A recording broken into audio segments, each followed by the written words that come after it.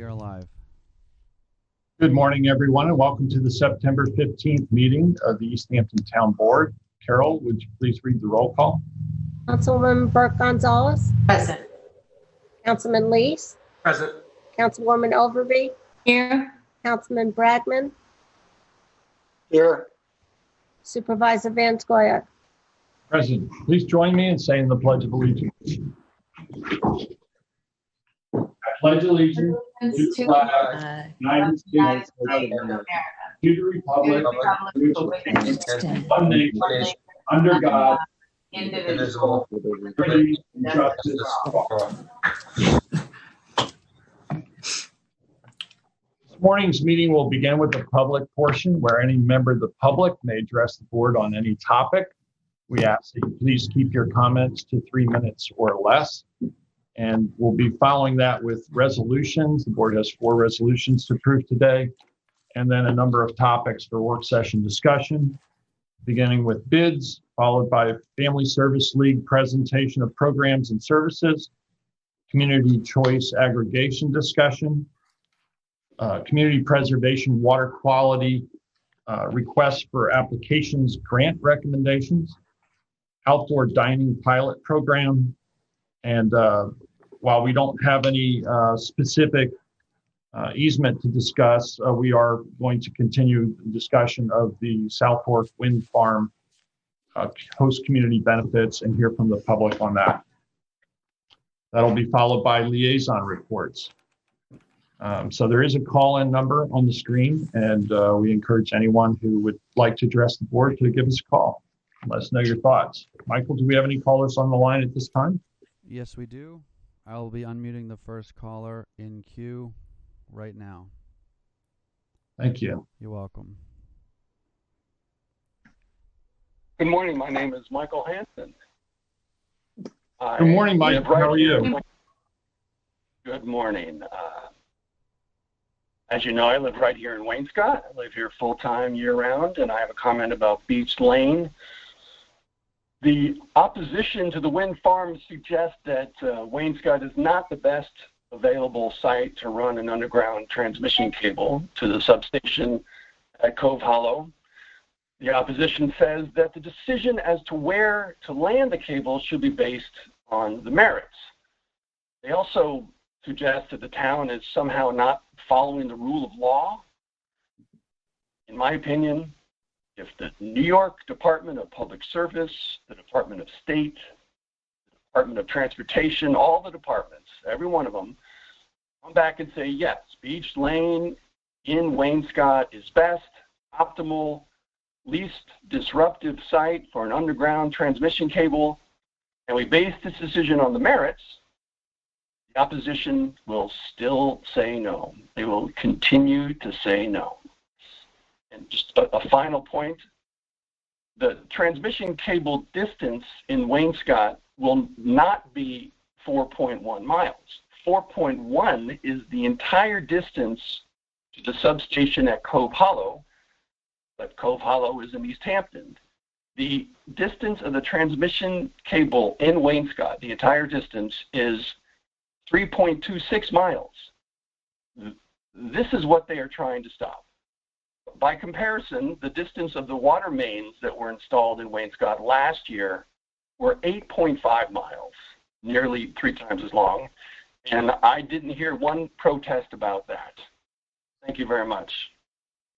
Thanks for calling in, Michael. Do we have any other callers on the line? Yes, we do.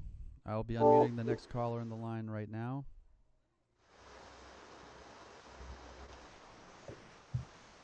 Hello, caller. You're live with the Town Board of East Hampton. Yeah, just to make a point Good morning. to what the... Excuse me, could you please identify yourself for the record, and good morning. Sure, my name is Jordan Tarama.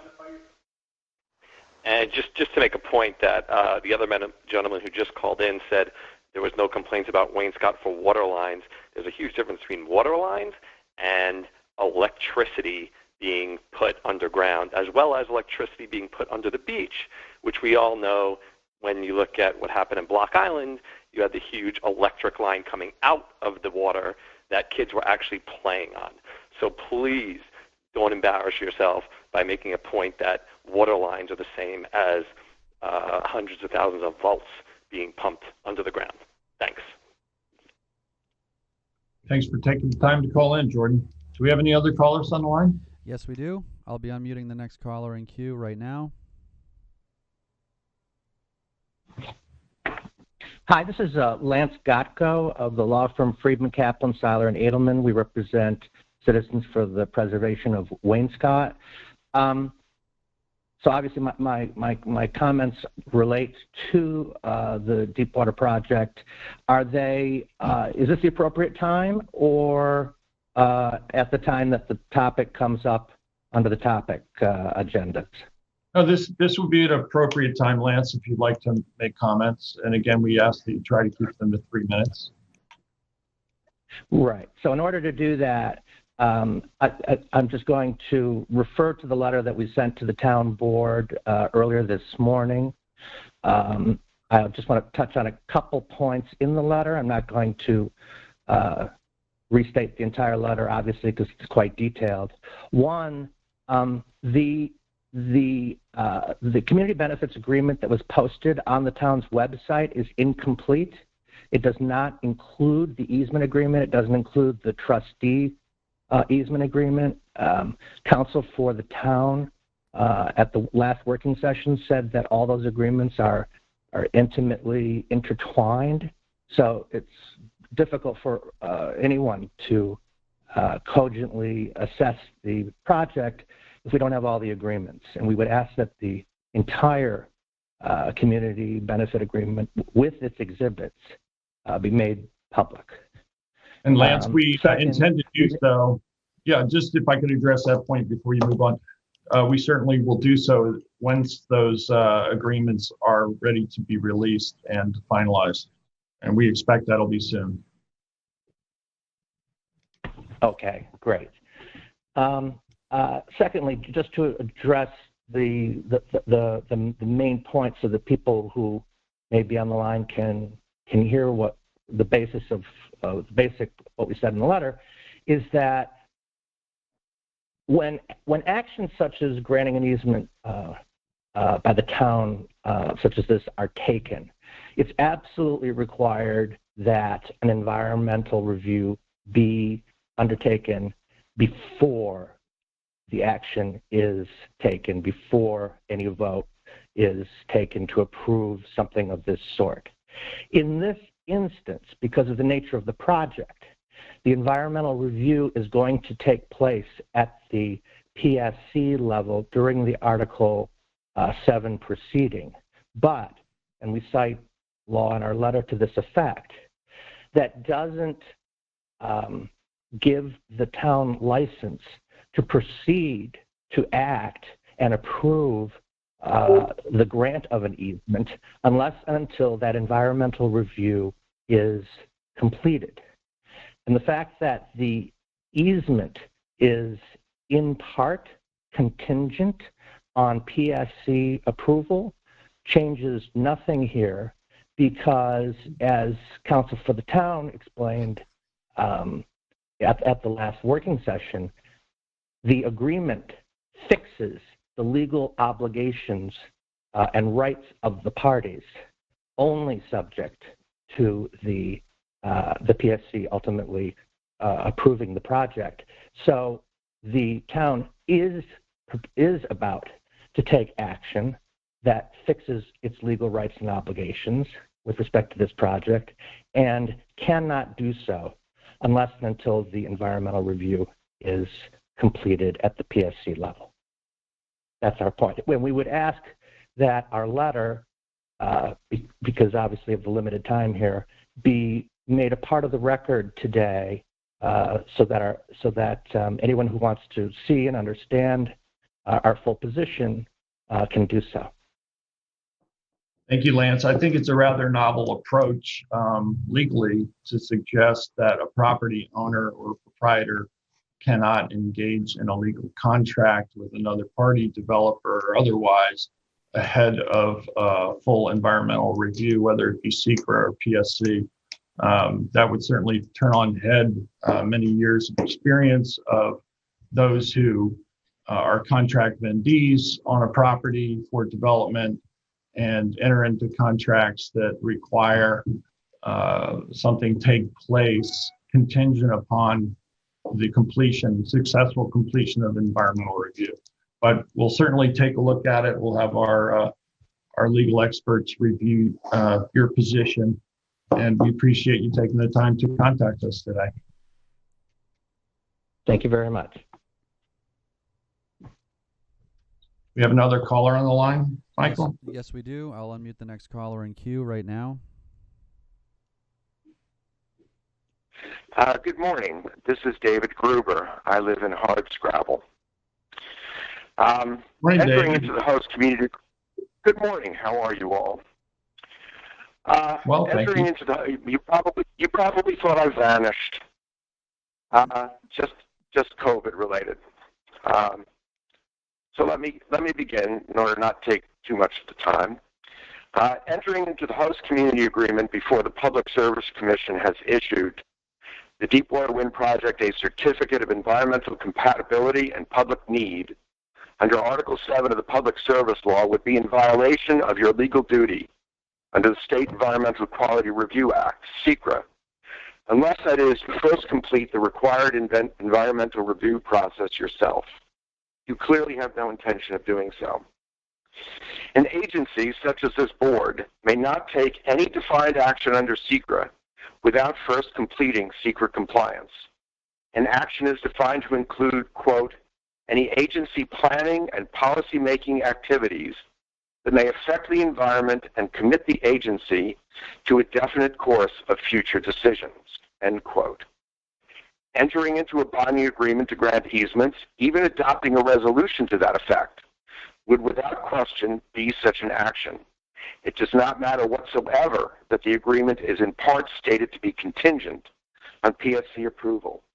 The law is clear that there is no secret exemption for binding commitments that are subject to contingencies.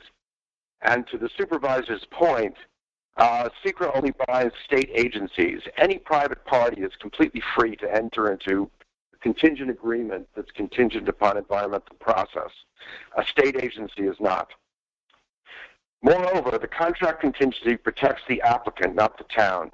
If the project is not approved by the PSC, there will be no easements, with or without the agreement, because there will be no project. If the PSC approves, the town would be bound, committed to a definite course of future decisions. That is precisely what the agreement is intended to do, for the benefit of the applicant, not the town. You perhaps imagine that the action you propose to take, entering into an agreement before the PSC acts, is exempt under SECRA, a defined Type 2 action. Not so. The relevant exemption, number 44, applies to, quote, actions requiring a certificate of environmental compatibility and public need under Articles 7, 8, 10, or 10 of the Public Service Law, and the consideration of, granting, or denial of any such certificate. It is quite simple. If your action does not require a PSC certificate, you may not act without secret compliance. If your action does require a PSC certificate, and so would be exempt, you cannot act now because there is no required PSC certificate and cannot be until the PSC concludes its work.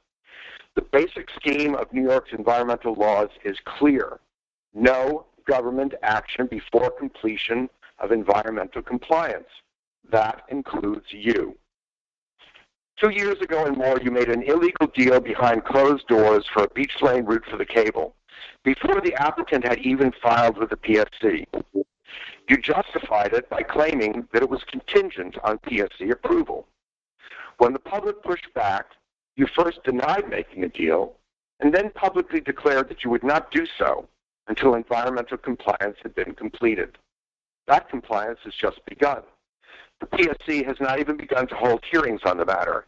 Yet here you are again, proposing to do what was illegal then, what is still illegal now, and what you told the public you would not do. The Deepwater project is little more than a fraud on the public. It will not do what its local advocates claim. delivering power to 70,000 South Fork homes because electricity does not work that way. Once connected to the grid, the power is delivered to the entire LIPA ratepayer base. That is why the entire LIPA ratepayer base will be paying its grossly excessive cost, 3 to 4 times the going rate for wind power. The project will not meet the peak demand on the South Fork, its so-called purpose, because wind in this area is an intermittent source that will inevitably deliver no power for periods of time that exceed battery storage capacity. Its peak output would be in the winter, when demand on the South Fork is slack. Its slack output would be in the summer, when demand on the South Fork is at peak. For that reason, transmission between Buell Lane and the Canal and Riverhead substations must be upgraded, if it has not been already, so that the full rated output of the project can go either way. Once transmission is upgraded, this project is superfluous in terms of South Fork peak demand. The project cannot even meet the stated purpose of the LIPA RFP, to defer such transmission upgrades until 2022, as the project will likely not even have begun by then.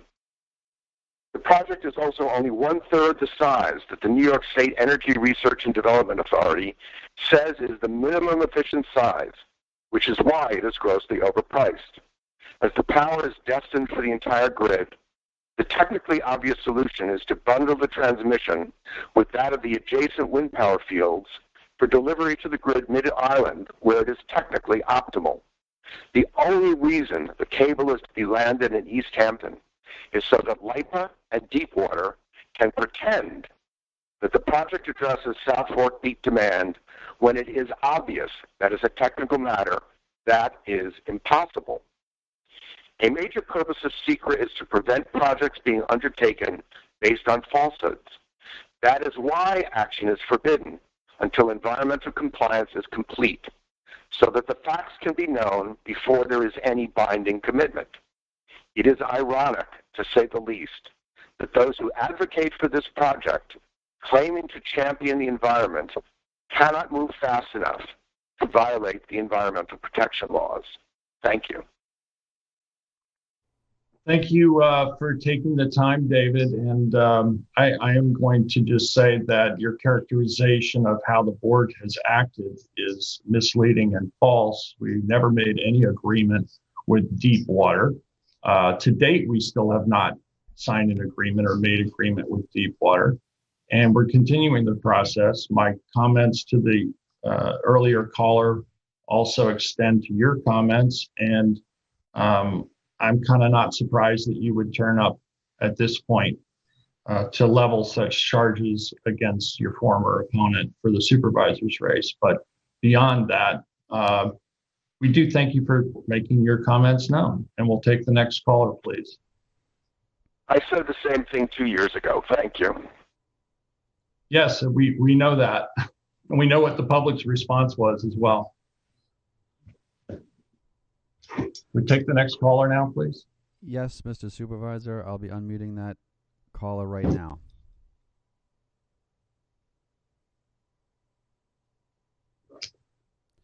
Hello, caller, you're live with the town board.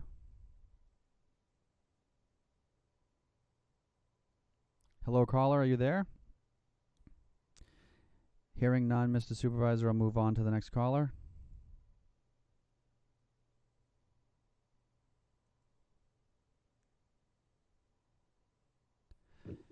Hello?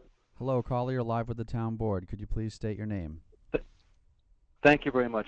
My name is Steve Marzo. I'm a resident of Amagansett. I'm calling in respect of the proposed emergency medical facility. I listened to Mr. Whitmore's comments at the meeting of September 3rd, and I found myself in agreement 100%. It's inconceivable for me to think that we could not find another location other than this one. I thought his commentary was quite thoughtful in thinking about some of the impact of this proposed site on both the children's athletic facilities, on the traffic congestion, and I don't even think the relevance of existing medical facilities really has much of a case here, since this facility is and will be over time much more substantial in size and scale as a reflection of the acute need for such facilities in the community. I recognize that the board, as explained by Supervisor Van Scoyac a few weeks ago, has looked at alternative sites in the past. I still think, along with Mr. Whitmore, that additional work needs to be done.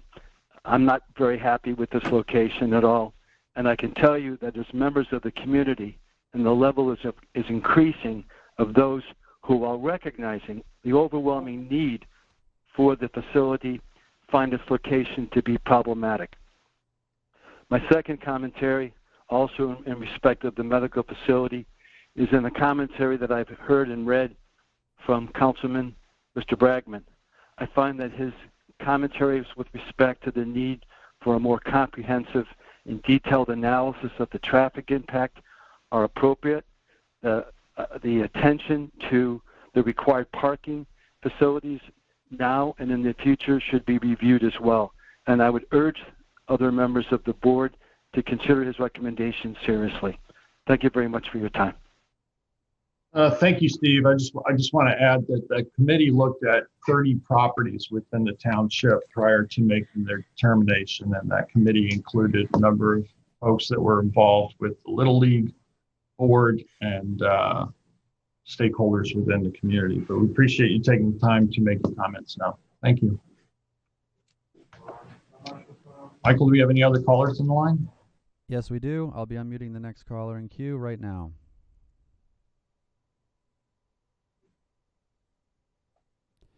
Hello, caller. You're live with the Town Board of East Hampton. Hello, caller. Are you there? Hearing nothing, Mr. Supervisor, I'll move on to the next caller in queue.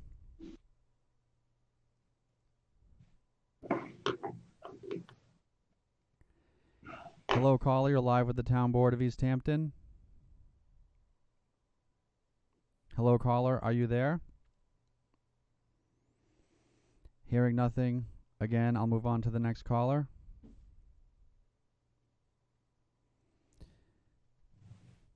Hello. Hello,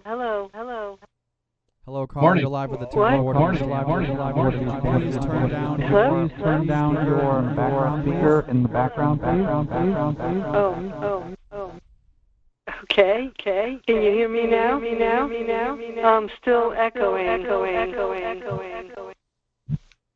You must turn off Can you- the speaker in your room.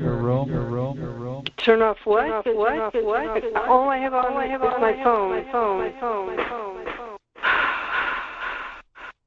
Yeah.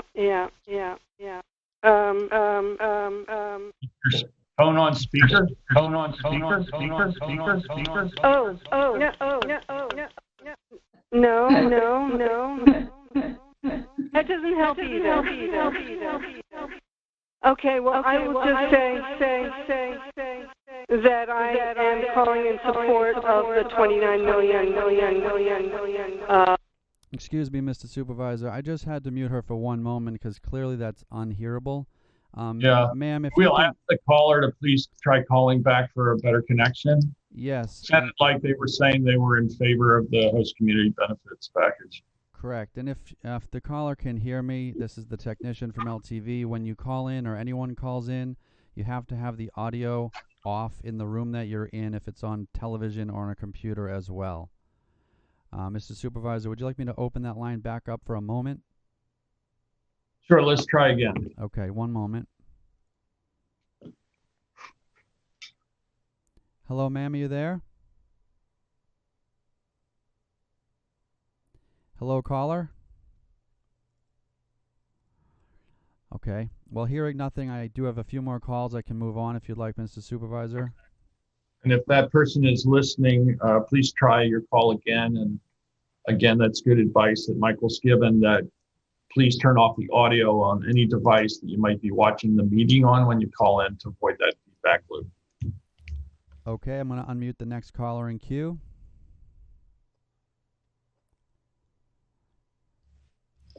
Hello, caller. You're live with the Town Board. Hello, caller. Are you there?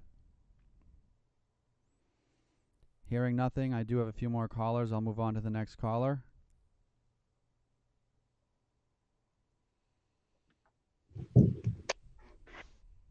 Hello? Hello. Hello, can Morning. you hear me? Yes, we can hear you fine. Thank Oh, you. yes. Good morning. This is Carolyn Logan Gluck calling from Wainscott. Hi, good morning, Carolyn. How are you today? Very well, thanks. I have two questions. One is a question that I'm asking on behalf of a Wainscott citizen who was not free to call in this morning. The question had to do with the changes to the community benefits agreement, the one that had been published in April of 2018, specified benefits that would be directed specifically to Wainscott. And it looks in what we've seen of the draft HCA that those are no longer being specified. Do you have any thoughts on, beyond what you've said, that payments should be directed in ways that would benefit the community and public health? Do you have any further thoughts on the subject of how community benefits would be directed? Well, I think that's really a discussion for the board, and it's up to the board to decide. I gave my own personal opinion that I think at least a portion of these payments should go towards projects that improve the environment, improve our sustainability and resiliency as a community, and potentially also improve public health. But each board member will have their own opinion, and we'll have to have discussions about how that money would be allocated. I'm opposed to using those funds in the general fund to balance a budget or to make up for budget shortfalls. I think that it should be in a dedicated fund for specific enumerated causes. That's my own personal opinion. Again, that's a board decision. Terrific. Well, that's good to hear. The second thing I wanted to say is really a comment. Given that the exhibits A, B, and C were not included in what you made public, I would urge you to be as transparent as possible and to make it known when those exhibits and when the rest of the draft host community agreement is made available to the public. Just because you're not hearing from people doesn't mean that they necessarily agree, and doesn't mean that they don't necessarily want to ask questions and share some of their viewpoints. So transparency and opportunities for comment and question, regardless of whether or not a public hearing is required, is something that I would urge you to reach for. Yeah, I appreciate that comment very much, Carolyn. And, you know, part of what we're trying to do, and the reason that the other attachments aren't released yet, is because we haven't finalized them. But just so the public had the greatest amount of time to start reviewing and discussing this, I thought it was appropriate to release it as soon as we had really kind of come up with the final draft on the host community benefits portion. Again, we'll make the other documents available as soon as they're ready to be released. And I had hoped that they might be ready today, but they are not. So that's why I had scheduled the South Fork Wind Farm as a discussion item today. Again, as soon as we have those documents, we'll have a discussion about them and post them for the public. Well, seeing as you did release what you did, there was one little phrase that caught my eye in sections 3.1 and 3.2, which said portions of the cable. That sounded quite vague to me, and I was wondering why that qualifier was in there rather than necessarily the entire cable would be constructed, operated, maintained, repaired, and removed. Yeah, I think it has to do with the fact that the entire cable is 30 some miles long, and this doesn't address the portion beyond our jurisdiction. I see. So you would remove all parts of the cable that were under, or you would have the developer remove all parts of the cables that were under your jurisdiction when the project was decommissioned? And we thought that it was important to have that in place. Conceivably, the PSC might not have that requirement as a condition, and we felt that this was something that really should be addressed, and we wanted to ensure that we had some leverage and control over that because we think that's an important aspect of the project. Terrific. All right. Well, that's it for this morning, but I look forward to other opportunities for questions and comments on this in the future. We'll certainly make that available. So again, thank you for taking the time to call in today, Carolyn. Michael, do we have any other callers in the queue? Yes, we do. Yes, we do. I'll be unmuting the next caller in queue right now. Oh, hello. Can you hear me? Morning. Yes, we can. That's great. So this is Francesca Rhiannon, and I'm just calling in to support the $29 million package and benefits, which I think is an extraordinary amount that the town can really use at this point to help to increase our ability to transition to a clean energy economy. More than just offshore wind, the town can use this money for very important initiatives. It could be used to help in allowing us to make the town more of a climate smart community. I think as we all can see that things are really very seriously out of whack with the climate, as we see from the fires in California, and that we here are not going to escape these effects. So I'm really heartened by it. Now, one question I have to ask about this is, will some of this money be used to bury the power lines so that in the event of a hurricane, which sooner or later is going to happen here, our power lines will be more protected? That certainly could be something taken into consideration. Again, I've expressed what my view is on that. I think trying to foster and bolster more resiliency and sustainability within our community is really important. Again, that's a board discussion as to how those funds would be dedicated. I do think they should be dedicated and not just supplement the general fund.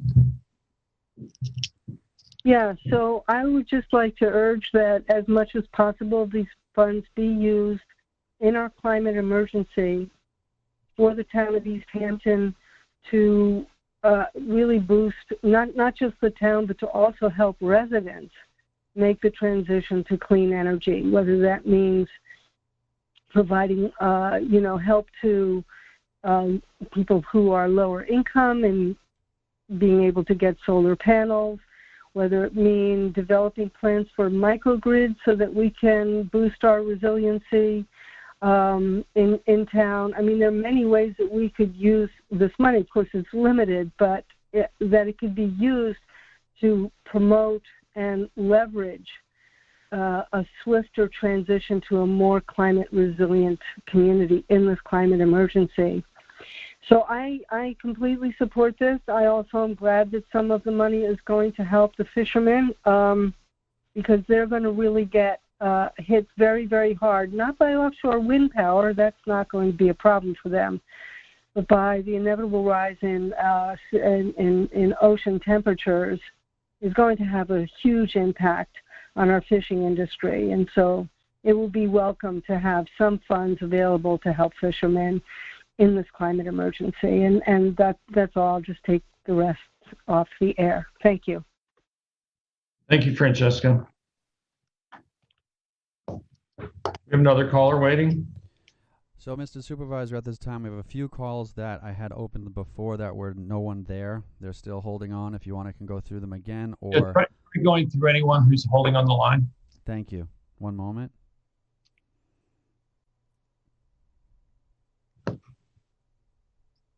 Hello, caller. You're live with the town board.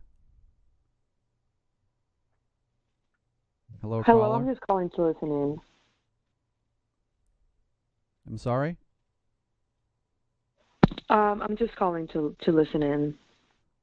Okay, fair enough. I'll move on to the next caller.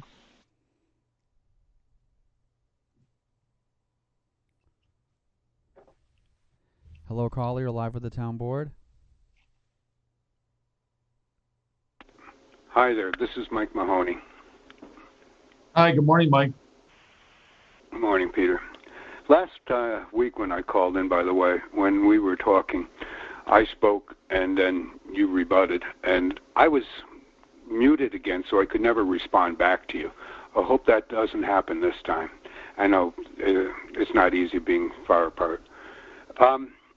With the HCH agreement that you're referring to, I made a statement, and you corrected me, that your understanding was a little bit different, but I'm reading from a February 18th East Hampton Star article that stated the East Hampton Town Board will also have to vote to grant the easement, but the board supervisor, Peter Van Soyek, has indicated the body likely wouldn't move forward until the state finishes its review and comes to a decision.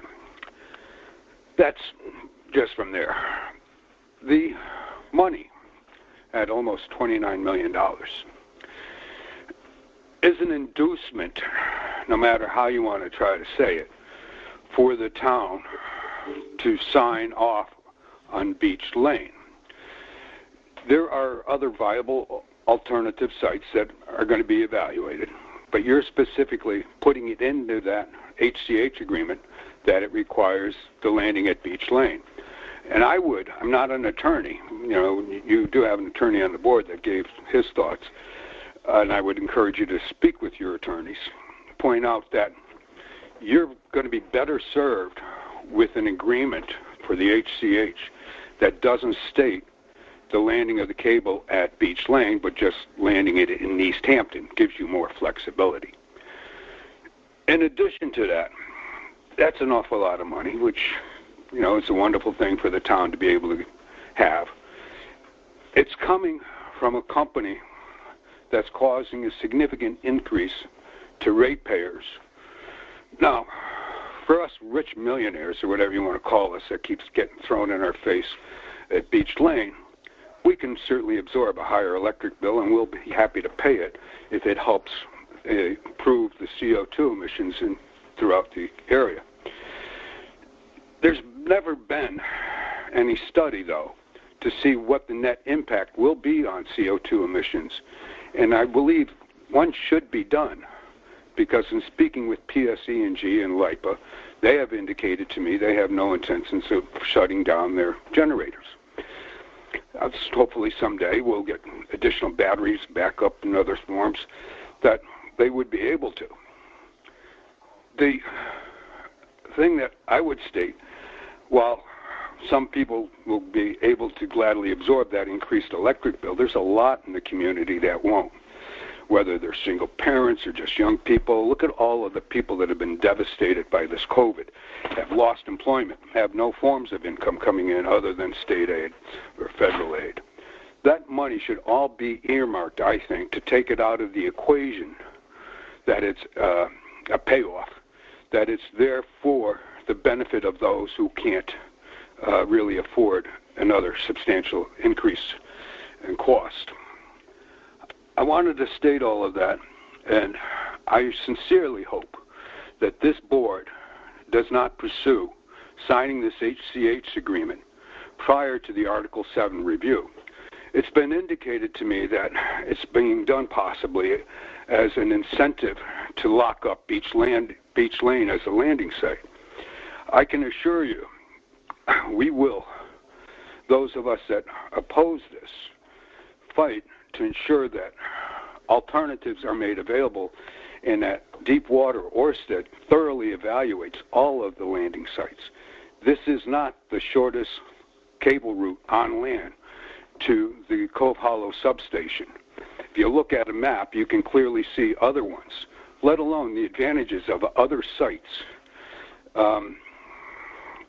I just have to say this. I strongly encourage it. Peter, I know you think that you've been personally attacked.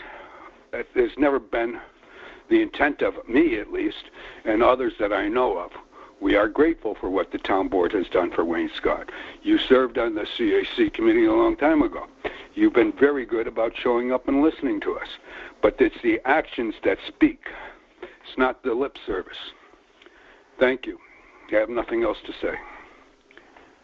Thank you, Michael. I appreciate you taking the time to address this again. All righty. Let's see what you do. Thank you. Bye-bye. Thanks. Do we have any other callers on the line? Yes, we do, Mr. Supervisor. I'll be unmuting the next caller in queue right now.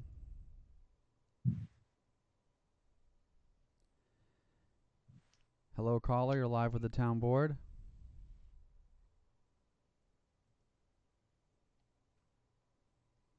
I live in... Hello, caller. Hello, Mike, can you hear me? Oh, yes.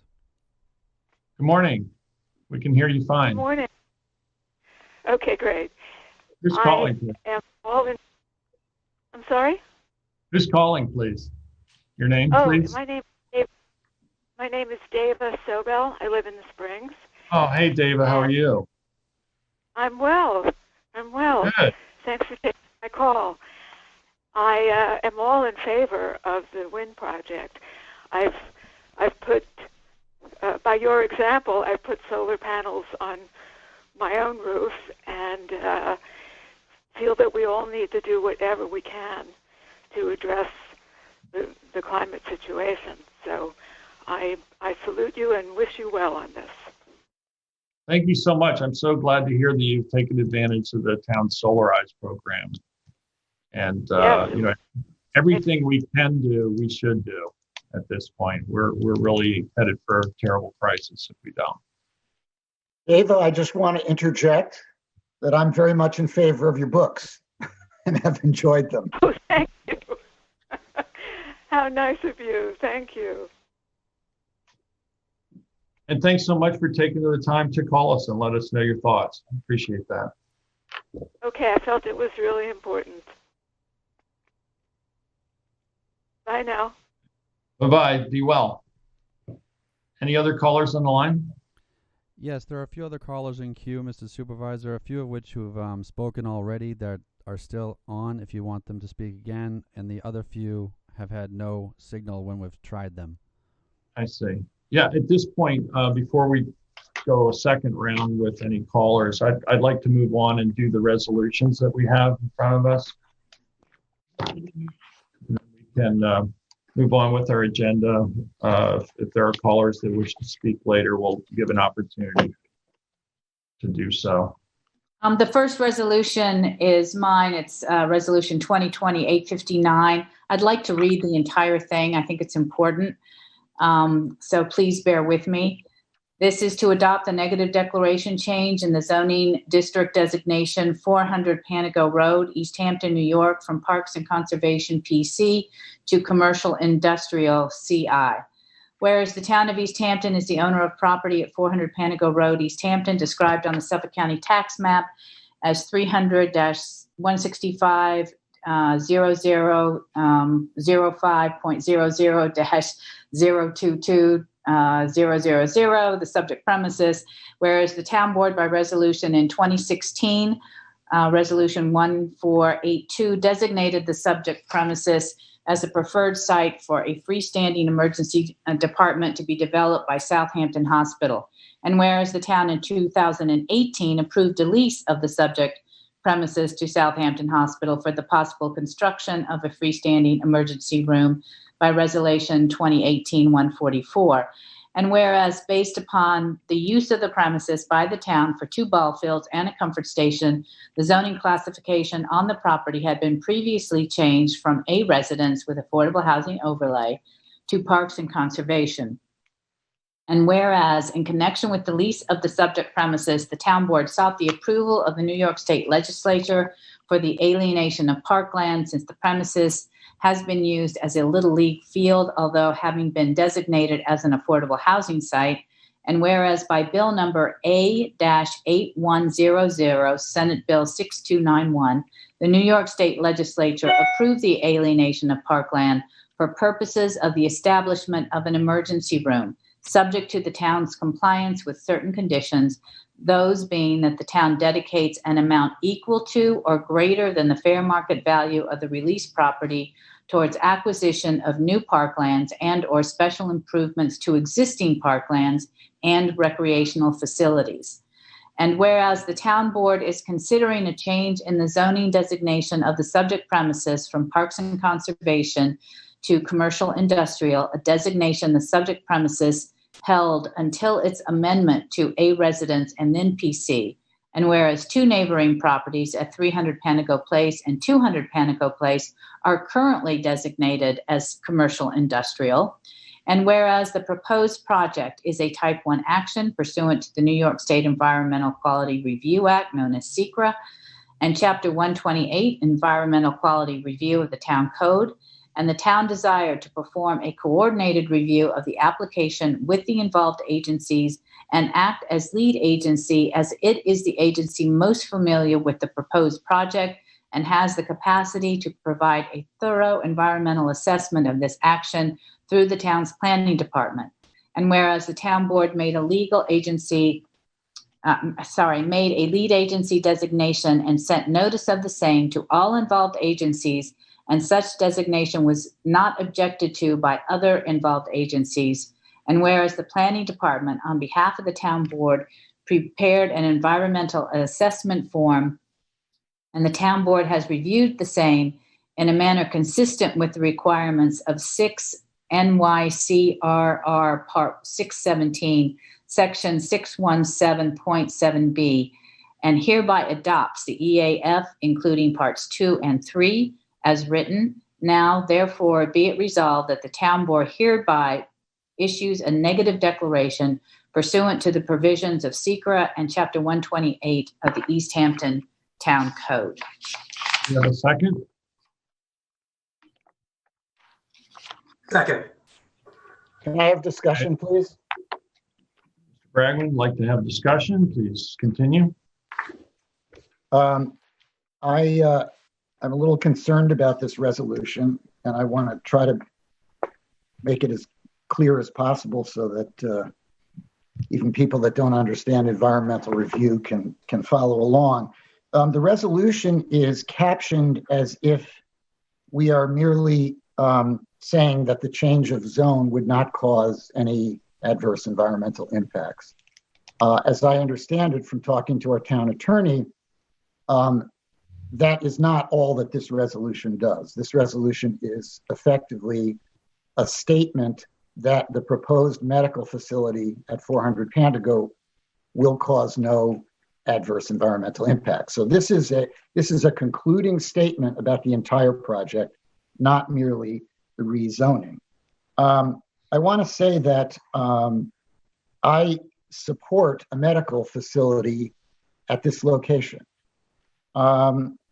At the same time, I think that the planning that goes into it has to be thoughtful and deliberative, and as searching as the size of the project and its potential impacts suggest may happen. And I don't think that's the kind of review that we're giving this. The application was started with an application to the planning board for site plan special permit review. I believe it's only been heard one night at the planning board. It might be that it was heard 2 times, but my understanding was that it was heard once.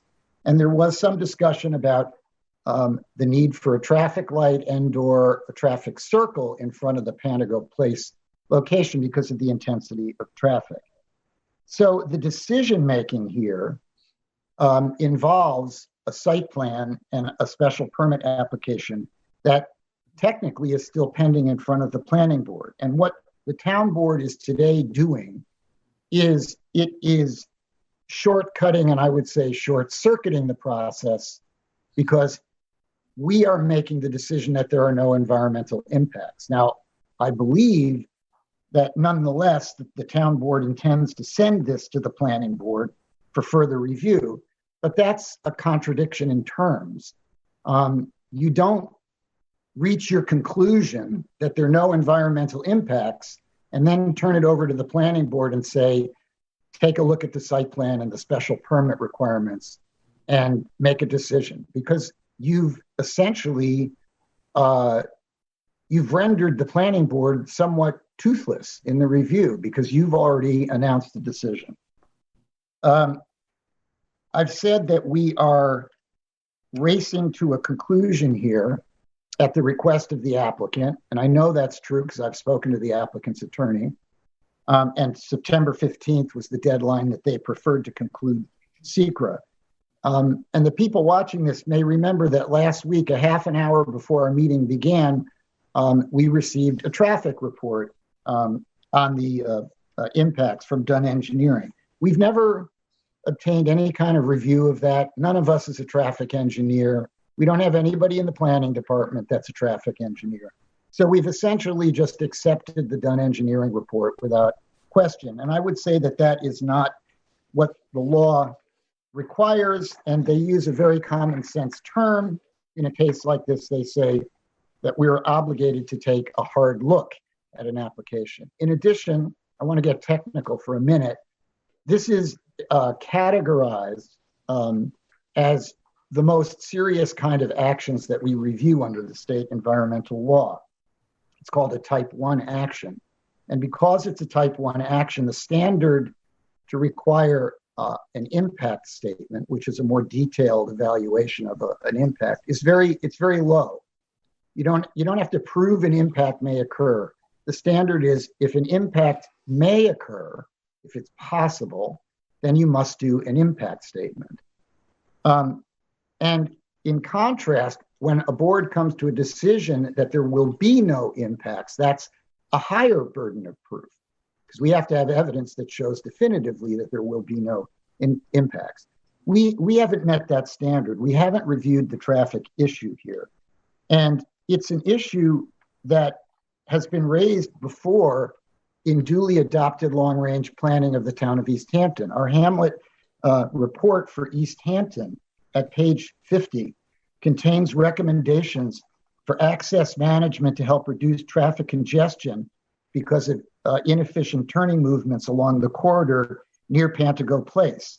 And our Hamlet study plan suggests potential parking lot linkages, and it also says that we might consider a shared parking ordinance, but significantly, it explicitly notes that we might be looking at a medical facility on the property, and that would provide an opportunity, a timely opportunity for potential state and private funding avenues to develop an access management plan connecting the area's commercial and municipal facilities.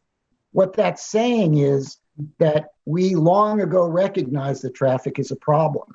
And anybody knows that who's driven on that road at 4 or 5 o'clock in the summer season going westbound. It's jammed. It's often bumper to bumper.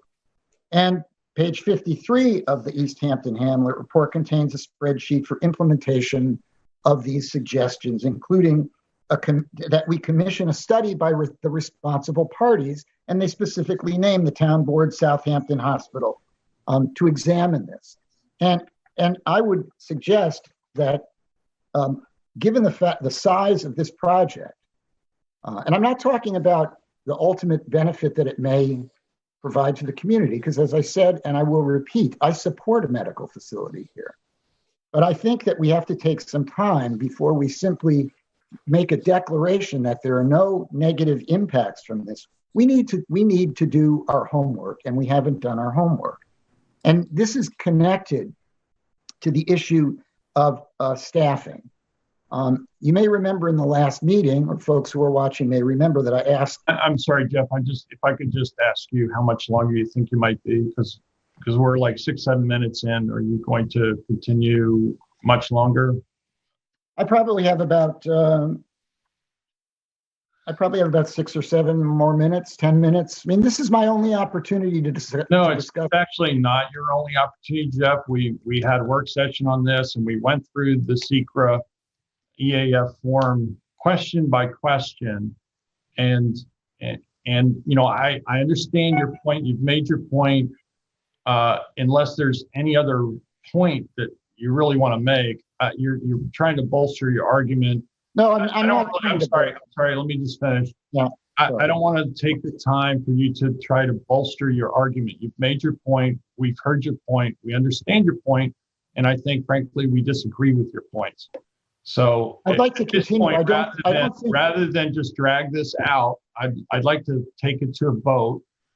And, you know, you certainly could submit in writing whatever you like. But no, I want to say this so the public hears it. I'm sorry. You've made that point to the public on numerous occasions. No, I've gotten. I'm sorry, Jeff. You know, I'd look, like to. I have gotten answers.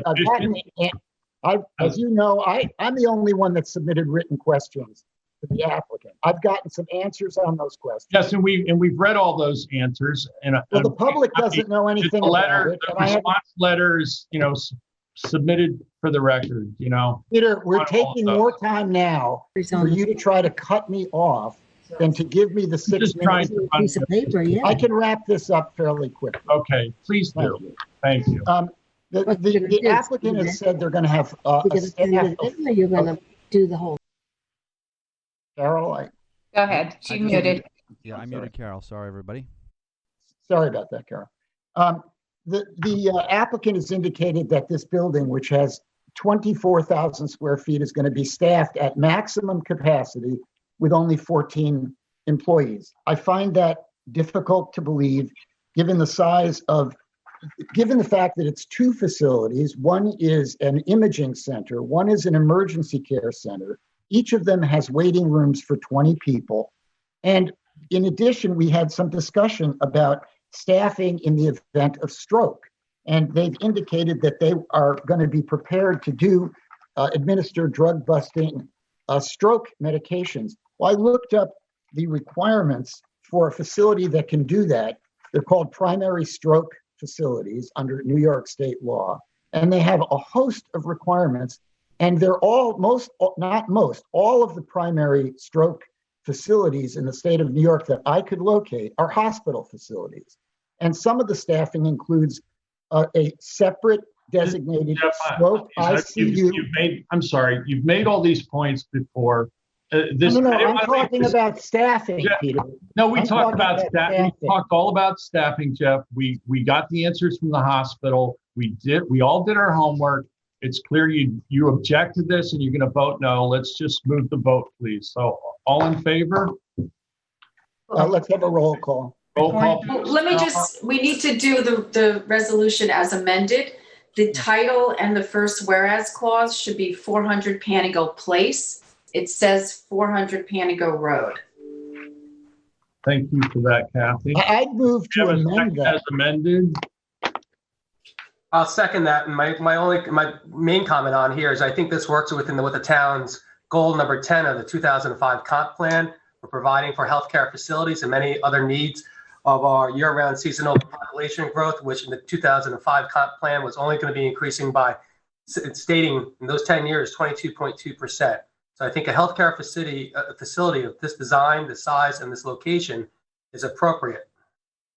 Our more recent Hamlet study explicitly refer to a traffic study. Please, Jeff, if I may, run the meeting. Thank you.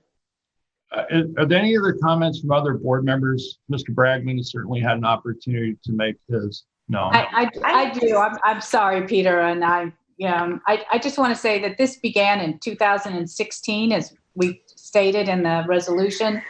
That 2, we've been guided by the planning department all along the way. And that 3, we are the lead agency, and that the planning board will be able to get this. Just because we're the lead agency doesn't mean that that the planning board will not do its thorough review as it's required to do, just as sometimes the ZBA is the lead agency and the planning board is subject to what the ZBA looks at.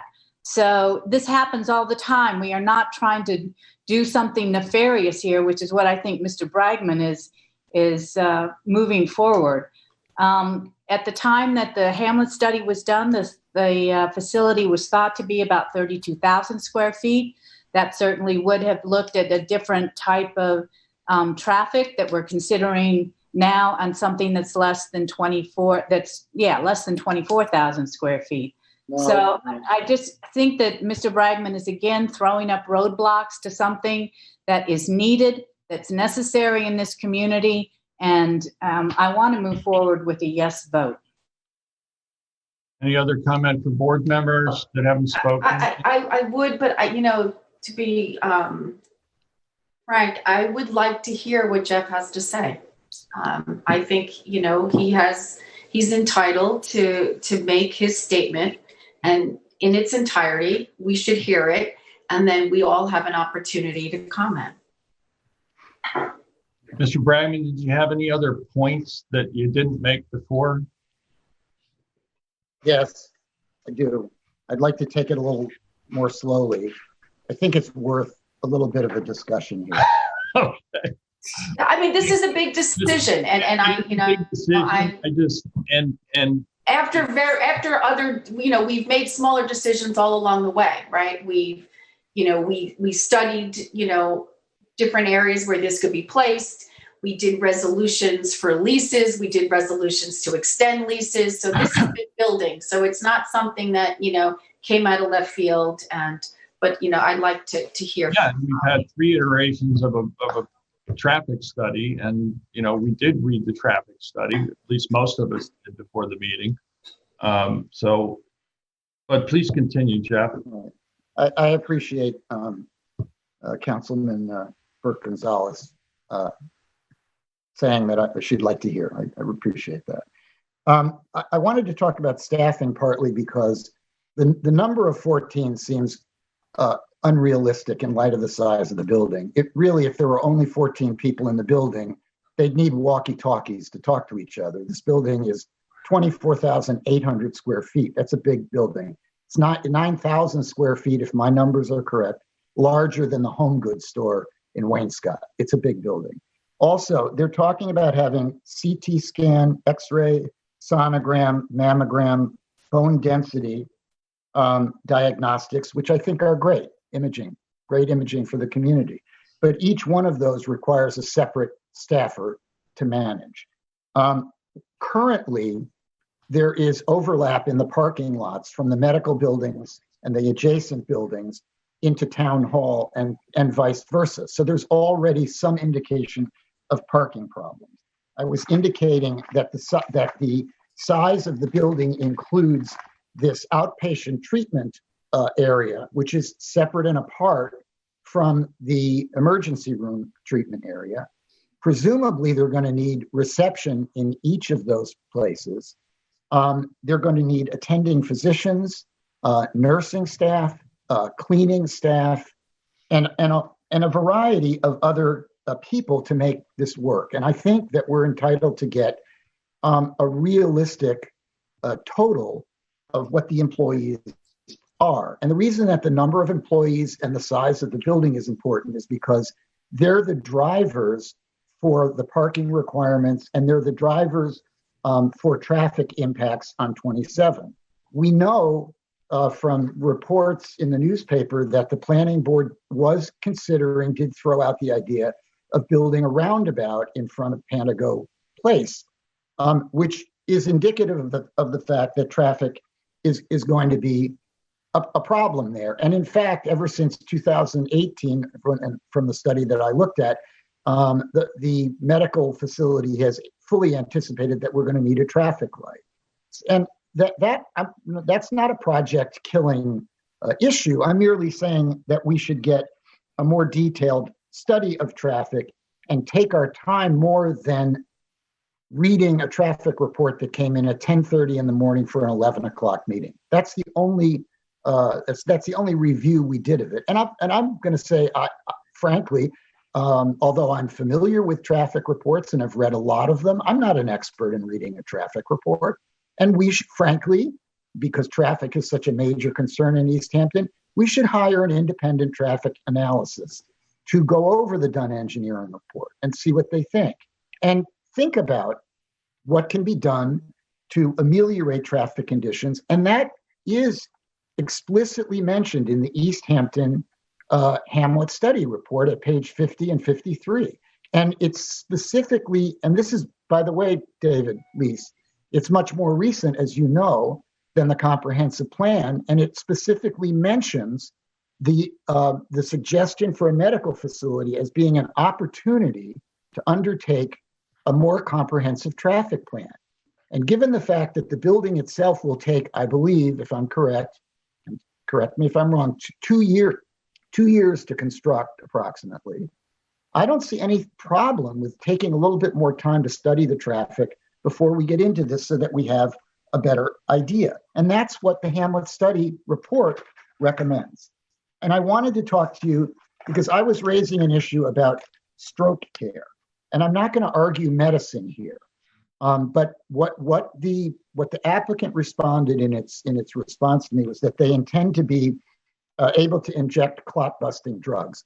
That would make them a primary stroke center. In the state of New York, if you want to deal with strokes, because they are so time-sensitive and they require such a combination of expertise, it's highly regulated in the state of New York.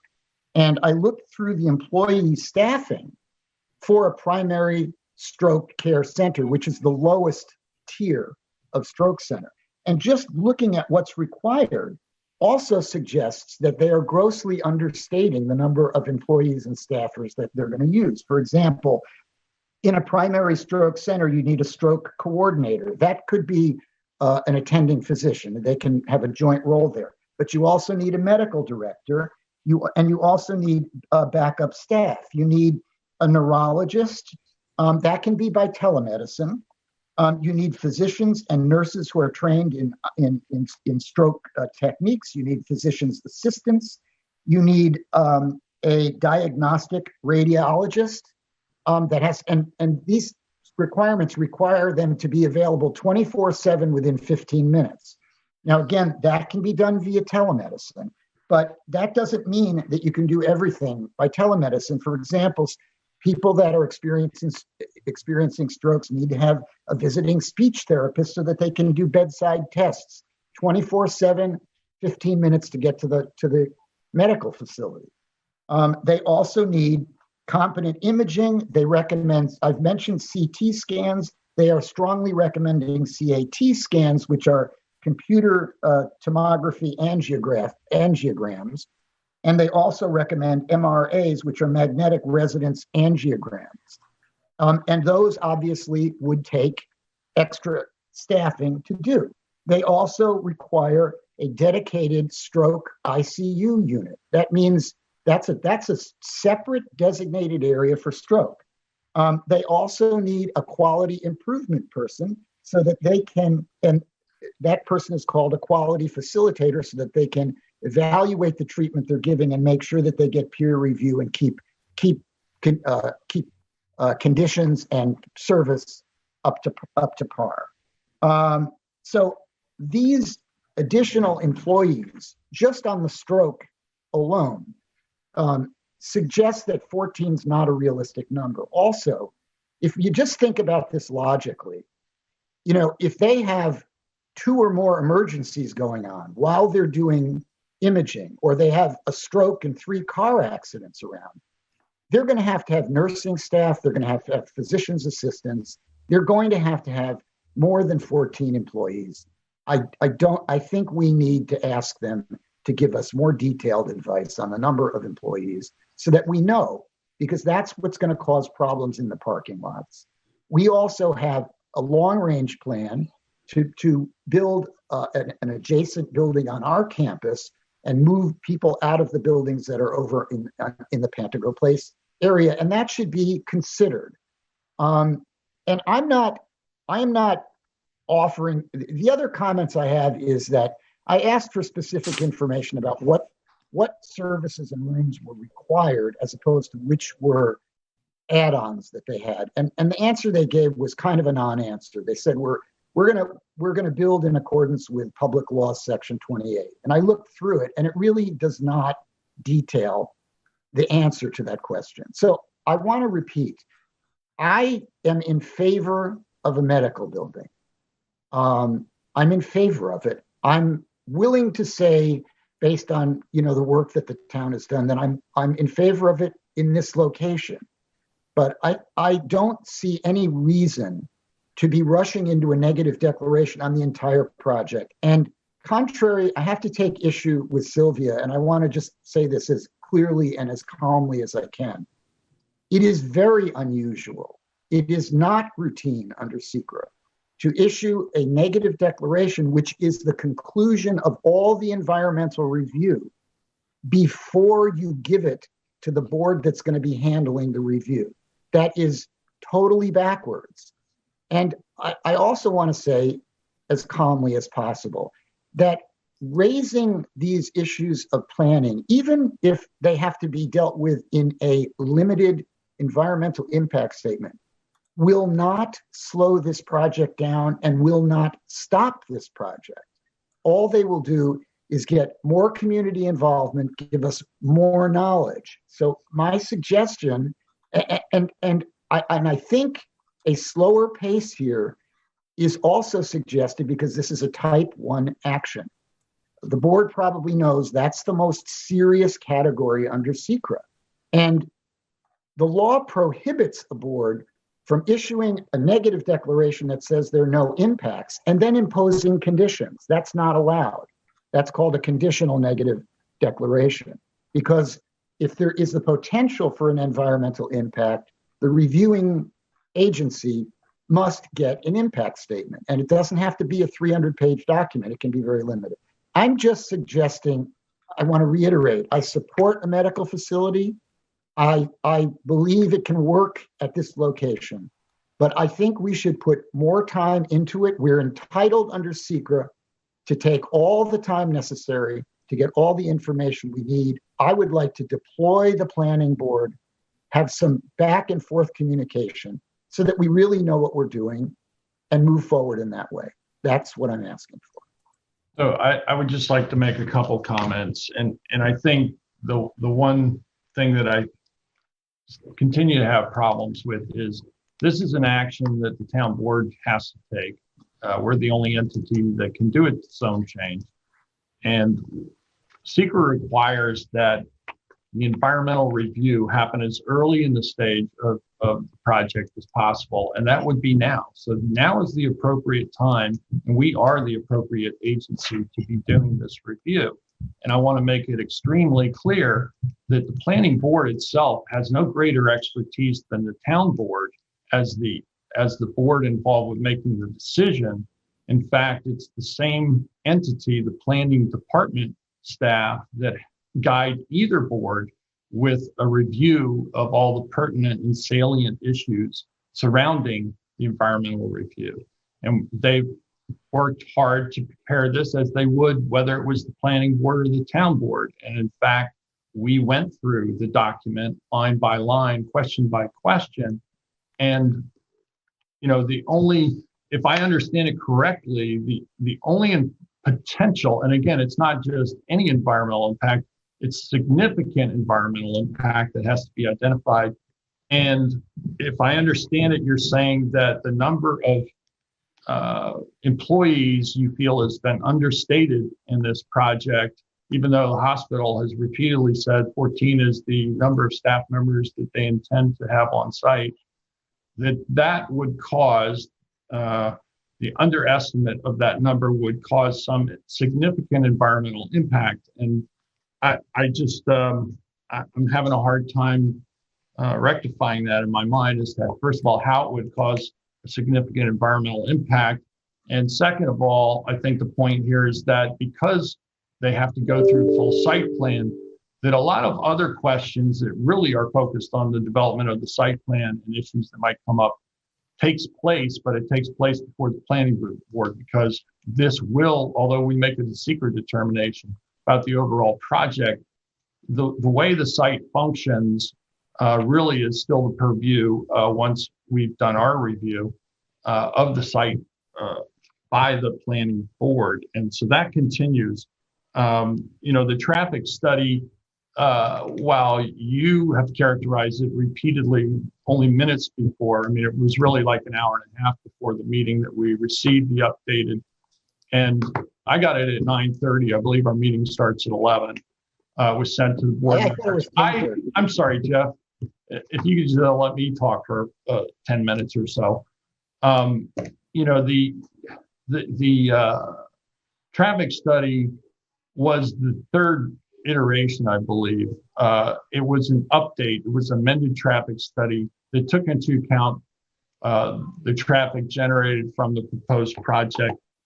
And it was actually because of the downsizing of the building from, I think the original proposal was something like 53,000 square feet.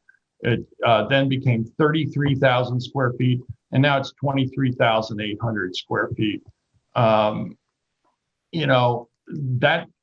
resulted in fewer parking spaces being needed. It resulted in less traffic generated, and all the traffic studies came to the same general conclusion, and that is that highway traffic is actually reduced because the travel times from any location in an emergency by ambulance is shortened within the town, and that the traffic on the highway, which would continue all the way to Southampton, that traffic's alleviated.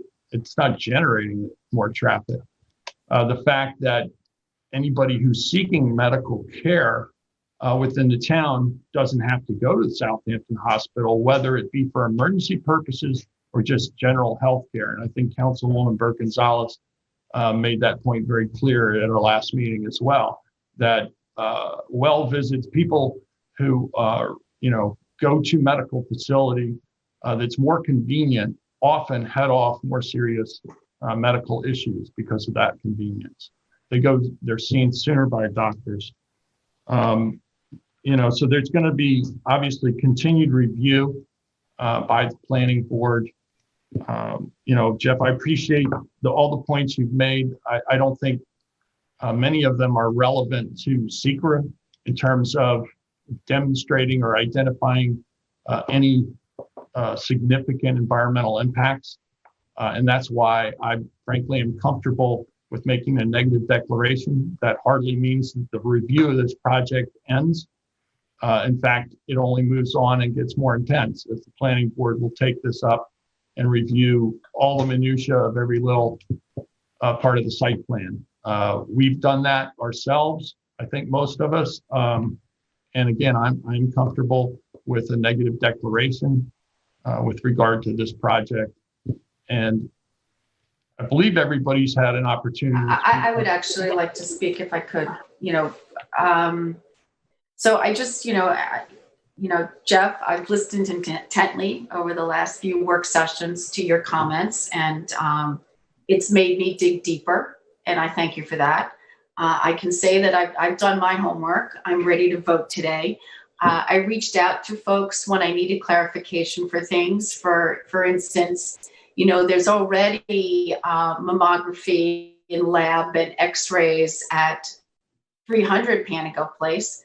Those facilities will just be moving, down the road to 400 Panago Place. So that traffic, that staff is already there.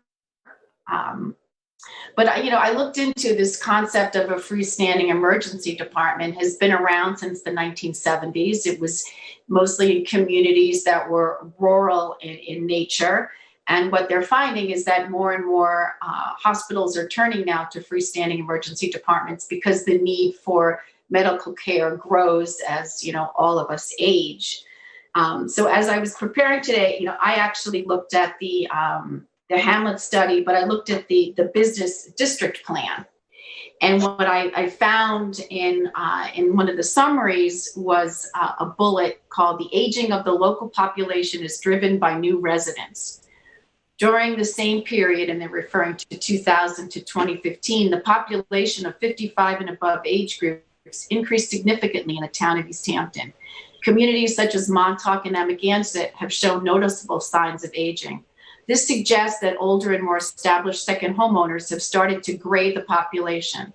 This may have implications on the demands for goods and services that primarily target seniors. It might also translate into increased demand for senior-oriented social services and public amenities.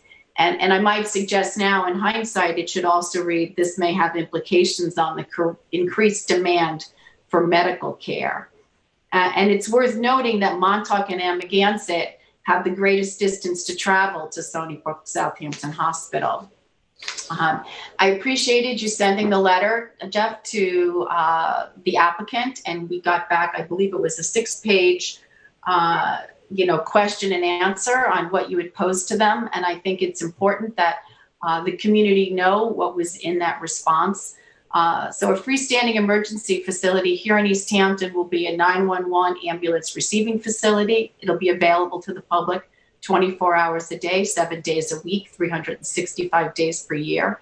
It'll be staffed by a board certified emergency physician. It will have medical and nursing personnel qualified in emergency care, have on-site imaging equipment and labs to aid in proper diagnostic and treatment. And more specifically, it will have a pediatric treatment room, an OBGYN treatment room, a bariatric treatment room, a resuscitation trauma room, ultrasound testing room, ophthalmology room for eye surgeries, 2 negative pressure rooms, a decontamination room, an MRI shielded room, because they're intending to have an MRI in the future, and for diagnostic testing, cardiac monitoring, CT scanner, bone density scanner, mammography, advanced stat lab, outpatient lab. And those last 3 are what's moving from 300 Panico. And it'll be able to provide effective and efficient transfer to a higher level of care if needed. So if you're in agreement that this is the right, we need the medical care in East Hampton, this is the right site, you said, I don't understand why we can't move forward with this, because our community needs this facility here, no question. And why, we couldn't concurrently be looking at, traffic, assessment and traffic management to see how we could, work with the hospital and Panico Place and 300, where we have a number of suites over there for our staff, and Town Hall, to come up with a better traffic pattern. I mean, sometimes things don't happen all at once. Sometimes things need to get phased in. But, I think that having the hospital have this freestanding emergency department and diagnostic testing and imaging, lab draw is something that's critical to this community. And I don't want to see us wait. I think that I know I can personally say I've done my homework. I'm ready to make a negative declaration on SECRA, and I look forward to casting that vote.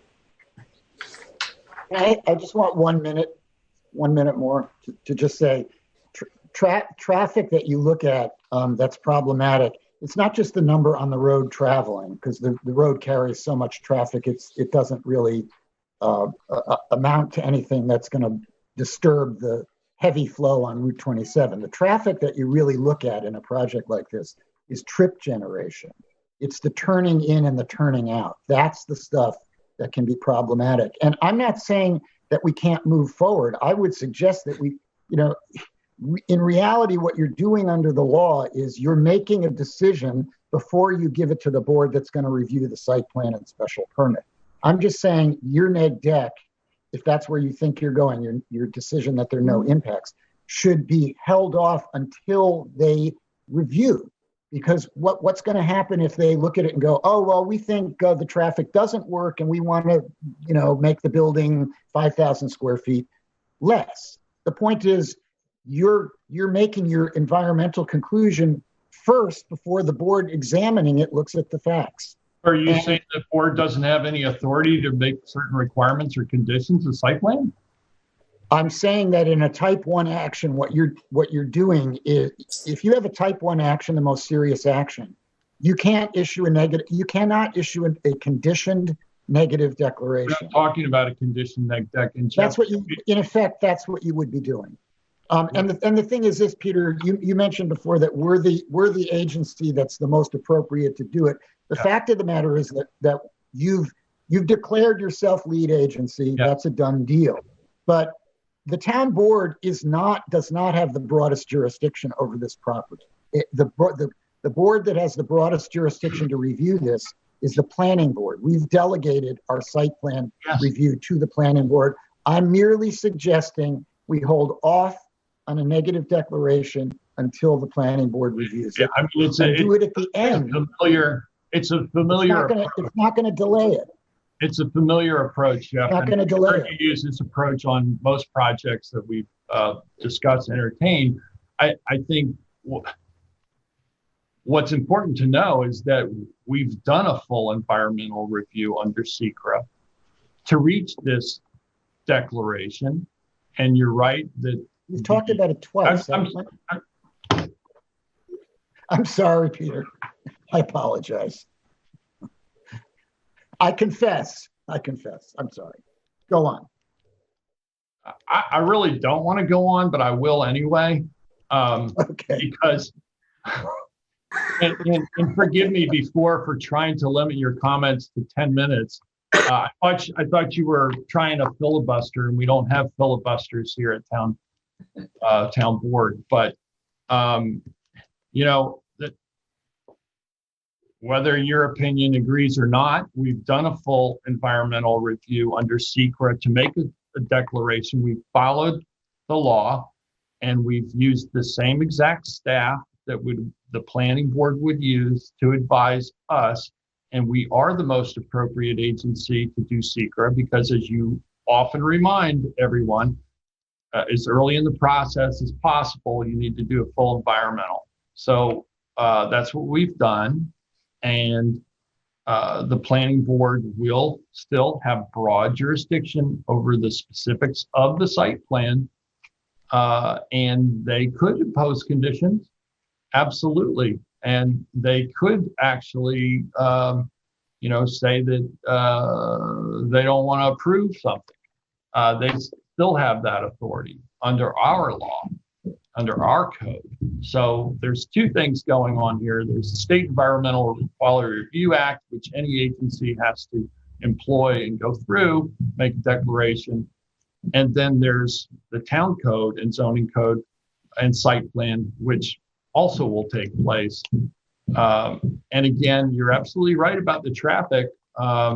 It's really about, in fact, the traffic report cites that the issue, it was not so much with traffic on the highway, but it would be the additional time it might take for someone on Panago Place to enter the highway, making left or right turn. And, that will also be something that the planning board can ask for further clarification, further study on traffic as part of site plan. That can still happen. So again, I'm very comfortable, having spent several years now reviewing this project and all the implications of it, the traffic studies from the previous submissions, the site plan, which I think we got in March back of this year. I've gone through the plans. I'm very comfortable. I think that it's extremely important, and I think the pandemic has really pointed out just how important it would be to have a medical facility here in town. The hospital's operating testing here in town, but they're doing so in a tent at the high school right now. So, I think to be able to have better health care for our community and at the same time alleviate a number of the travel times is truly important. Can we move forward with the roll call vote at this point? Councilwoman Burke Gonzalez, Aye. Councilman Lee, Aye. Councilwoman Overby, Aye. Councilman Bragman, No. Supervisor Van Scoyac. Aye, passed and carried. Can I just ask, can we notice the public hearing this Thursday so we can have that public hearing sometime in October Yes. for the zone change? I don't see why not. Great, thank you.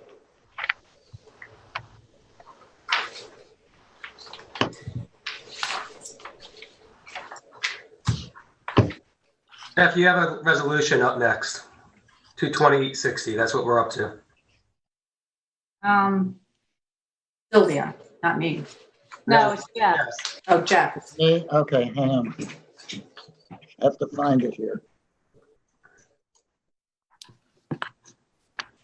Page 4. Yeah.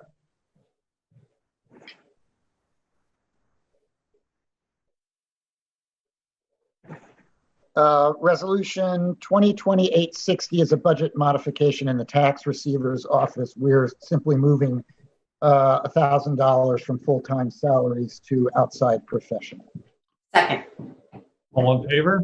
Aye. Passed and carried.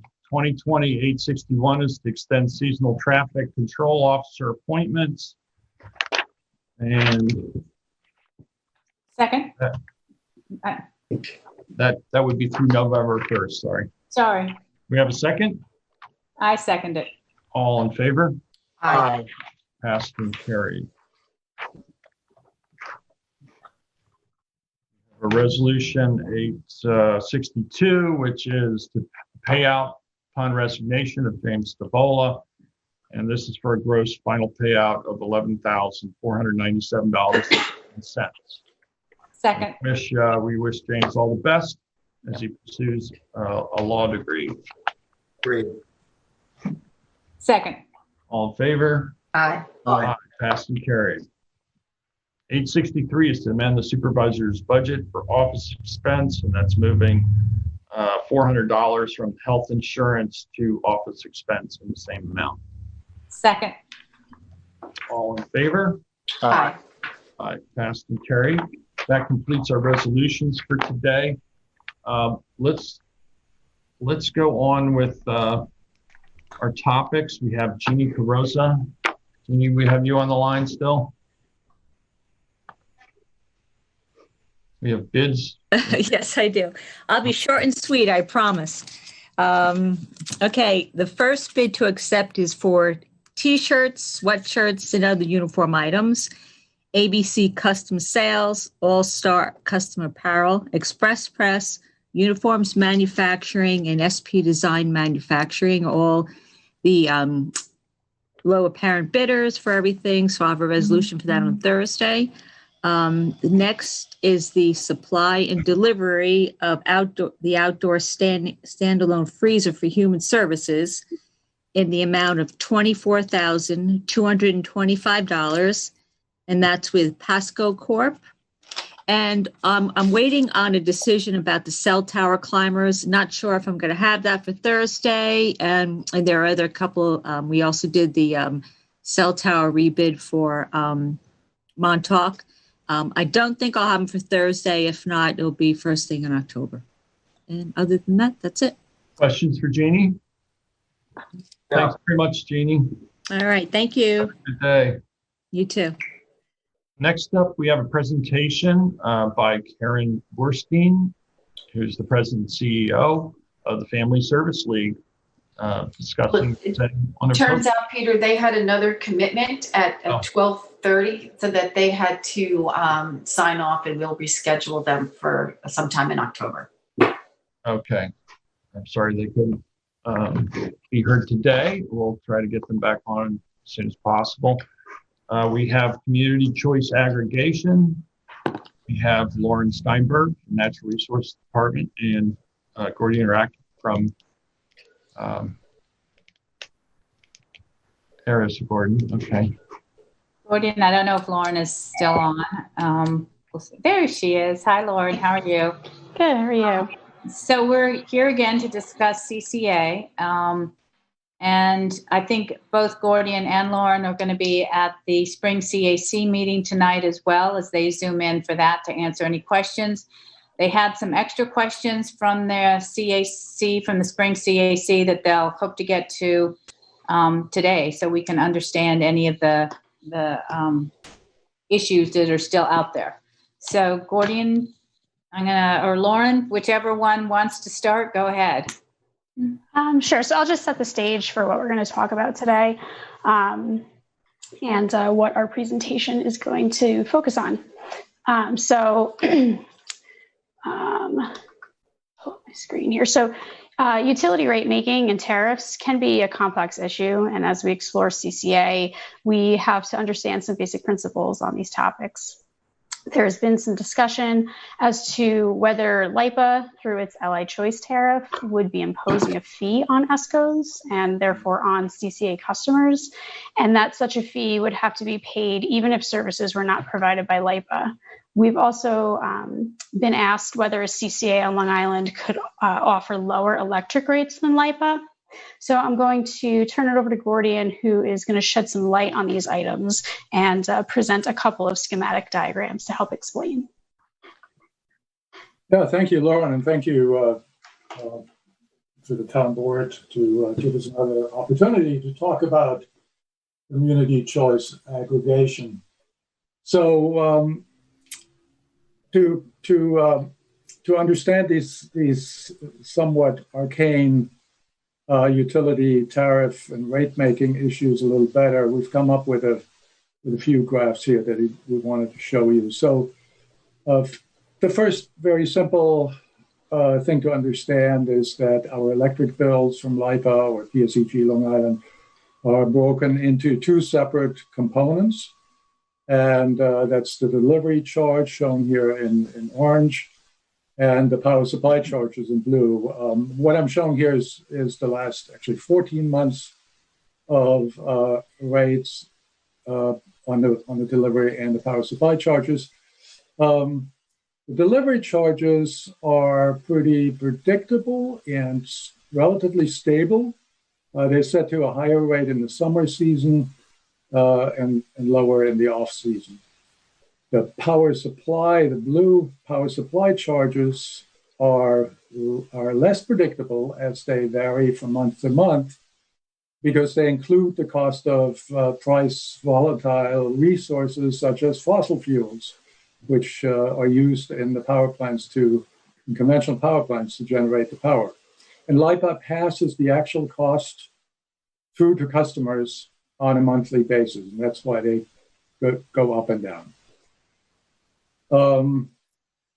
So here we're just looking at the power supply charges by itself without showing the delivery charges. And I'm showing that separately, so you see that type of volatility directly, and because it's important, because that is the portion that is affected and can be influenced by the CCA. So the core picture that we wanted to show you all is a comparison between a typical LIPA bill and a typical CCA bill. What happens when you are a CCA customer is a little bit different in terms of your bill than what happens to a full service LIPA customer. So I hope that in this... I'm not sure that slide is presenting all the data. I think he's going to add to it as we go on. Yeah. I didn't see the first part. So this is your typical full service LIPA customer bill, essentially two portions. Again, the delivery charge, the power supply charge. We're not showing here the other charges and taxes, but that's what we pay now. And again, as you saw earlier, that of course goes up and down every month. With a CCA or as an ESCO customer, an energy service company customer, things look a little different.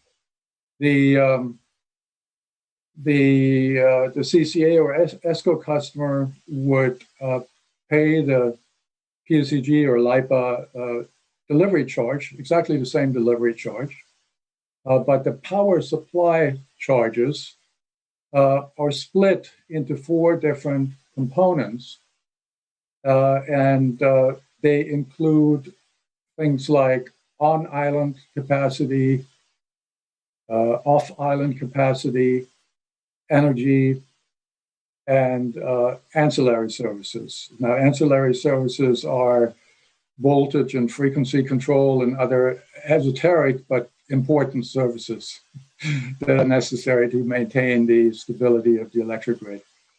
So for the LIPA customer, for the full service customer, the power supply components are not broken out, and but of course these components you see here, LIPA must of course purchase and provide these services in order to offer electric service. But they're all lumped into, for the customer bill, into one charge, which is called the power supply component. For the ESCO or the CCA, the CCA purchases power from the ESCO, things get a little more involved. So when a CCA chooses to buy power from an energy service company, the ESCO must provide the services, and the customers, the CCA customers, pay the ESCOs for these services. If an ESCO cannot provide a certain service, like on-island capacity, for example, then LIPA must provide the service, and of course, for that, CCA customers must pay. And so that's where maybe some of the confusion is coming from. Can I ask a question? What can you define on-island capacity and off-island capacity? Sure, good question. So on-island capacity is required by New York State rules. The New York State Independent System Operator puts certain requirements on that, and most of our power plant capacity, because we are what is called a load pocket. We are at the end of the line and don't have lines coming in from all over the place, like maybe a region upstate. We are considered a load pocket, and therefore we have to have a very high amount of power generation located right here on the island. And so the reason why an ESCO may have a difficult time providing that on-island capacity is that most of this capacity are older legacy plants and some newer plants, the Caithness plant, et cetera, and some renewable energy installations, but they are under contract with LIPA, and they're under long-term contracts with LIPA. Some of these contracts expire, and there might be an opportunity when they expire over the next few years to free that on-island capacity up for alternative suppliers like ESCOs. Excuse me. But for the time being, it will be a challenge, we think, for an energy service company to provide power capacity that's located on the island. And off-island capacity is capacity that's in other parts of the state or the region. So when the South Fork Wind Farm comes online, that's considered off-island capacity? No, that would be because it's connected in East Hampton. That would be on-island capacity. Right? Thanks, Gordy. So there's a tariff that LIPA has and has had for quite a while, the Long Island Choice tariff, and that tariff provides a mechanism to ensure that these various charges and credits are applied so that the CCA customers pay each provider for the services that the respective providers offer. And so if the service comes from LIPA, they have to pay LIPA for that. If the service comes from an ESCO, they pay the ESCO for it.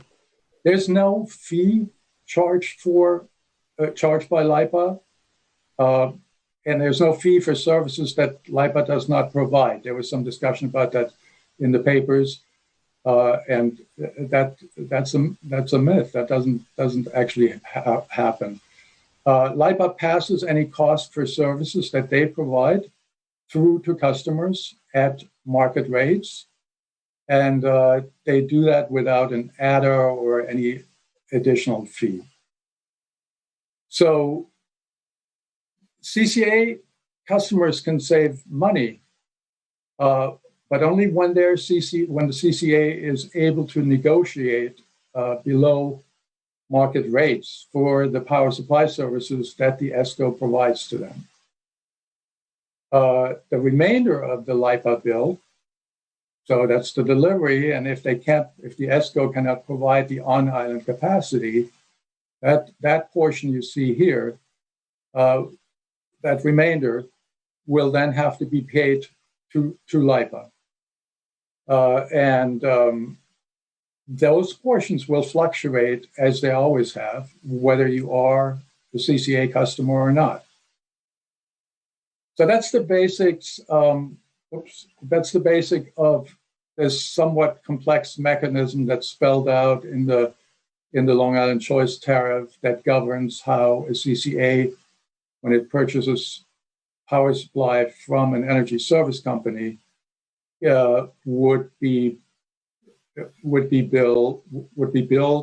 receive credits and charges from LIPA and charges from the ESCO.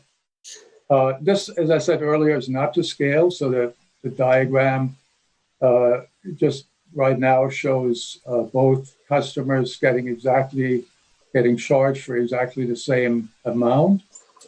But of course, the LIPA, we know the LIPA bills and charges fluctuate every month. That can be different with a CCA customer and an ESCO. So now we got to go back to the LIPA power supply charges for a moment when we want to answer the question whether CCA could provide a lower cost electric supply. So since the LIPA supply goes up and down, and a CCA typically enters into a long-term power supply agreement and offers a fixed rate, we have to compare not to a monthly power supply charge, but to the average over time. Right? So when typically a CCA enters into longer-term contracts, say 2-year, 3-year contracts, and to compare this, to compare the fixed CCA power supply cost to the LIPA variable cost, we've got to look at the annual average shown here in the dotted blue line. And if the CCA's power supply costs for that long-term contract comes in below the blue line, then CCA customers have saved money. However, if it comes in above the blue line, then CCA customers, you see that in the dotted red line here, then they ended up paying more. So while we can look at past performance for LIPA's power supply charges over the last few years, and we may be able to make an educated guess as to where that might end up over the next couple of years, we cannot, of course, predict the future as a CCA. Nobody can. Now, a CCA can offer a greener, better product. It can offer a more predictable and stable prices. And possibly it can yield some cost savings, but it cannot guarantee those cost savings.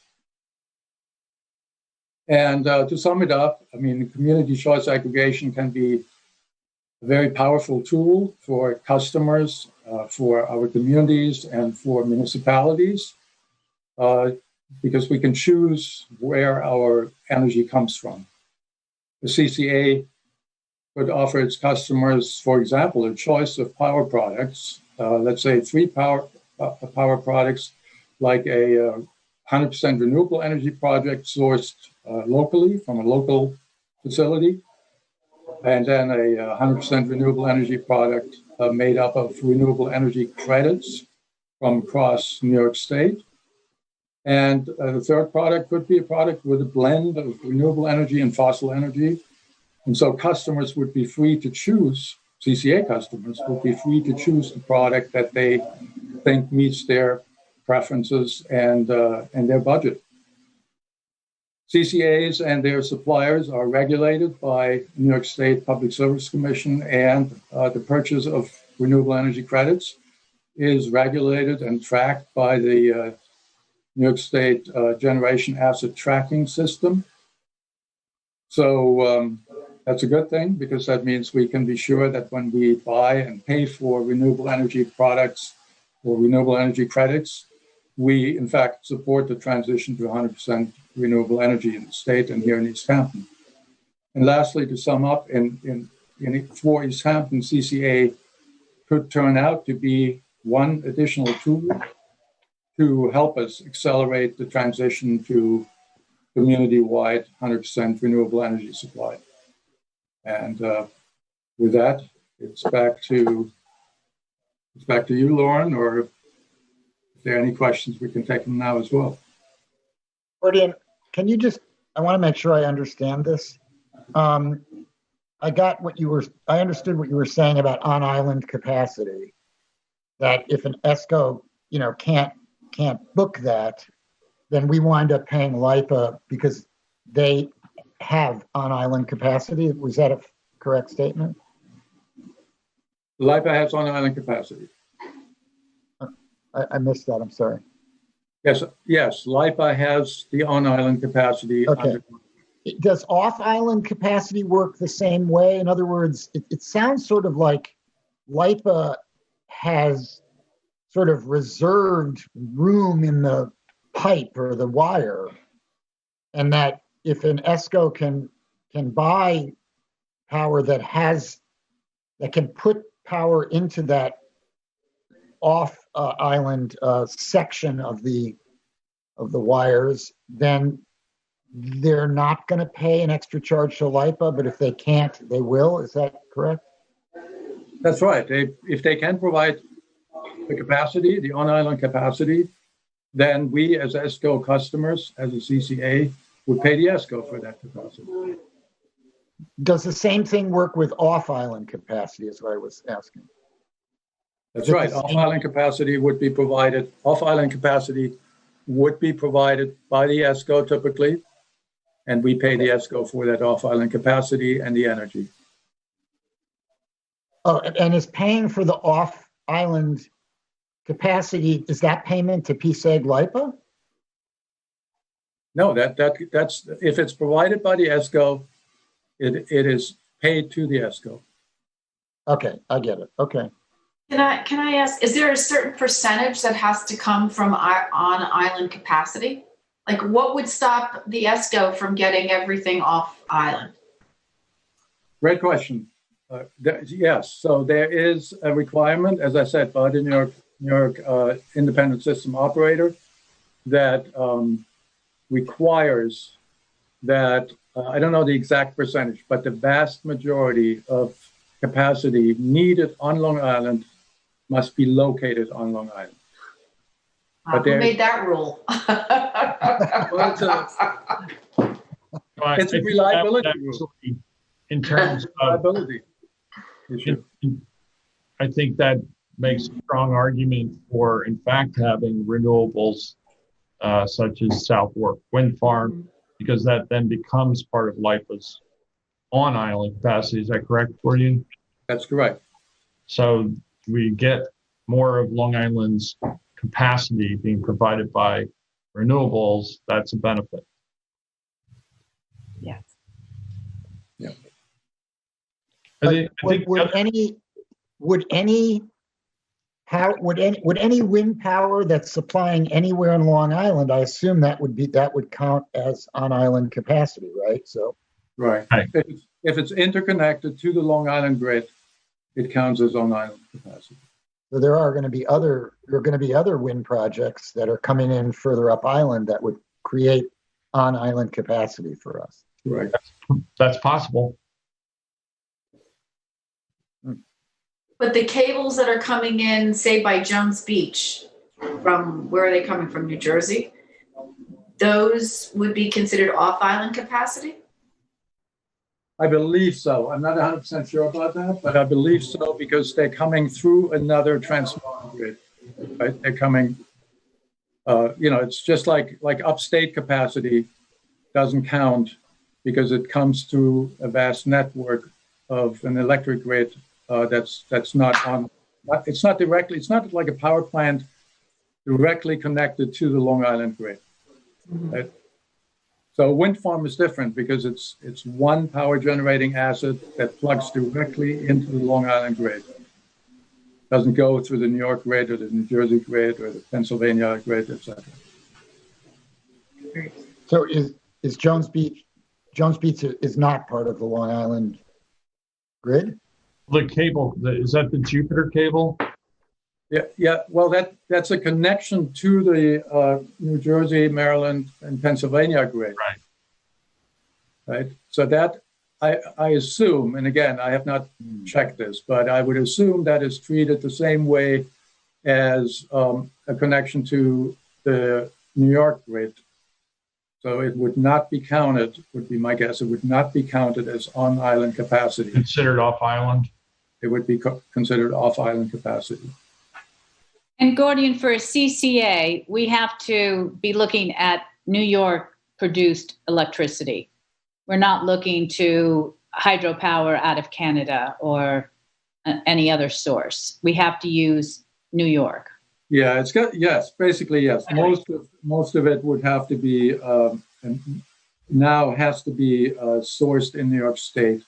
It used to be that you could buy relatively cheap renewable power from, let's say, Texas wind farms. That's not possible anymore. In order to be,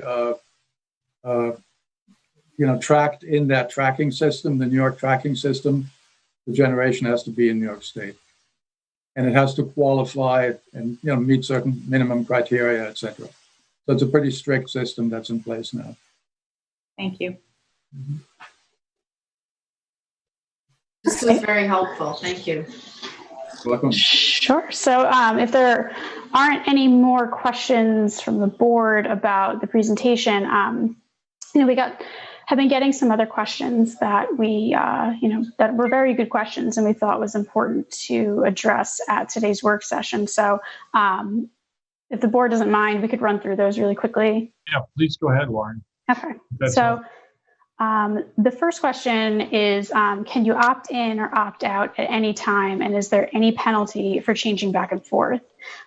So the answer is yes. Most customers may opt in or opt out at any time without penalty or interruption in their service. However, customers that opt out or opt in, depending on when in the billing cycle they do that, they may not see that action take effect on their utility bill for 1 to 2 billing cycles. Is that the same for commercial and residential? I believe so, yes. Thank you.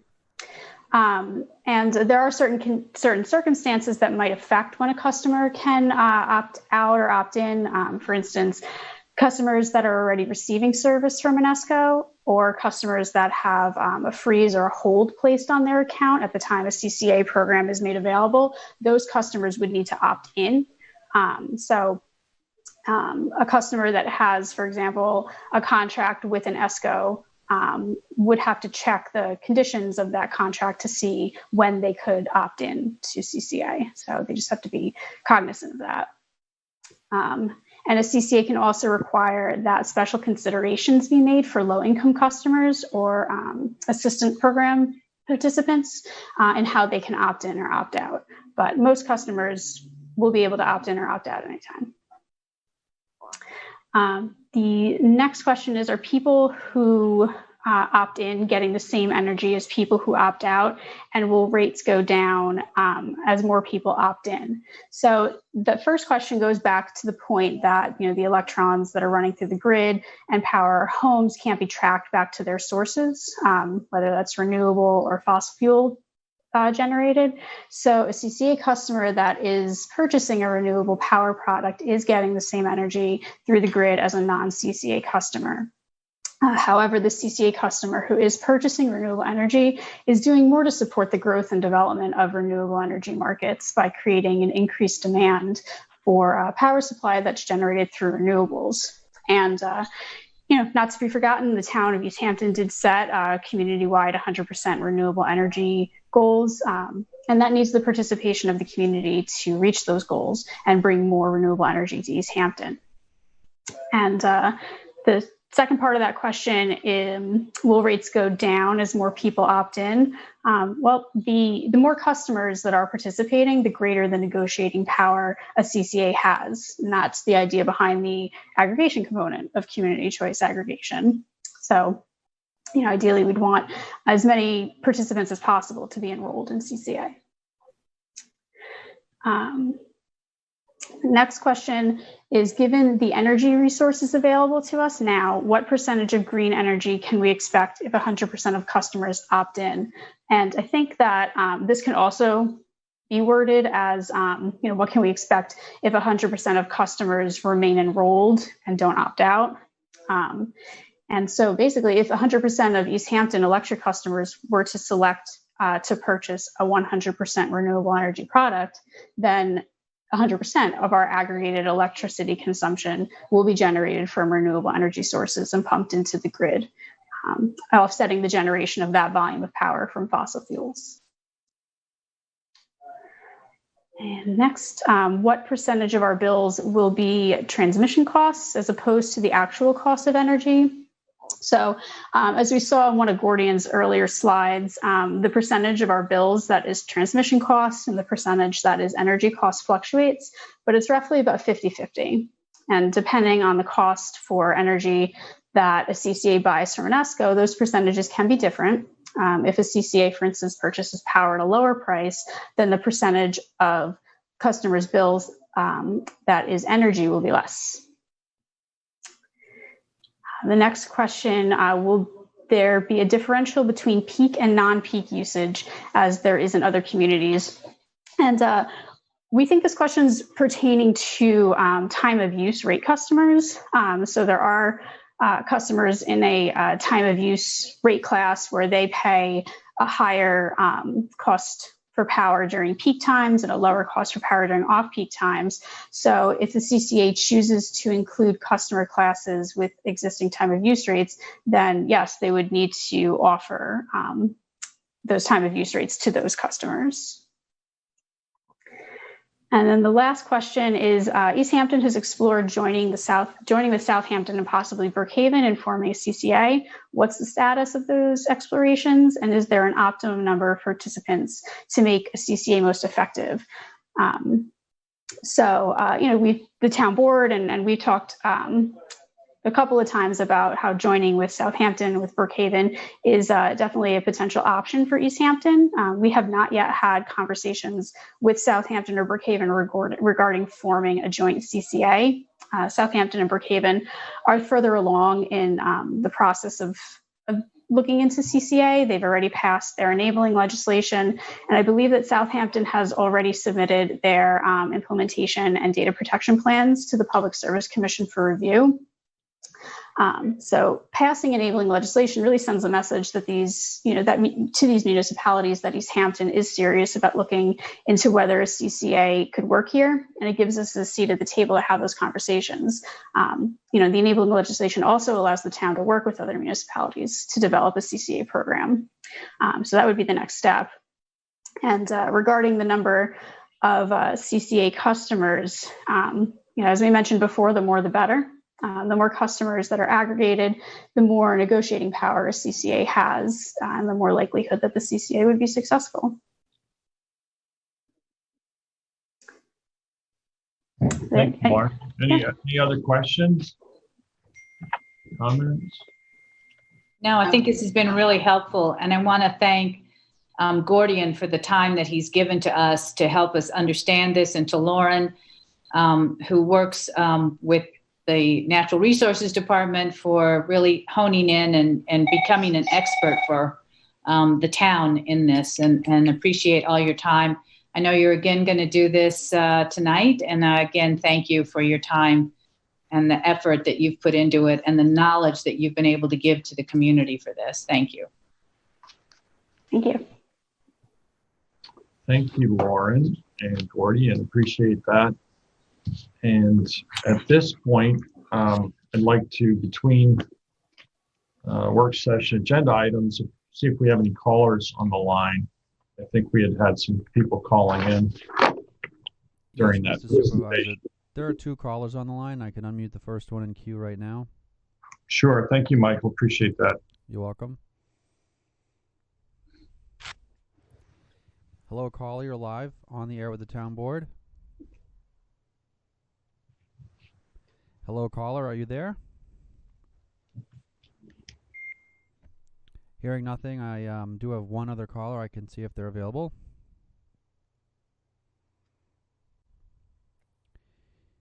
Hello, caller. You're live with the town board. Hello, caller. Michael, I think some people are using the phone number to actually listen to the meeting rather than to make public comment. I think that explains why a number of callers have dialed in but don't respond once brought on. But we'll, if you get any more callers, we'll try to take comment if there is a caller active on the line. Thank you. So our next agenda item is this Community Preservation Fund water quality request for applications, and these are the grant recommendations.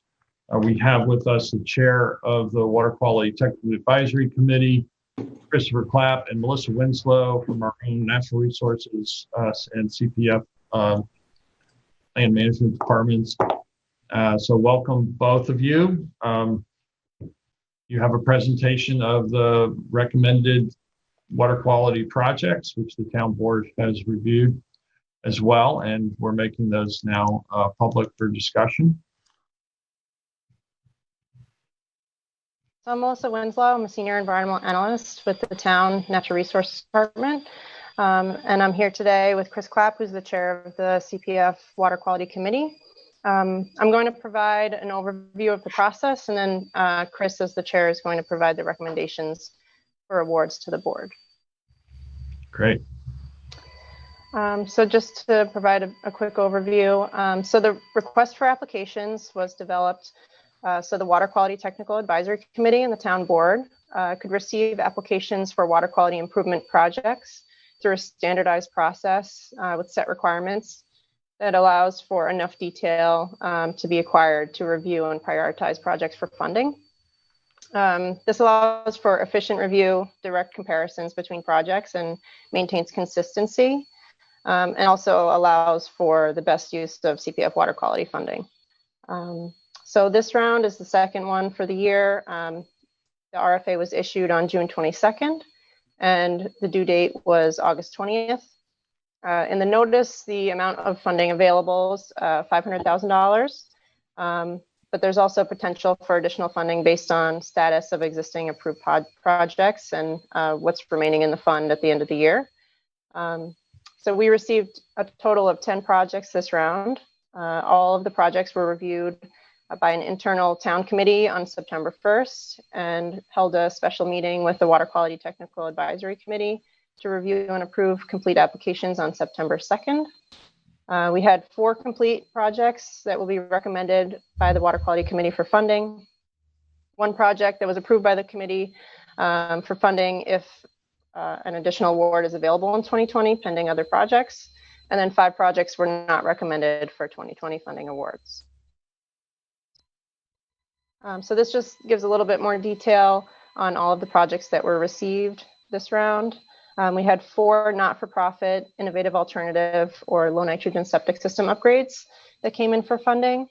These were Springs Improvement Society for Ashwell Hall, Center for Clean Water Technology for St. Luke's Church Rectory, as well as a property owned by Peconic Land Trust on Springs Fireplace Road, and Napeague Camping Club.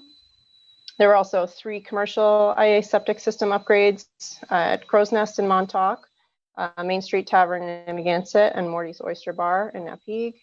There was 1 sewage treatment plant proposal for Montauk Shores, 1 environmental dredging project for Town Pond that was put forward by the Village of East Hampton, and then 1 stormwater abatement project that was put forward by the Village of Sag Harbor. The Water Quality Committee will be recommending a total of $522,895 today, with an additional award of $230,000 or $30,001. So the 5 projects that are being recommended will be discussed in additional detail in slides to follow by Chris. And then the 5 projects that did not receive a recommendation from the committee was based on either ineligibility, lack of available funding, and or the project didn't receive a high enough score based on water quality criteria or sustainability to receive a recommendation this round. So this just shows what the committee is to score each project.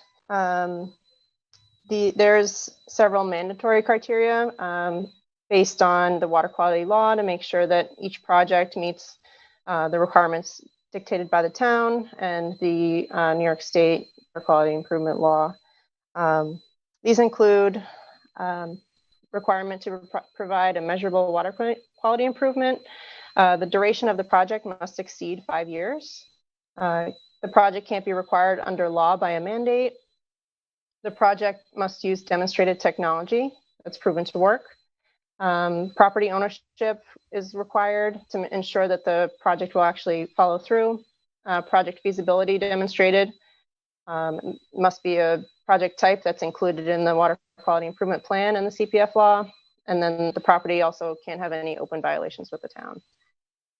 So once projects meet the mandatory criteria, there's also scoring criteria. So the committee can prioritize and rank projects out of 100.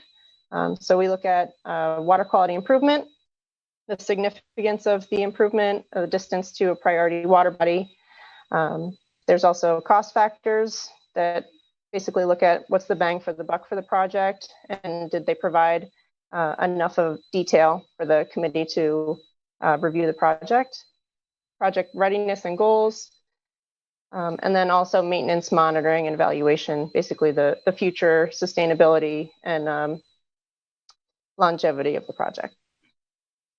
So all projects were ranked, and projects that scored an 85 or higher were recommended for funding this round. And this is just an overview of how the committee determines funding awards for septic upgrades. So projects are prioritized based on location. So if they're in the water protection district or priority area, higher flow or failing system, or if it's known to have a contribution to a priority water body. Municipal properties owned by the town, villages, county, or state, such as parks, recreational facilities, police stations, EMS, or comfort stations, can receive up to 100% of the ask for design and installation. Publicly accessible spaces or not-for-profits, religious centers, libraries, schools, fire districts can receive 100% of the design and installation costs with adequate justification. For high-density residences, affordable and senior housing is basically the same, up to 100% for design and installation. Condominiums, townhouses, HOAs, and trailer parks. The design is not an approved cost, but they can get an award for the installation costs normalized to what a single-family home would receive from a rebate from the town. Traditional commercial properties or for-profit enterprises would receive, if they're in a priority area or within the water protection district, up to 65% of justified installation costs only, so no design, engineering, or consultant fees included, or up to 50% if they're not located in a priority area. And this would be capped at $200,000. And then lastly, warehousing and industrial properties would be eligible for only the septic incentive program through the town, not through the RFI. So with that said, Chris Clapp, who's the chair of the committee, will just do an overview of each project and provide the recommendation for funding to the town board. Good afternoon, everyone, and thank you for sticking with us here. Happy to present these 5 projects to you. So this one has been an applicant in the past, and was part of the reason why we, for fairness sake, we revised some of the criteria by which we evaluate over the last couple of years have been looking at how we could make this program more attractive to a wider use of people. And this is a great one, great project to demonstrate how to get more community-based projects into the mix here. So they're proposing an advanced on-site treatment system at Asheville Hall to reduce their nutrient and bacterial loads. As you know, it's right there in the back of Accabonac Harbor, where a whole bunch of other work has been ongoing as of recently as well. They're looking to treat 800 gallons per day of wastewater at their peak use. And the advisory committee recommends to the town board awarding Asheville Hall $82,395 to the Springs Improvement Society, as they are a non-for-profit organization and non-for-profit owned property.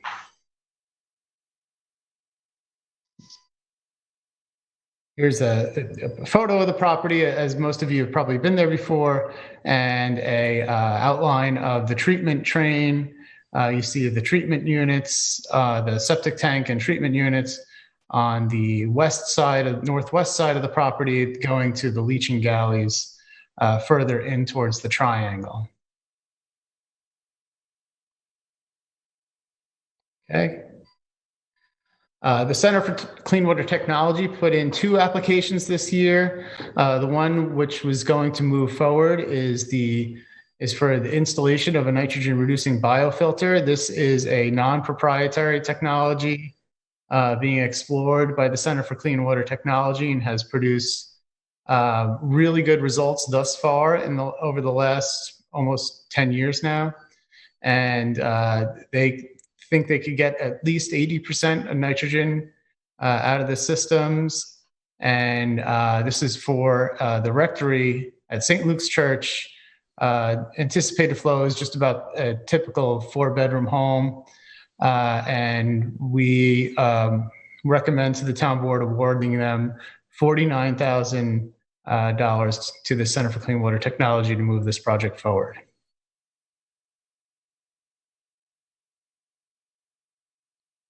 Here's just a cartoon of what that type of system looks like. It really relies on a septic tank and a pump to disperse the effluent over a layer of sand, which converts the ammonium created in the septic tank into nitrate. And then that nitrate then goes through a lined layer of sand and sawdust, or sand and wood chip mixture, which creates the environment that converts the nitrate to nitrogen gas, thereby leaving only a small amount of organic nitrogen leaving the system. And next, Melissa.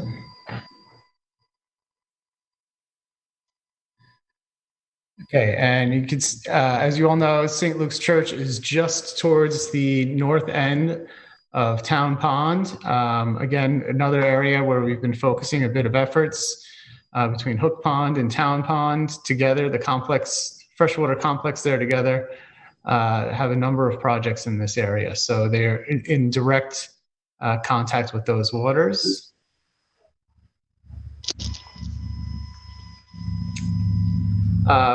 Here's another great example of how the changes to the program brought in some new participants. We especially did some outreach last fall to the South Lake, Fort Pond, and Accabonac Harbor area commercial properties, and happy to see another one come in. This is for the Crow's Nest, which is right on the water on South Lake on Old Westlake Drive. Their density flow allows them 1,002 gallons per day. So that's their total allowable and proposed flow. Their allowable pre-existing and proposed flow is 6,078 gallons per day, as it's a grandfathered property. Their total project cost was $495,017. Their request was $488,567 of that. under the guidance document that the committee had drafted last fall. They reached their funding cap of $200,000 as a commercial property. So the committee recommends to the town board an award of $200,000 to the Crow's Nest.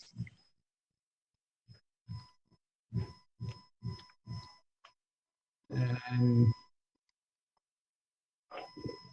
okay, here's the aerial and the site plan of the property. All of the leaching and treatment will be on the southwest corner of the property, as far away from the water as they could get it.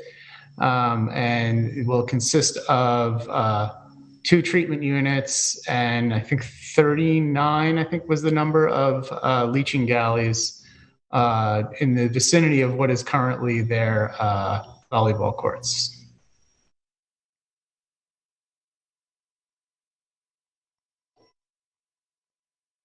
Okay, back to Town Pond.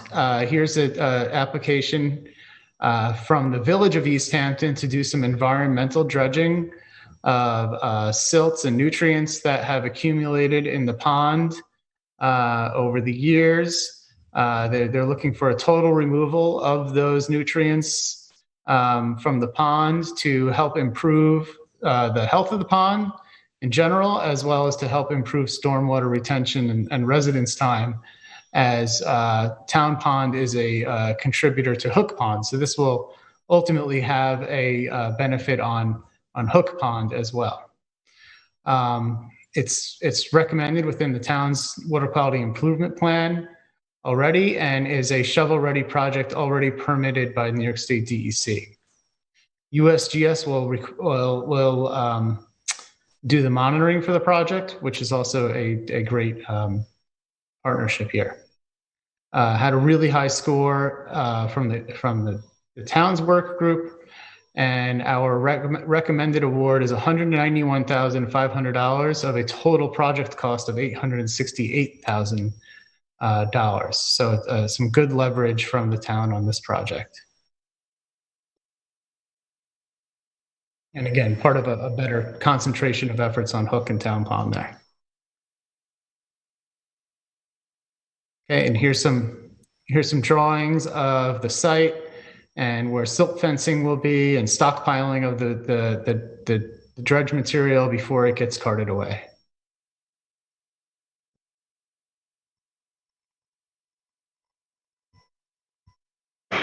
Finally, the Village of Sag Harbor has an addition to a lot of the ongoing work in Sag Harbor on their stormwater projects. A little bit of a change in addition to some of the projects we've seen there recently, but this continues the stormwater work along Bay Street with some rain gardens and pervious pavers to reduce the stormwater flow that goes directly down through the boat ramp and or through the catch basins, which also have an outfall next to the boat ramp. So this gets water in the ground before it has a chance to get into those catch basins and conveyance systems. The village will maintain and monitor the project, and we're looking at a reasonable amount of phosphorus, nitrogen, and pathogen reduction going into the harbor.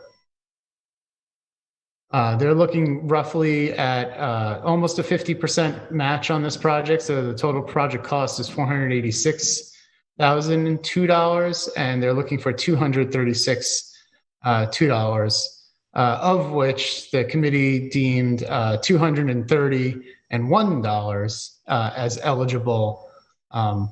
Yes, we sharpen our pencils often. As eligible for funding.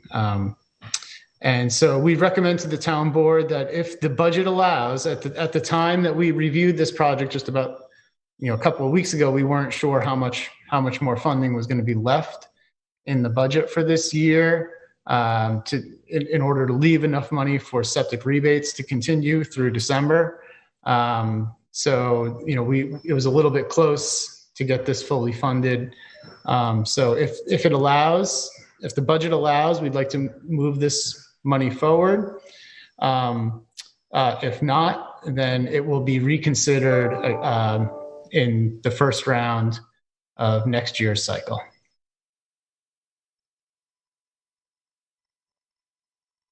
And I think we have some diagrams for the project here.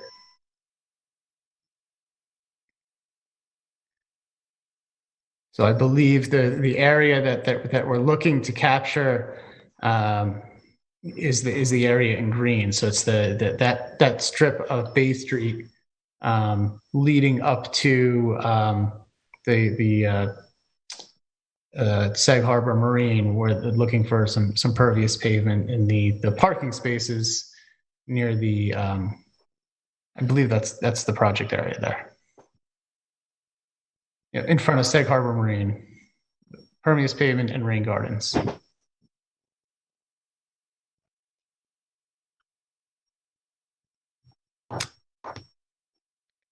Okay, Melissa, do you want to take this from here? Sure. So in total, the Water Quality Committee is recommending to the town board to award a little over $500,000, so $522,895 to Ashwa Hall, St. Luke's Rectory or Center for Clean Water Technology for their NRB project there, Crow's Nest is a commercial IA upgrade, in the village of East Hampton, Town Pond Ridge. And then if the budget allows, this additional award of $230,001 to the village of Sag Harbor for the Bay Street stormwater abatement. That would be a total of $752,896 for the second round of the RFA this year. And that's all we have. Any questions for Chris or Melissa? So just procedural, will we be noticing this for public hearing this week? Yes. Yep. Great. Yes. So it should be a public hearing in October.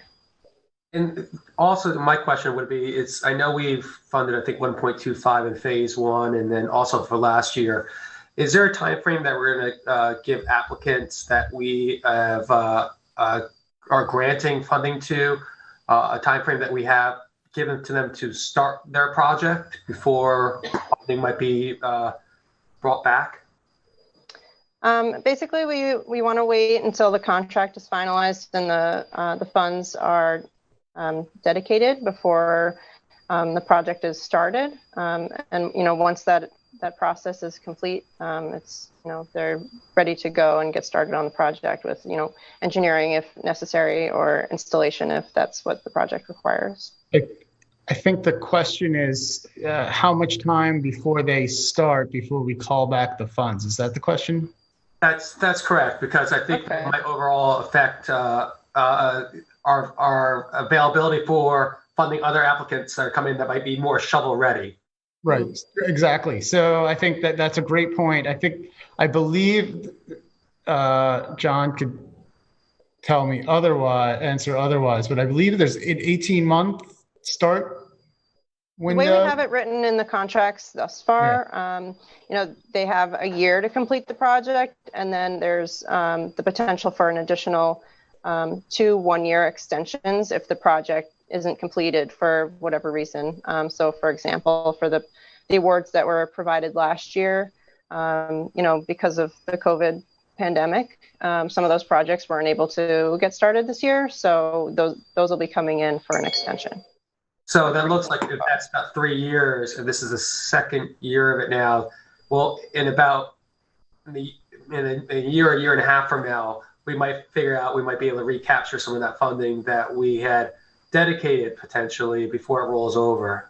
Yeah, I believe that it doesn't come back to the water quality line. I believe it goes back to the general CPF fund, and we cannot recapture those funds. So we really look for shovel-ready projects. Okay. We'd like to see people with. That's part of the reason why we, for many of these more complicated IA installations for commercial properties and other bigger projects, why it's better if they come. Well, there's 2 reasons why they come with design in hand. One, it's better justification for budgeting, and the 2, it shows that they're ready to go, because permitting for one of those things could take a year in and of itself. So the closer they are to getting those permits sent in, the more likely it is going to get over the finish line within that timeline.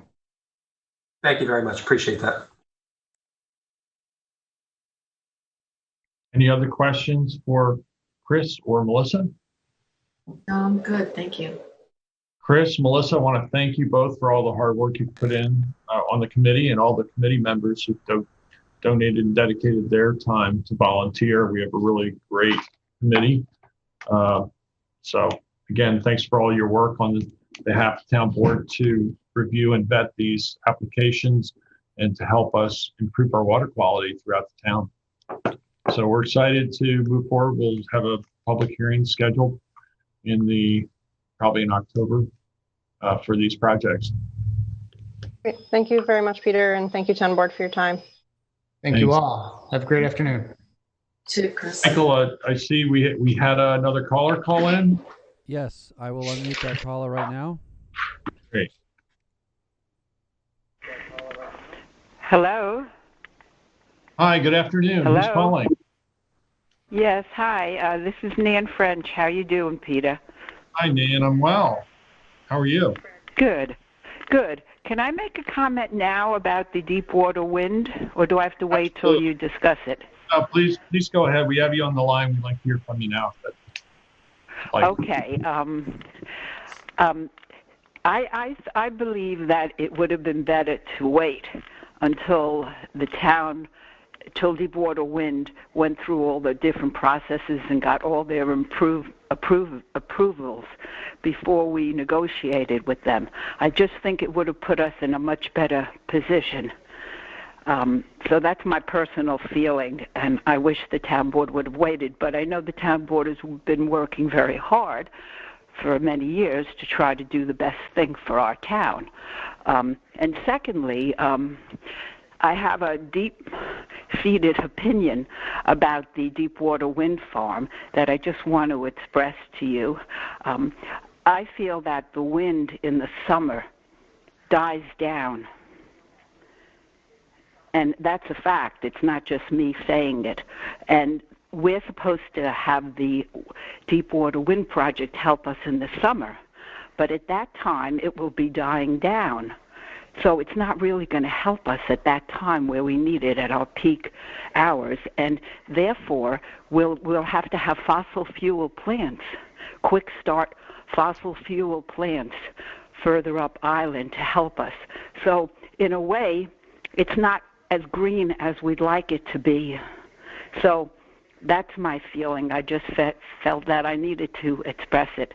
Being a citizen of East Hampton for a long time, I just think that this is not the best project, even though we all want green energy and we want to do the best we can for the town.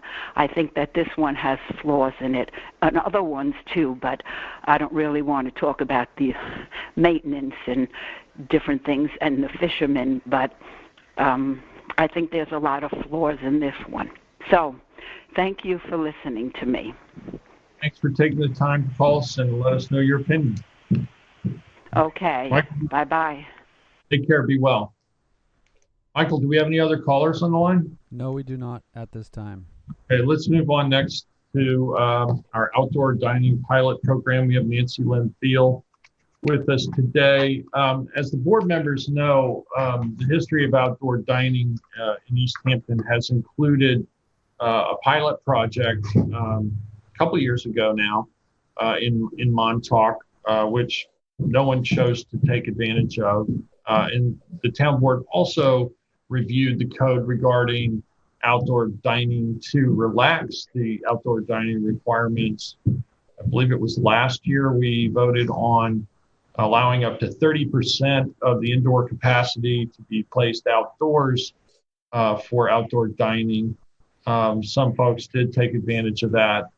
And as everyone knows, during the time of COVID, through an emergency declaration and emergency orders, which I renew every 5 days, we've allowed for restaurants to have up to 100% of their current indoor capacity placed outdoors through an application process with the town under full review of the fire marshal to ensure that social distancing and proper fire safety and egress are met.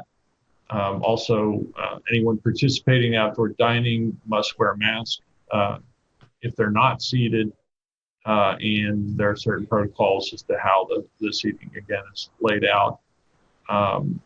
So, that's sort of the backdrop of the current discussion. I asked Nancy Lynn to work on a draft and to be able to present to the town board so that we could have a discussion about perhaps entering into a pilot program to transfer indoor dining use to the outdoors in what would be a more relaxed occupancy. And obviously we would want to have some guidelines on that and make sure.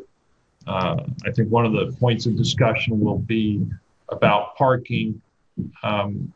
Personally, I'd be a little concerned if the outdoor dining took up parking spaces, which we're now allowing under the emergency order. To make that permanent, I think would be counter to good planning. So I suspect the other board members would feel similarly about reduction of parking, but we'll certainly have a discussion about that. Nancy Lynn, do you want to give us a walkthrough? I know the board members received the current draft that we're going to be discussing, but if you can kind of walk us through where it's in the code, why it would be proposed there, and what process Sure. take place. We're looking to do a pilot program to do this as a special permit. We have a special permit section within our zoning, and we're looking to set it up there. If it's successful and it seems to work well, we can easily transition it into our special permit section, and it will have some of the safeguards and some of the review and violation provisions that are already in the code, so it will be consistent with those. We're looking to, as you said before, right now for using outdoor space for dining, you can get permission to do so. There are a few out there that still have it from a pre-existing before code. Some have it from site plan. We're looking to do it as a special permit here. You can also get it through for one-time basis on a special event permit, or we also have the outdoor dining at restaurants. And Peter, it does seem like it was just last year, but it was actually in 2017 that we added that. Okay. So it has been effective, and some of those provisions we're working with this, and we may actually it may work out best to kind of merge them so that we're all under one. If this pilot program works out, it may be best to merge that in and do it so people can look in just a couple places to see what they're doing. We're talking about limiting this only to restaurant dining use. We're not looking to do outdoor bars. We're looking to do outdoor dining use. So then we're talking about limited to the service of food and beverages to seated patrons. And we're looking to transfer that to outdoor space, being able to approved indoor use being able to be transferred to outdoor spaces. We're not talking about any outdoor food preparations either, or walk-up point of sale bars.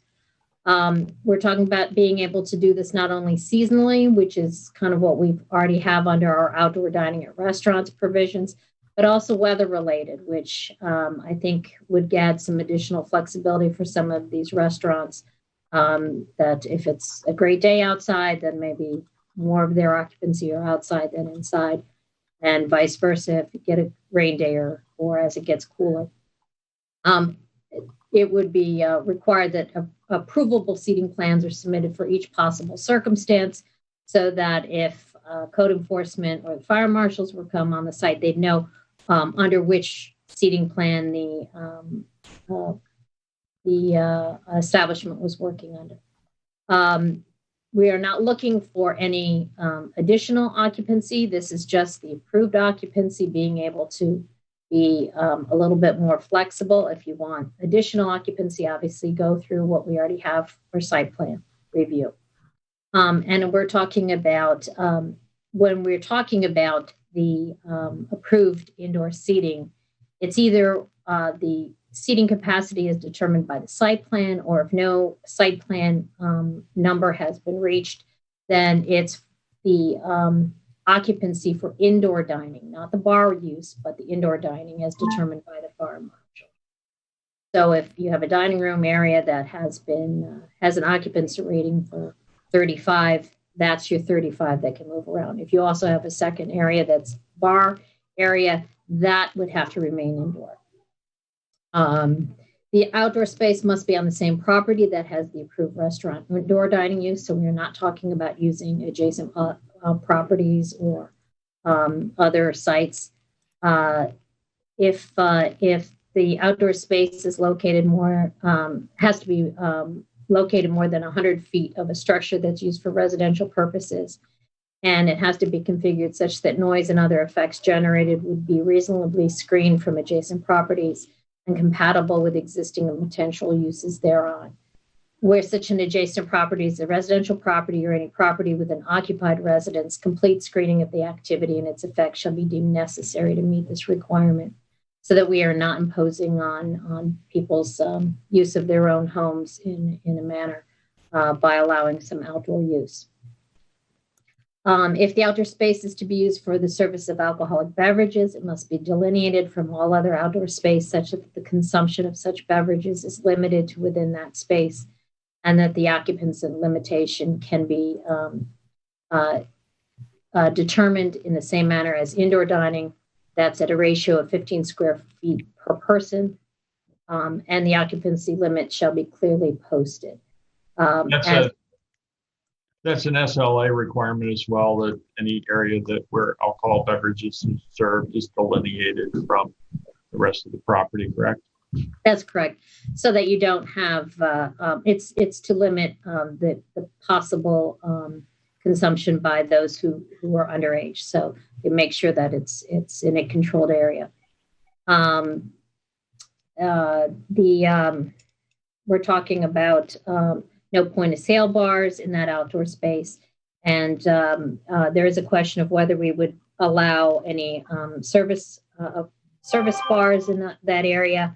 I don't know if that's necessary, but if so, those outdoor service bars would have to be approved by SLA, and we would obviously assist in drafting any corresponding stipulations of operation, not only for if they needed the addition of such a service bar, but also for that service area, because if this is a new service area outdoors, it would not be on their original SLA application, so that we would assist in So that's probably a topic we'd want to take up in discussion at some point. And again, just so folks understand the difference, a service bar would only be utilized by staff of the establishment.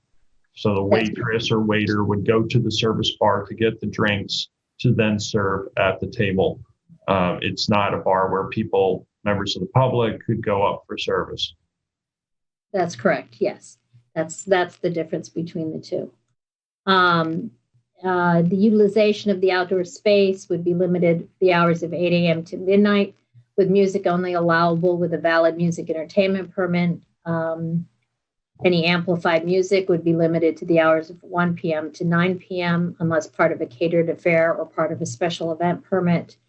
And all music and noise levels have to comply with our noise statute in our town code, which we would remind everyone lowers the acceptable decibel levels between the hours of 7 p.m. or 7 a.m. So although amplified music can go till 9, it has to be at a much lower volume once you hit the 7 p.m. That's currently what the regulations are for existing outdoor dining, correct? That's correct. We're just reiterating some of the existing. But I do think the hours of operation for the outdoor dining is something the board also might want to focus on in this draft. I believe you wrote it in up till midnight, but that's, I think, a topic of discussion. Sure. By the board. We talked about the use of outdoor lighting pursuant to the section limited to lighting consistent with our general lighting standards in our code, and only allow exceptions when expressly authorized by a special event permit. So they would have to be night sky compliant. They must be designed, installed, and maintained to minimize the glare. They must be fully shielded. They cannot be visible beyond the boundary of the property. And they obviously don't include uplighting, searchlights, strobe lights, laser lights, any of those blinking, pulsating, no string lights. I'll see disco ball on that list. The disco balls. Also, something a little bit different than what we've done with the kind of emergency provisions. The string lighting, only because there is a health and safety issue with that the fire marshal has been concerned about. Not only on possible electrical issues, but also it's the stringing of that lighting, all the cords tends to be a tripping hazard that he's been very concerned about. So we have the health safety issues regarding outdoor lighting, make sure that it's conforming with the fire and safety regulations, and then we have the town's own dark skies, outdoor lighting requirements, which this provision would require the applicant to be in conformance with. That's correct. Also, one of his issues also was the use of any outdoor heating devices be fully compliant with the Uniform Fire Prevention Building Codes. We would actually have the fire marshal approve anything, and that those the placement of those be included on any seating plans. So that it'd be very clear how close they are to not only the actual seats themselves and the patrons, but any other items that may be out there, so that there aren't any potential health and safety issues. Similar to what we've done for the outdoor spaces during the emergency provisions, use of tents. They're either temporary tents that are erected for less than a 2-week period. Those go approved by the fire marshal. Otherwise, they do need a building permit, and those would go through the building department. One of the provisions that's in here, but obviously needs more discussion, as you mentioned before, is if there is going to be use of currently approved parking spaces for outdoor dining. Obviously, it would only be allowable if adequate alternative parking is available. The board may want to be, whether or not they want to do that, or be very clear what is adequate alternative parking, and how is that going to be determined, or if a applicant is actually interested in configuring their property so that the parking is used for outdoor dining, then perhaps it is a matter of them going back to site plan to get approval for a different parking area on their property. But that's part of this discussion, or what needs to be further discussed. We're talking about doing this pilot program with a application to the building inspector for the issuance of this special permit. Obviously, with the building inspector for health and safety and fire code provisions, already consults with the fire marshal, but it would be specific in here that she would consult with the fire marshal for confirmation that the proposed outdoor seating area is consistent with health and safety concerns. As I said before, it already has to have any heating would have to already be approved by the fire marshal. The building inspector would have to make following findings: that the proposed outdoor space for the site is clearly depicted on a survey or similar rendering, so that it's clearly identified on the property. It has to be compliant with the provisions of this section, that there's adequate parking existing or proposed. All submitted seating plans are consistent with approved occupancy limits and indicate required egress, and are clearly marked as to under what circumstances each plan would be utilized. And any building permits necessary to effectuate the use of the proposed outdoor space would need to be submitted at that time as well. I think that was one of the issues that we found in the temporary, is that people got the properties got their permit from the fire marshal, and then went ahead and built structures in order to complement that use, but didn't go back to the building inspector to get any kind of building permits, so that we want to make sure that those are all done at the time that they're putting this application in. Some of the provisions that we put in here and why we looked at it as under the special permit is that we looked at the special permit could be revoked by the building inspector upon a conviction of a town code violation based upon allegations of noncompliance with the conditions upon which the special permit was issued. It does says it's a conviction, but it's based upon allegations. Is the reason it sounds a little bit like doublespeak, but sometimes when you're in justice court, you accept a conviction under a different provision because it is a non-misdemeanor, and then there are circumstances in which a non-misdemeanor is an appropriate plea to take. But the underlying allegations for such a plea were based on that permit or the conditions of the permit. And we want to make it clear that if you're not following provisions of this permit, regardless of what you pled to, that could be the basis for revocation of the special permit. We did carve out no revocation be the result of a noise violation conviction unless the conviction results in the denial of a music entertainment permit.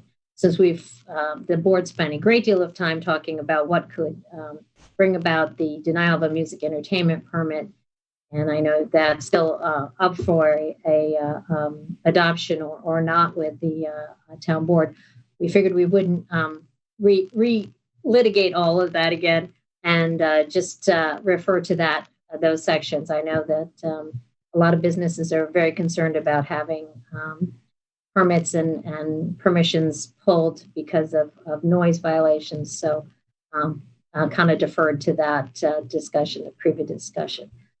The use of the outdoor space pursuant to the special permit also has some provisions in here for allowing for suspension of the use of this the area by and the three entities that I have identified in here is the building inspector, the fire marshal, or the code compliance emergency preparedness coordinator, who currently is David Betts. This is language that's similar to what we have in a stop work order. There's reasonable grounds to believe that the use of such outdoor space is not in compliance with the conditions upon which this special permit was issued, and such noncompliance is creating an unsafe or dangerous situation. It allows them to basically shut down that area until it is safe for it to be used. Some of that may be something that can be remedied immediately. Some may be much more,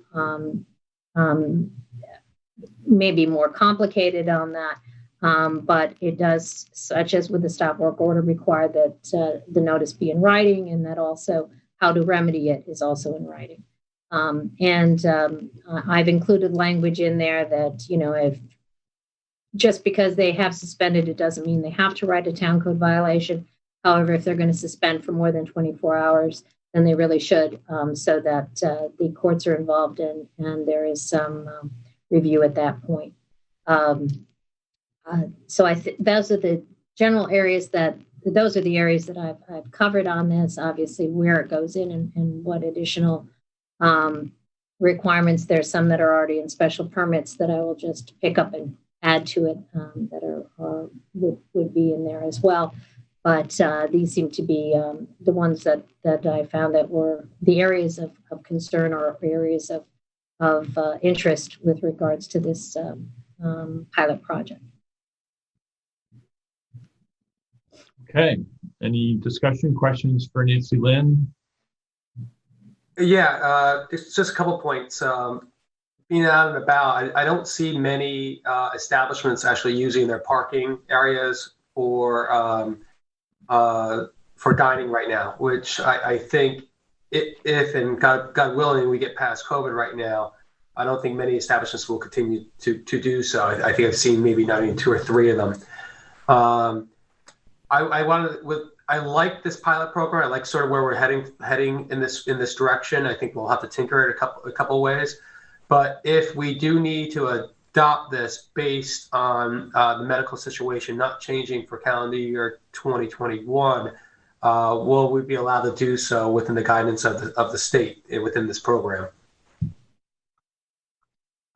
So you're asking whether or not there's any reason that we wouldn't be able to adopt it because of any of the COVID. Would we be able to amend it? To put in social distancing markers in there. Oh yes.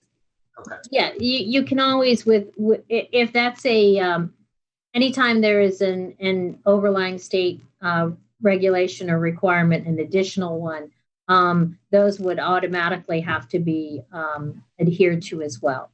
Yeah, so even though, for example, currently restaurants have their ability to do inside dining, but that has been limited by a state requirement that capacity be limited, and the town did not need to do any additional code changes in order for them to continue to do their indoor dining, but at a reduced capacity. Thank you. And I say, for me, I guess it's the 5th bullet down, such outdoor space must be located more than 100 feet of the structure used for residential purposes. And then the second page, top bullet, utilization of the outdoor space for dining is limited to the hours of 8 a.m. and midnight. To me, they're not, they conflict because, if I have, even in a residential area, you could have a neighbor that's 100 feet away and their voices can carry regardless of whether they have music on or not. So I think something has to give. Midnight might be too late.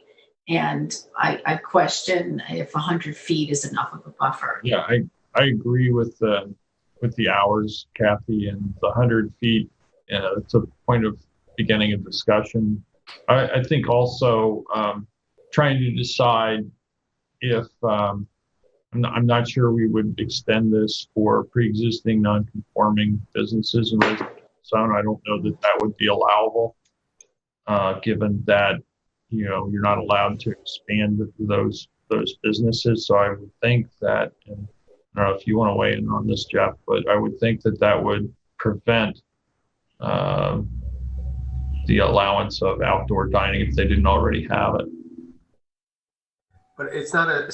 I mean, that might not be an expansion of the use if they're using the same amount of occupancy. It'd just be a different area that they would do it in. It's a good question. So does it continue? I think the determination would have to be made whether or not the physical expansion of that use versus the actual use. I mean, indoor versus outdoor. If you're going to take up more of the property, is that considered an expansion under that section of code or not? I think there might be some discussion about that. But I understand Kathy's concern, and I think we should certainly focus on ways to mitigate impacts between this activity and any other activity that's not compatible. So I wanted to ask if there's a restaurant that has approved landscaping plans, then can they remove the approved landscaping plans to accommodate outdoor dining? And without any approvals, it seems that this would allow that to happen. So I'm concerned that they're doing something that would normally take a site plan review. Well, that's one of the reasons to have this done by the building inspector, because if certain landscaping, or many times the landscaping is shielding landscaping, is a condition of it may be ZBA approval or it may be site plan approval. Obviously, that can't be changed in order to accommodate this special permit. So the building inspector is the one who knows of those conditions, would have that in the building record. And when they come in with their proposal, if this proposal somehow cancels out a condition that they're required to continue based on another approval, then they can't process it. Right. So that trumps the prior approval. Should that be articulated then in the legislation? I can certainly, and that's how it will work, but I will definitely include language in there on there. So if I think I can't remember now who asked the question, but if you have enough space, and I'm thinking more of some restaurants that might be within a hotel space, if they want to, use other parts of their property that is not approved for outdoor dining, do they still have to come in? They just can't decide, this is my pool area and I'm now going to make it into a restaurant. I mean, this would be a fear that some might have. How do we make sure that it has to be in an area that is approved for dining, which certainly a parking lot isn't, but we're letting that happen in this pilot program. So, differentiate between what the emergency COVID orders are and what this would be. This special permit, which gives the town the ability and authority to pull it back if there are issues. But, again, it would allow for outdoor dining to take place on the premises. It doesn't supersede a site plan that, had a condition of landscaping or something like that. It may not, in fact, be that everybody trying to take advantage of this would be able to do what they wanted to do without going back to site plan. And I believe actually under our code, there is a site plan. There is the ability to request greater than 30%. Is that correct, Nancy Lynn? Yes, there is. Mm-hmm. Yeah, I mean, currently under our outdoor dining, it allows for the 30% to be moved outside and it doesn't specify where on the property. It just has to be approved by the fire marshal as to the seating, where that 30% would be utilized outside. If they want to do more than 30%, they do have to go back to site plan to increase occupancy. So, but in those provisions, we don't have any limitations or requirements as to where that area is placed. By taking this and having it done by the building inspector, it is less likely that the space that they are proposing is going to be in conflict with any other approvals or their site plan uses, because the building inspector will have that site plan when she's reviewing their application to say, well, okay, well, that's a grassed area. They want to pursue it. Patio, that's a patio that you already have. Yeah. If it is in conflict and they still want to pursue it, then they can do so through site plan. Yes, I guess I just need the triggers to go to site plan spelled out a little bit. If okay. You're not, and then, I mean, so the alcohol bar issue, the service bar versus a walk-up bar outside, is an issue for me. So I would not like to see outdoor bars, even though they're service bars, at all. I'd like it all to be seated with, service of alcohol, but it has to be, I don't think it needs to be from an outside bar. So I would probably, and I think it would become a code enforcement nightmare, actually. So I would probably remove that. I think we're doing fine without having it, having the bar outside, even though it's supposedly not a point of sale. So I would like to not have that provision in there. We do have a few that there are service bars that have been approved on site plans. And perhaps the only service bars that will be allowable are ones that they have been approved by site plan. Perhaps that's the way to delineate and so say there's that another option to adjust the language of this so that service bars, outdoor bars are prohibited unless you already have site plan approval. Yeah. Whether they be service or otherwise. Sure. I would agree with Sylvia on that. I'm a little concerned about what I've been reading about in Montauk on the outbreaks of COVID among restaurant workers. I just want to throw that into the mix here. Well, that was going to be part of my liaison report, but go ahead. I just wanted to say it's a little concerning, and I presume that this is motivated largely by COVID, so we can get restaurants operating, so they have a way to operate, which I understand. But I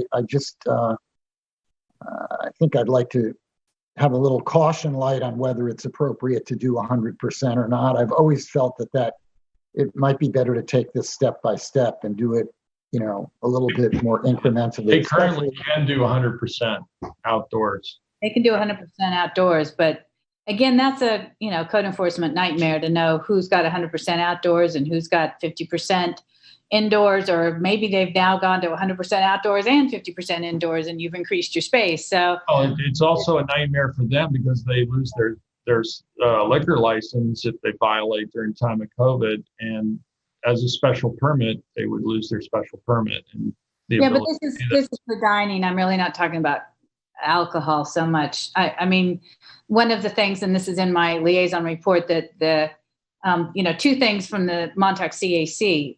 Outdoor dining was enjoyed by a lot of folks, and they would like to see the outdoor dining continue. The sidewalk dining in particular, they were talking about, and they think it was helpful in preventing people from packing themselves into, a restaurant space. And the other side of the coin was there were several people saying they just don't want to see the capacity increased because of outdoor dining, that the septic system and the environmental influence of the density increase could be devastating to the area. So, so that's both sides. So this is, I think, nothing in the legislation permits expansion of occupancy. It's right. limited to existing. Right. And I did, because we did talk about this, this has been in the recovery group, business recovery group. We've discussed this several times, that a draft would be presented to the town board. And thank you, Peter, for pushing this along too. And Nancy Lynn for getting it done, in such a quick manner. I really appreciate it. And so I'm there. I just want to be sure that we've, done all the right things as we move through this. And that's why I like these discussions. So that is the purpose. And again, as you said, it was really came out of the Business Recovery Committee discussions moving forward. I think we all recognize that restaurants have been among the hardest hit businesses in our town, and many of the folks that work at them, are out of work, or their incomes have been significantly reduced. And I think generally everybody recognizes that outdoor dining is a much safer way to dine during this time of COVID, and that through a pilot program and special permit, that significant safeguards can be put into place. And I think it's really helpful to have the discussion to fully vet among board members as to potential concerns. And we're just at the beginning of this. So, this is our first blush. I certainly would want to hear from the public as well, and we'll have opportunities to have further discussions and have the public weigh in. There is some interest to try to get this potentially in place prior to the expiration of the emergency order, which has designated November 1st. I mean, that could be extended by emergency order potentially, but the board had agreed to sunset that provision November 1st. I think there are businesses that are trying to plan ahead. We expect that more people will be in town post-summer than normal. And that it would be an opportunity for some businesses to make up for some of the time they lost potentially, but they would also need to make some business decisions, whether or not they would need to purchase heaters and make other, provisions, outdoor tables, whatever it is. So with that in mind, again, generated by the Business Recovery Committee, this is the first draft of what could be a potential pilot program. I just had two last things. I know as we look outside, I don't know if anything addresses potential open flames like tiki torches. I know that they're not heating devices or such. I don't know if we should address this now as we potentially expand the footprint outside. And Well, David, those aren't allowed under the building code. The open flames aren't Well, allowed. if we could just put that in there also, it's more specifically, it'd be great. And the last one also is just make sure that even though we might allow for expansion outside, is that to at least on the facility, either inside or outside, or whatever the percentage they're gonna that the restaurant owner is gonna pull out, that they at least have one table that would be ADA accessible, and to make sure that we comply with that. Good point, David. So my really the last comment was on lighting, and so this legislation they could be over what they're allowed on their site plan as far as the amount of lighting and how they there is a grid that they use that they make sure that the lighting is at 0 at the property lines, although this says it's not across boundaries, but there still would be additional lighting needed for outdoor dining. So, and it isn't on their approved site plan. So my main, and you need to have some sort of lighting outdoors. I'm not debating that, but I think I would lower the Kelvin temperature to 2000 instead of 3, which is now allowed. I just think that if you use those, even if you can't see the bulb, even if you, go by, they're not blinking or flashing or, it's still a really bright light, that I would lower that Kelvin temperature. Okay. In the pilot program. Mm-hmm. I don't know about 2000. I mean, our town code says 3000, but yeah, it's still a very bright light, even at 2000. yeah, I'm not familiar with that, but we certainly could see. I know who to call. We all know who to call. We certainly can seek guidance on that. So I know who to call for guidance. Yes. Good. One other issue is, I know you referenced the pilot program, Montauk outdoor dining that we attempted a few years ago. That legislation and that code that program actually is still alive because although no one ever applied for it, we did not include any sunset or time limitation in that legislation. Oops. So this pilot program, we should have either a sunset date or a language that determines when it would be reviewed, either to be discontinued or whether it needs to be re-upped in order to make some changes and test it some more, or to then or the third alternative always being to make it part of a permanent part of our code. So the appropriate way to do on a pilot program is to start off your pilot program with a date in which you're going to at which it would sunset unless one of those three things happened. So that's one of the issues that we're not quite yet having to have that number now, but something for everyone to think about when you think it will need a season or 2 seasons in order to really have a sense of its usefulness or its appropriateness.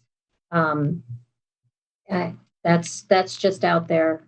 Yeah, I think that's appropriate to have a sunset, maybe a 1-year period of time, and then at the end of that period, it could either be extended for an additional period of time, discontinued, or codified. Permanent. Or changed. I mean, at this point, yeah, we may want to say this worked, but this didn't, and absolutely this way 1 more year. So I think that's a good way to go. Is there any way, since nobody did the outdoor dining under the old pilot program, is there any way to pull that pilot program since the town board can certainly just revoke those provisions. Okay, because it got very complicated with the the forms that everybody had to fill out, more so than we wanted, but for whatever reason, it just didn't work out. So I would be in favor of just dropping it, actually. One of the things that you may want to do that, like I said, you may actually, to kind of clean up the code and have less overlapping provisions. Like I said, our outdoor dining section may at some point, it may be good to merge these together. It may be also good when you're implementing this one to remove that one so it doesn't look like that one's still out there and be confusing for those who are not necessarily familiar with the history of outdoor dining here in the town. So those are all definitely possible things to do. Also, to help, as you said, with the application process, one of the things, once I have a better grasp of what we're looking to do on this, is to propose some what the application would look like, what the a notice would be for a suspension notice would look like, so that the actual paperwork that would go along with it would be something that people could see and get a sense. We're not looking to make people go out and get a new survey, but we need something for our building inspector to be able to look at and go, okay, so you mean here on your property? Just saying, plan to do it on the deck. Okay, you've got 3 decks, give us a clue. So, have an actual area that can be highlighted, agreed upon, that goes with the permit, so that anyone coming on site for if they've been called there by code enforcement or PD or anybody would be able to easily see where that is supposed to be. Okay. Any other questions, comments at this point? We certainly, again, this is our first blush and cogitate on it a while, and the public will now become aware of the discussion, and in fact, we have one new caller right now as I speak. I don't know if it's regarding this topic or not, but I'll move to the caller then. If board members don't have any other comments at this time, and thank you, Nancy Len, for preparing this for us to review and discuss. Thanks. Michael, do you have a caller on the line? I do. I will unmute that caller right now. Great, thank you.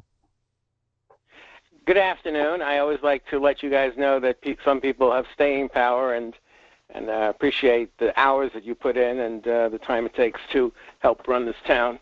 This is David Buda. Good afternoon. Good afternoon, David. I did have I did want to make a comment or an observation. I missed the first 20 some odd minutes of the meeting, so I don't know what was going on, but I did happen to catch what unfortunately I have to label as the all-time low point of town board meeting history. You came very close, Mr. Supervisor, to causing the board meeting to devolve to the level of the Gong Show. Never should a council person who's elected by the populace, one of the 5 equally powerful members of the town legislative body, be cut off in mid-sentence from presenting what he feels is an important topic. All 5 of you have equal power to voice your opinions, and all residents want to hear equally from the 5 of you.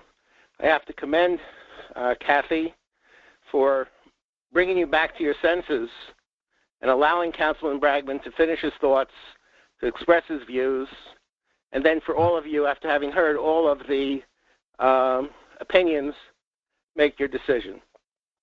David, so that's my comment for the day. I could just interrupt you and just thank you for pointing that out.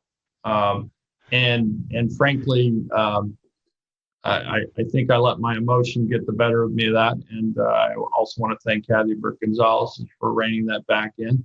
That was the right thing to do. And I just was caught up with what I thought was going to be a filibuster rather than a fruitful discussion of the topic. But thank you for pointing that out, David. And I don't disagree with your assessment. Well, that's very big of you, and I appreciate that. and I hope you all continue to have collegial exchanges of opinions for the betterment of the entire town. Thank you. Have a great day. Thank you, David. Appreciate that. Do we have any other callers on the line? We do have one more caller. Just a moment. I'll unmute that caller right now.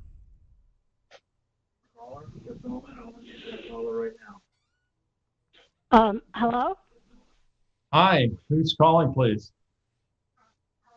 Deb Foster. Hi, good afternoon, Deb. Hey, Peter.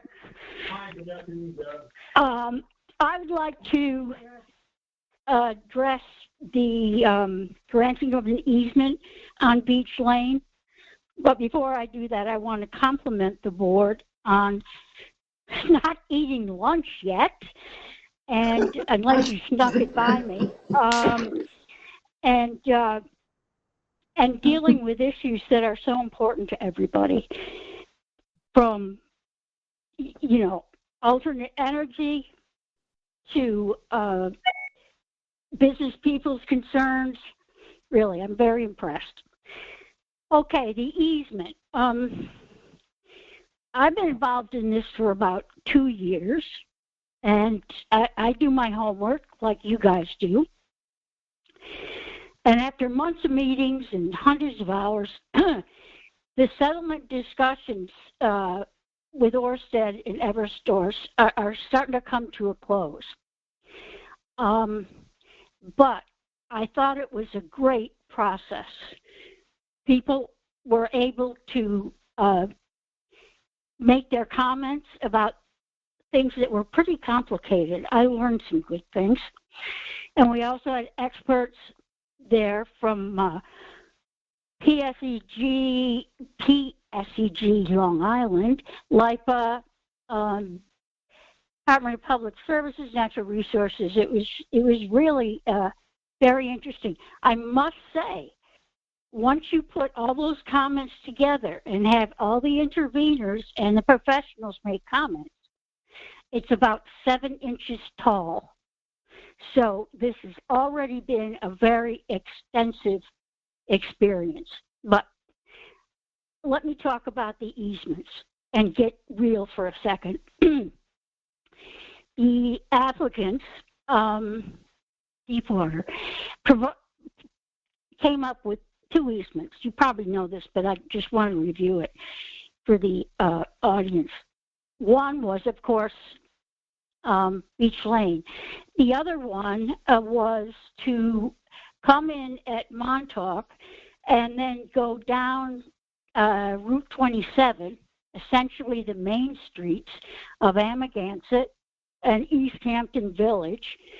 And that brings along, as you can imagine, its own problems. So I went, and with a little bit of my planning experience, dug into some files and read some of our code. And the Citizens for the Preservation of Winston, to their credit, hired some professional people, and they had their own alternatives. There's a problem, a serious problem, with all of those alternatives that would stop it literally right in its tracks.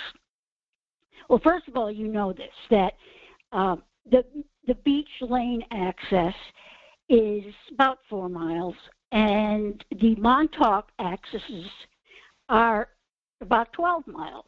So it would take, instead of 1 year, if we did their recommendations up near Montauk and Nappy, it would take 2 years. And it probably could cost twice as much for Mr. Mahoney, who was concerned about the cost to the ratepayers. Another thing that I researched is our code. And our code makes it very clear that nothing, no structure above or below ground can be messing with our primary dunes. So once you go to Montauk, guess the first place you have to go through. It's Nappy and those huge primary dunes right up through Amagansett. So on its face, it says in our code, can't do it. However, at Beach Lane, the irony is the lane itself is, I don't know when it was built, but it destroyed the primary dune at the end of it. So you're not really going under a primary dune. Napeag is referred to in our comp plan as one of the most fragile areas of our entire town. And as you know, we have very fragile natural resources. It actually is 2 feet below seawater. And so what's saving it? The primary dunes. The idea is that you're supposed to go along the railroad, but in walking that and talking with an engineer, there is not room in their easement to come in with the materials that you would need without disturbing the wetlands. The wetlands hang very close to the railroad tracks. So that right away would make us think that that's a serious problem. I mean, some of it is owned by New York State. It's a preserve. The citizens for the preservation of Waynescott did come in with another alternative that was coming up into Amagansett and suggested the substation. They built another substation, and that's where it would then start going along the railroad tracks and then to Cove Hollow. The problem with that is when you looked at the map that they provided, it's not going up to the parking area for many reasons. It's going smack through a very tall, high dune, and then all on beachland for about, I'd say, 110 yards, according to what the physical education teacher paid. Can I just interrupt Deb for a second? Yeah. I just want to make sure that we stay within the, we're not discussing anything that was discussed during the settlement agreements, and that this is, everything that she's discussing is public information. Good point. This I is just want to not make sure discussed. if you're an intervener, there are certain issues in the settlement that we have to stay within that boundary in that public format. Well, this is So fine. I'll do whatever you want. But I just want to say, to clarify, this is stuff that I've written down myself from our codes. This was not discussions at the settlement. So. Well, we appreciate those comments, Deb, and I'm not surprised that you would be aware of that in the code, since during your time in service to the town, you were instrumental in protecting a lot of those dune areas from being obliterated by development. So thank you for that. One other thing that I just is a fact that I've researched and did not know. Who would know that in all of the earth that the northeast of the United States has the most consistent wind, not necessarily the strength of it. And that's why they decided to have a Black Island, kind of see how it would go. And then decided on East Hampton. They didn't start down in Florida and come up. So there's a concern about our winds in summer. Our winds are very consistent throughout the year, better than just about any other place. Okay, I'm done. And I do want to clarify, thanks for bringing it up, this was not settlement talk. This is my talk from my background and doing some research. Okay.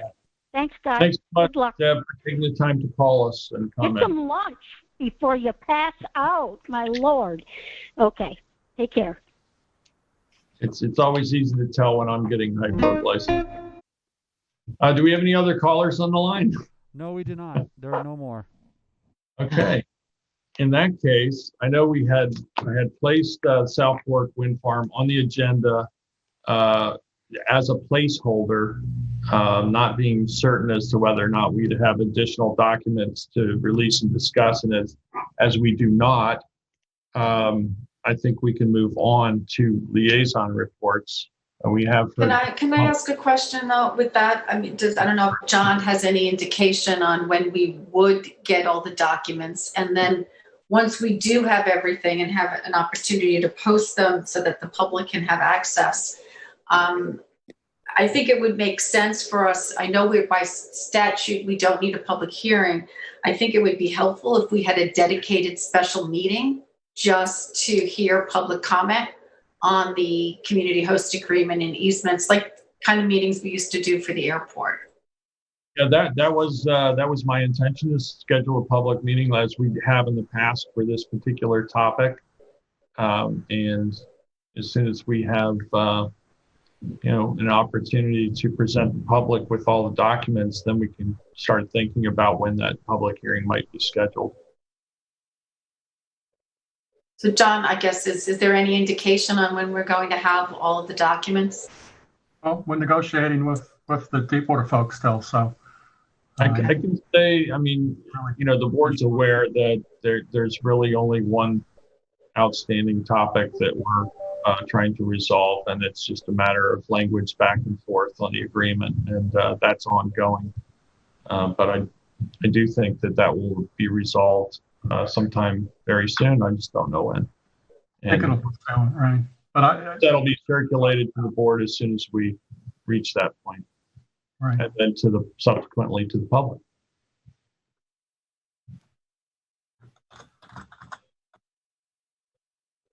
Okay, well, in that case, again, liaison reports. Sure. Just start with anyone that's in need of assistance from Human Services. They're available 8 to 4, Monday through Friday. They can be reached at 631-329-6939. To date, they have, since we shut down on March 10th through September 11th, we have distributed over 33,000 meals. We continue to make our weekly wellness calls and also pick up essentials that seniors need from the grocery store, prescriptions, and other things.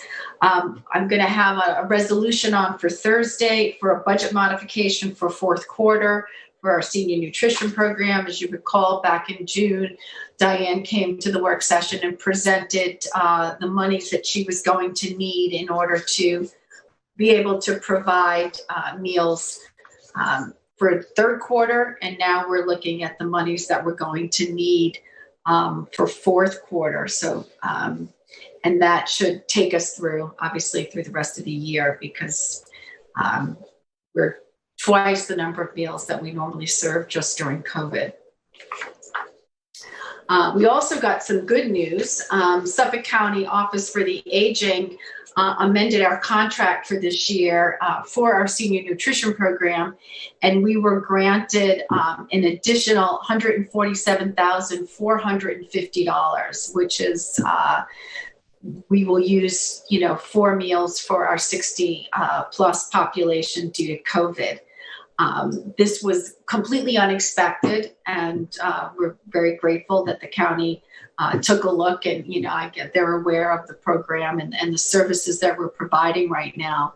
And the other beauty of it is that it's going to offset the revenues that we won't be collecting because our programs, are not being able to run right now. We don't have our in-home services where folks from Human Services go in and help people with, cleaning their home or, shopping or preparing meals.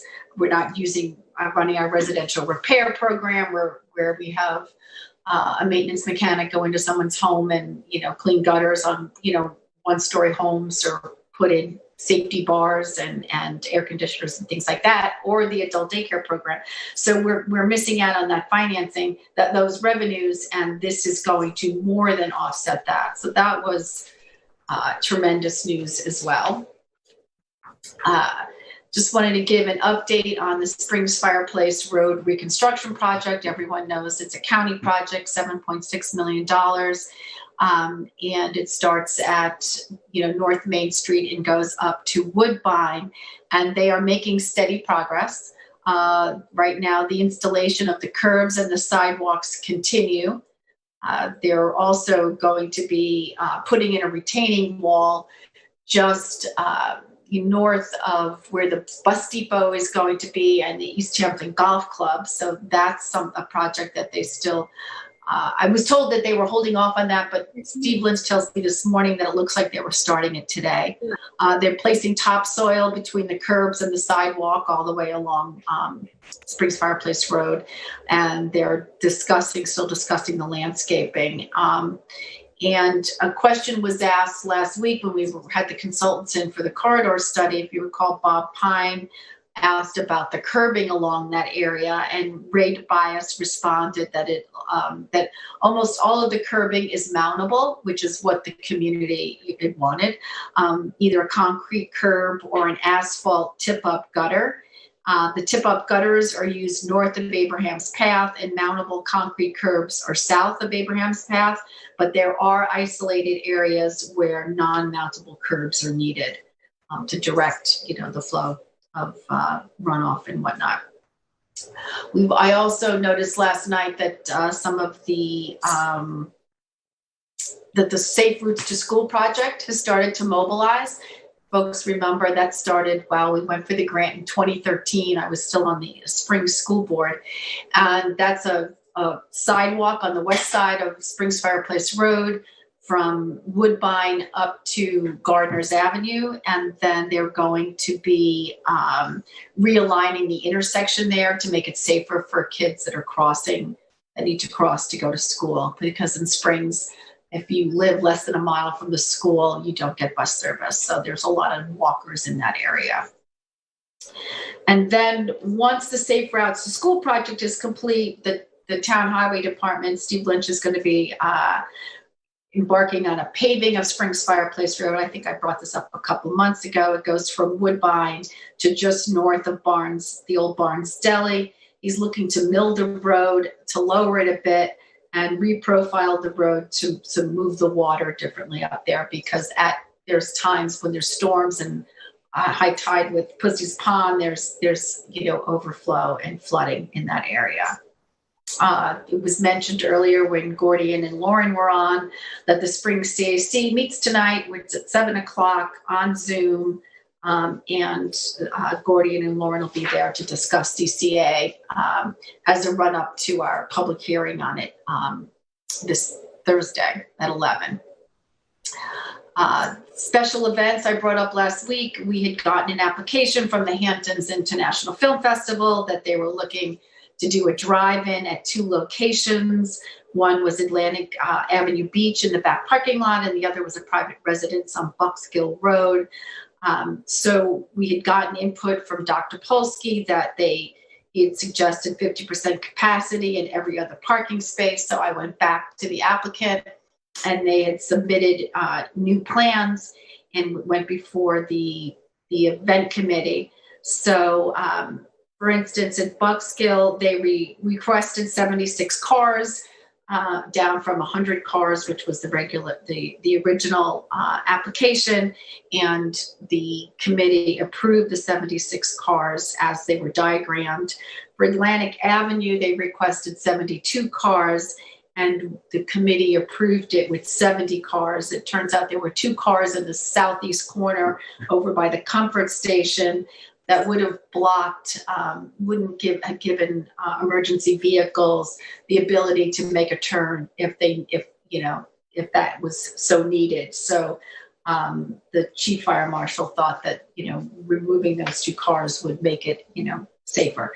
So it's for 5 nights, Thursday, October 8th through Monday, October 12th, 5 to 10 p.m. They're showing 1 feature film at each site. The rain dates are Tuesday, October 13th and Wednesday, October 14th. And there'll be a resolution on for Thursday because of the application. It's normally 250 people trigger a town board resolution, but if you look at this cumulatively, I think it's best if we have a resolution. So that'll be on for Thursday.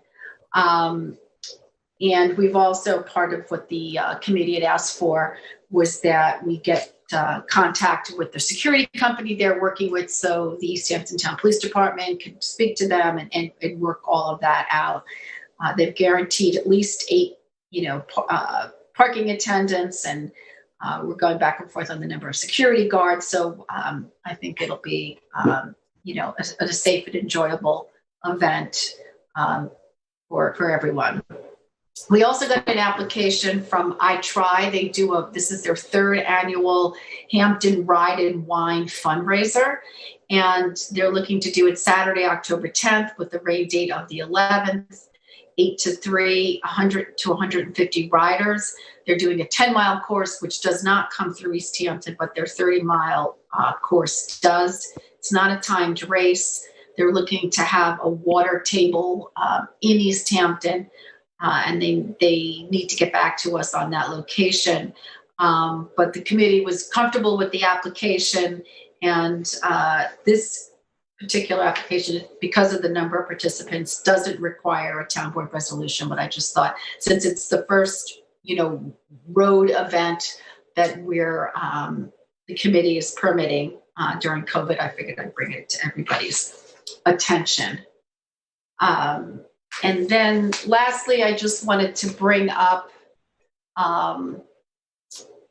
what we're doing on the census. If you don't mind, I'll share the screen. Let's see, share.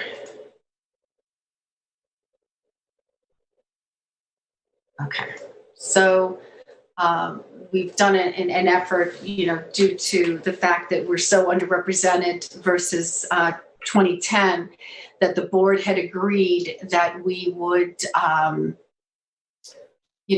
make an effort to get our community members and residents to respond to the census. So we're doing it within our campaign for the health of our community, respond to the census by September 30th.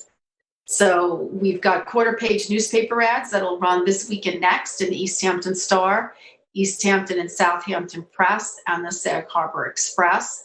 And we've done it in English and Spanish, and we're giving the phone number that people can call as well as the website address. We've also done first-class postcards. We're mailing them to 19,000 homeowners. And again, English and Spanish for the health of our community. And then on the back of the postcard is, a little story, tells you it'll take less than 10 minutes to complete, and emphasizes, how critical it is and the need for folks to do it. We're also going to be having placement on our town's Facebook, Instagram, and Twitter feeds. I don't have the graphics yet. I'll have that in a day or so. We are going to be boosting posts, though, on Instagram and Facebook. On Instagram, it'll be a carousel with the English and Spanish versions. And on Facebook, we're going to be boosting separate posts, one in English and one in Spanish. Our budget for that is $500. And then lastly, Berlin Rosen worked up a flyer for us that is downloadable. It's 8.5 by 11, and which is like the benefit of working with them is that we've gotten a great deal of graphics out of them. They did the newspaper ads, the flyers, the postcards, and whatnot as part of their monthly fee. So I've had some folks, when we sent out the Peter, from your office, when you had sent out the press release about the about the campaign that we were running, a number of people had reached out to me and asked for the flyer. So I've been sending out actually both flyers. We have a flyer for the main campaign for the health of our community, wear a mask and stay 6 feet apart. And now we've got a census flyer as well.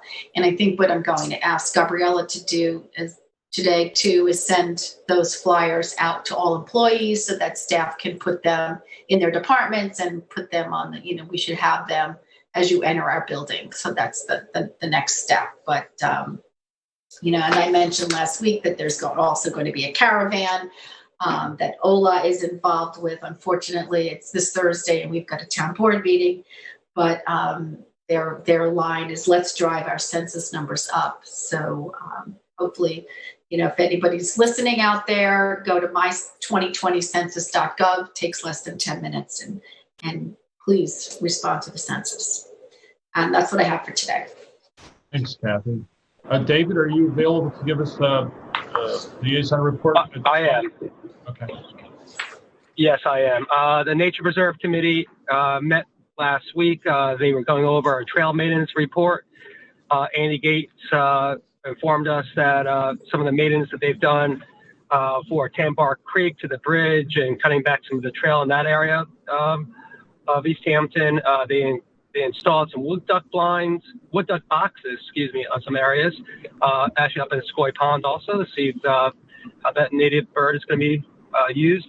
Fresh Pond and Scoy Pond were two of the locations. They also removed a bunch of encroachments onto town property. Discussion came up about southern pine beetle. There's no recent cutting on town properties. They have one or two inspections on private properties, but overall, the events and the actions the town board had taken a couple of years ago are having a very good result right now. There was discussion about Buckskill Meadows and how we can move forward with that management plan with the multi-user trails, and we'll be hopefully I could bring that up to the board discussion next month. Also, we reviewed two management plans. One is for the IR property, which is at 81 Ocean Avenue, which is on in East Hampton Village. That property we discussed in a town board work session about doing a restoration plan on there. I just received it. I'll forward it on to the town board for review. Maybe we could discuss again in a work session and then hopefully schedule for a public hearing for its adoption shortly. We also discussed the Maloney property.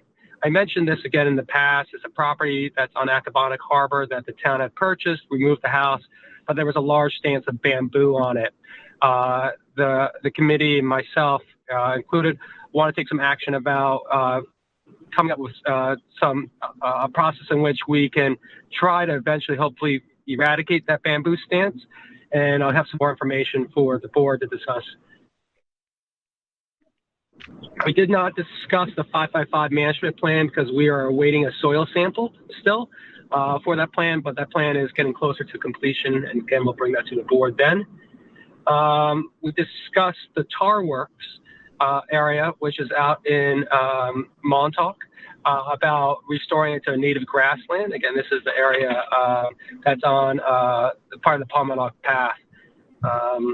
And lastly, we discussed about Kirk's Place, which is in the Grace Estates, where there's some invasive barberry. So the Nature Preserve Committee is discussing invasive removals, also about what we could potentially do for assistance on decreasing ticks on some of our properties then too.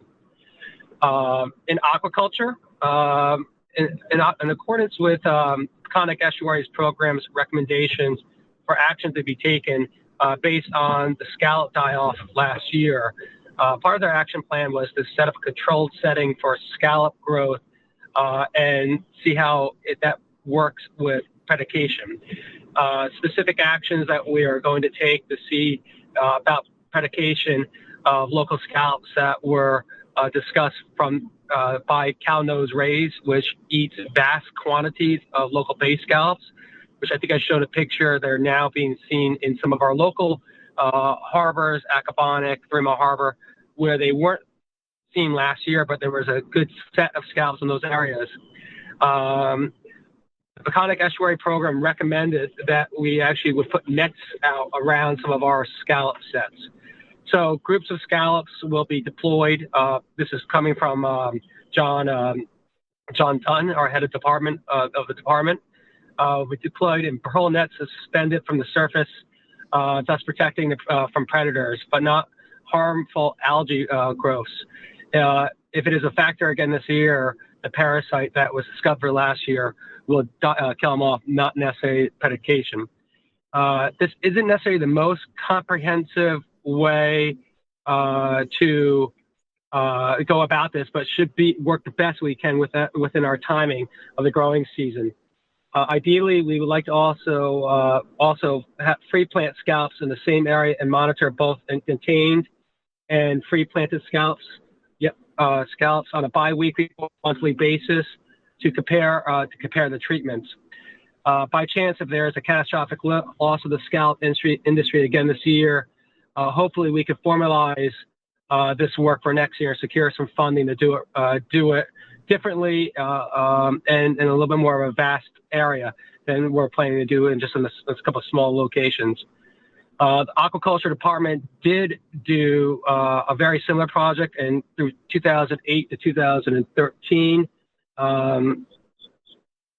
Where they seeded the sanctuaries and monitored survival along with the gonad index and spat collection. During that project, there were no protected animals in that, so animals being the scallops. So that would be an add-on. Also, in other news, in the aquaculture department, the growing season is coming to the end. The growing season is coming to an end. It's a different. Hey, girls, Daddy's on the phone. It's coming to an end. It's a different year due to staffing matters and growing and production issues at the based on growing production issues at the hatchery level in the spring. The department's output of numbers will be much lower this year for oysters based on those production issues at the hatchery, about the same as usual for clams, and way up for scallops. So we've salvaged the season with a different production profile. Come on. We will start, the aquaculture department is going to start seeding next month and have the field season wrapped up by November. The CPF Advisory Committee did meet. Very thankful for all those committee members to go about the business as committee members visiting the properties. We did so in Zoom. I just want to say a thank you to them. Also, the Beach Advisory Group is going to convene through Zoom and have our exit meeting about all the actions that we saw the beaches over this course of this summer season, related to and others. One thing I want to let the public know is that this is the last weekend of lifeguarded beaches. After that, all the beaches will not be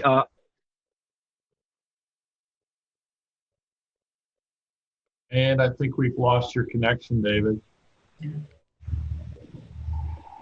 So this is the last weekend of lifeguarded beaches, and today and yesterday there was high surf warnings and rip current warnings as well. So we again asked folks only to swim in guarded areas due to the threat of rip currents.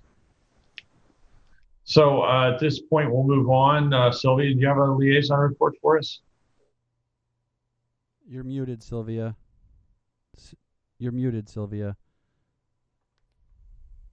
Thank you. Thank you. Sorry, I know David will come back because I know he wasn't finished with his report. So the Business Recovery Group met on Wednesday.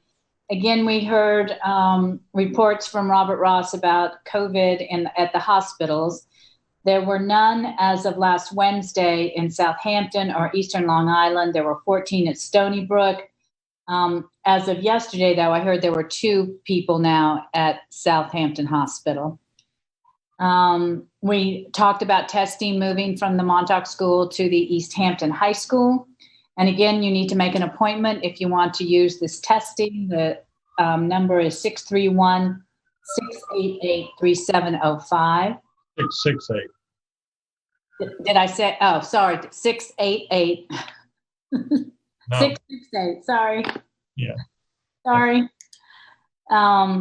3705. So let's do that again. 668-3705. Area code 631. We discussed the Montauk Chamber is over Columbus Day going to do a 2-day farmers market and a virtual clam chowder contest. I think you have to go on their website to get all the information.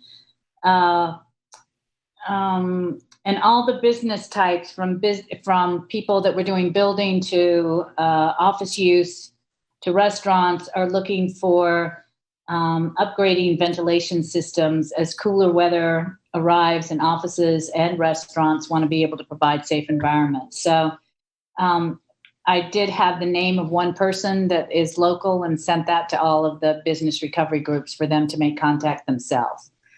Let's see. And then we talked about the legislation to continue some outdoor dining. So I don't need to go into that since we had a long discussion today. The Anti-Bias Task Force met. The diversity show, the latest one was hosted by Audrey Gaines and Edna Steck with Chief Mike Tracy. This is their second show. They did it with Talia Hayes and Anna Hoffman, and you can view it on LTV, and it's also available on YouTube. I will be able to send that link to the town board members, and I can put that link up on our website as well. It was a very well done interview, questions and answers, and very proud of these young women as citizens of not only just East Hampton, but citizens of the world. Let's see. They are looking for new members. They want to, continue their diversity shows as they are able to do. And they've been distributing the census material that we had from OLA, so we keep sending that out. One of our members has an English as a second language school that she's put together. So she's also been distributing that information. So the Energy Sustainability Committee meets once a week as a small group, and they're talking about Car-Free Day Long Island. I don't know, Peter, if you're going to talk about that again in your liaison report. You can talk about it if you like. Okay, so it's Friday, September 25th. If you would please just go to Car-Free Day Long Island and go to that website. You can then pledge that you will try to be as car-free as possible. Things like, combining errands or carpooling, walking, riding your bike, all of these things you can check as a list of things you will try to do on Car-Free Day. And according to how many people sign up is what kind of award the town will get. Last year we reached a bronze level, so hopefully we can reach a higher level this year. And so please go to that website, and it just takes 2 minutes just to sign it. When you get to the landing page, it'll say on the right-hand side, pledge, and it'll say how many people have already signed up, and just hit that, and you'll get your own little link to pledge. The last couple of years, I've ridden my bicycle to work. Not sure I'll do that this year. COVID's made it even easier to not use a car, and I can remote in and not even ride a bicycle tomorrow. Yeah.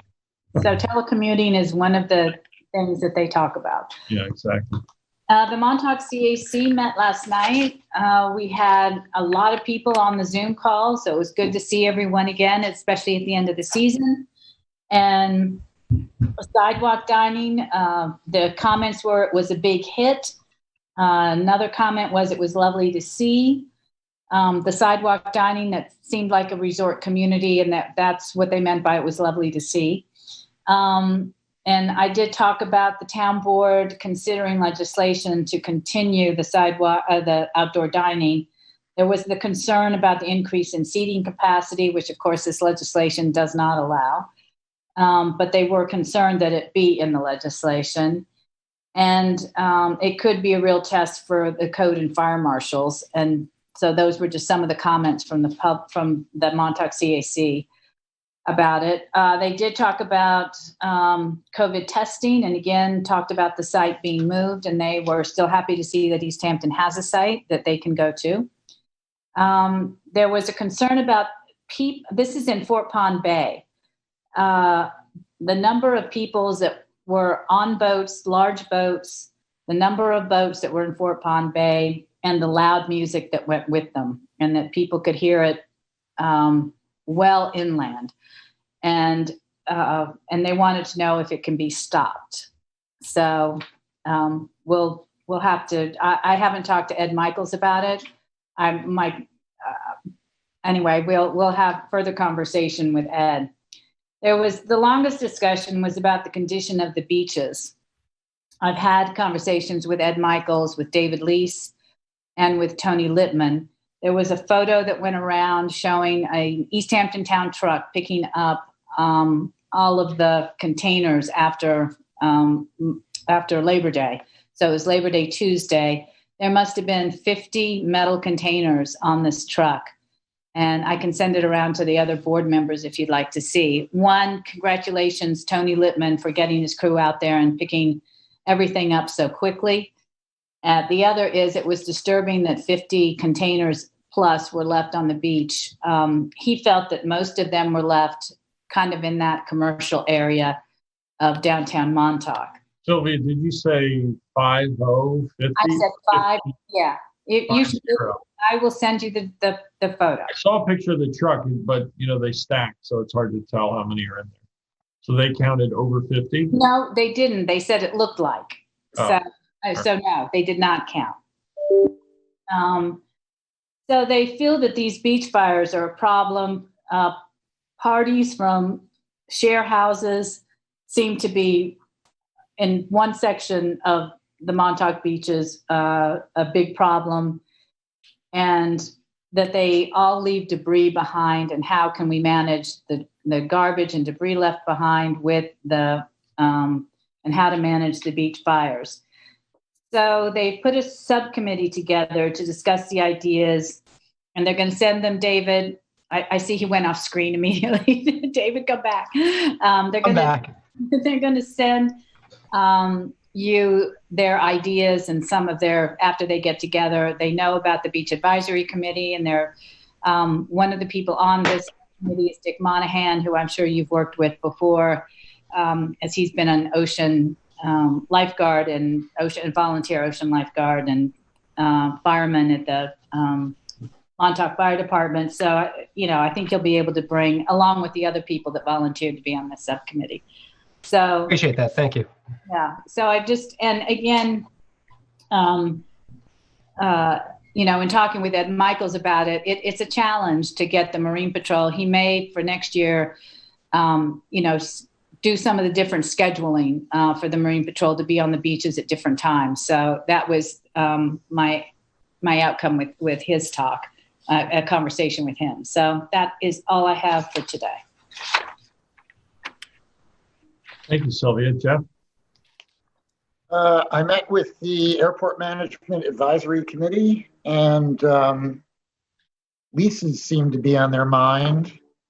We were discussing if any leases were in default, and I had spoken to Jameson about that, and there aren't really many, and reported back to them.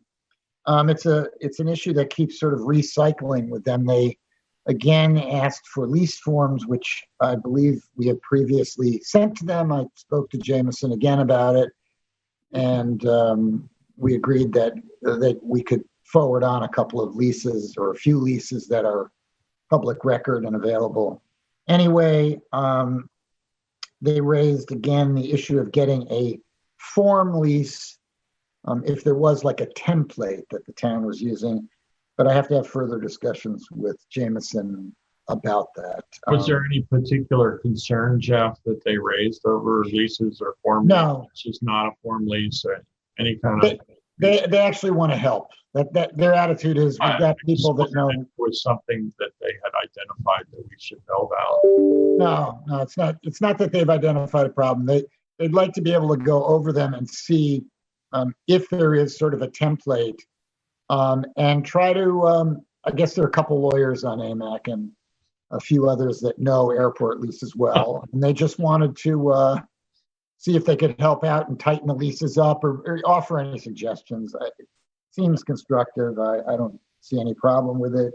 Jameson, I think, was willing to give them documents that are in the public record, and I believe had previously done that. So, but it seems, issues kind of fade and then they come back, and that seemed to be a relatively hot topic. Can I ask, is this something Jameson has asked to have help with? Is there anybody that... No, I don't think the town attorney's office would ask AMAC for help.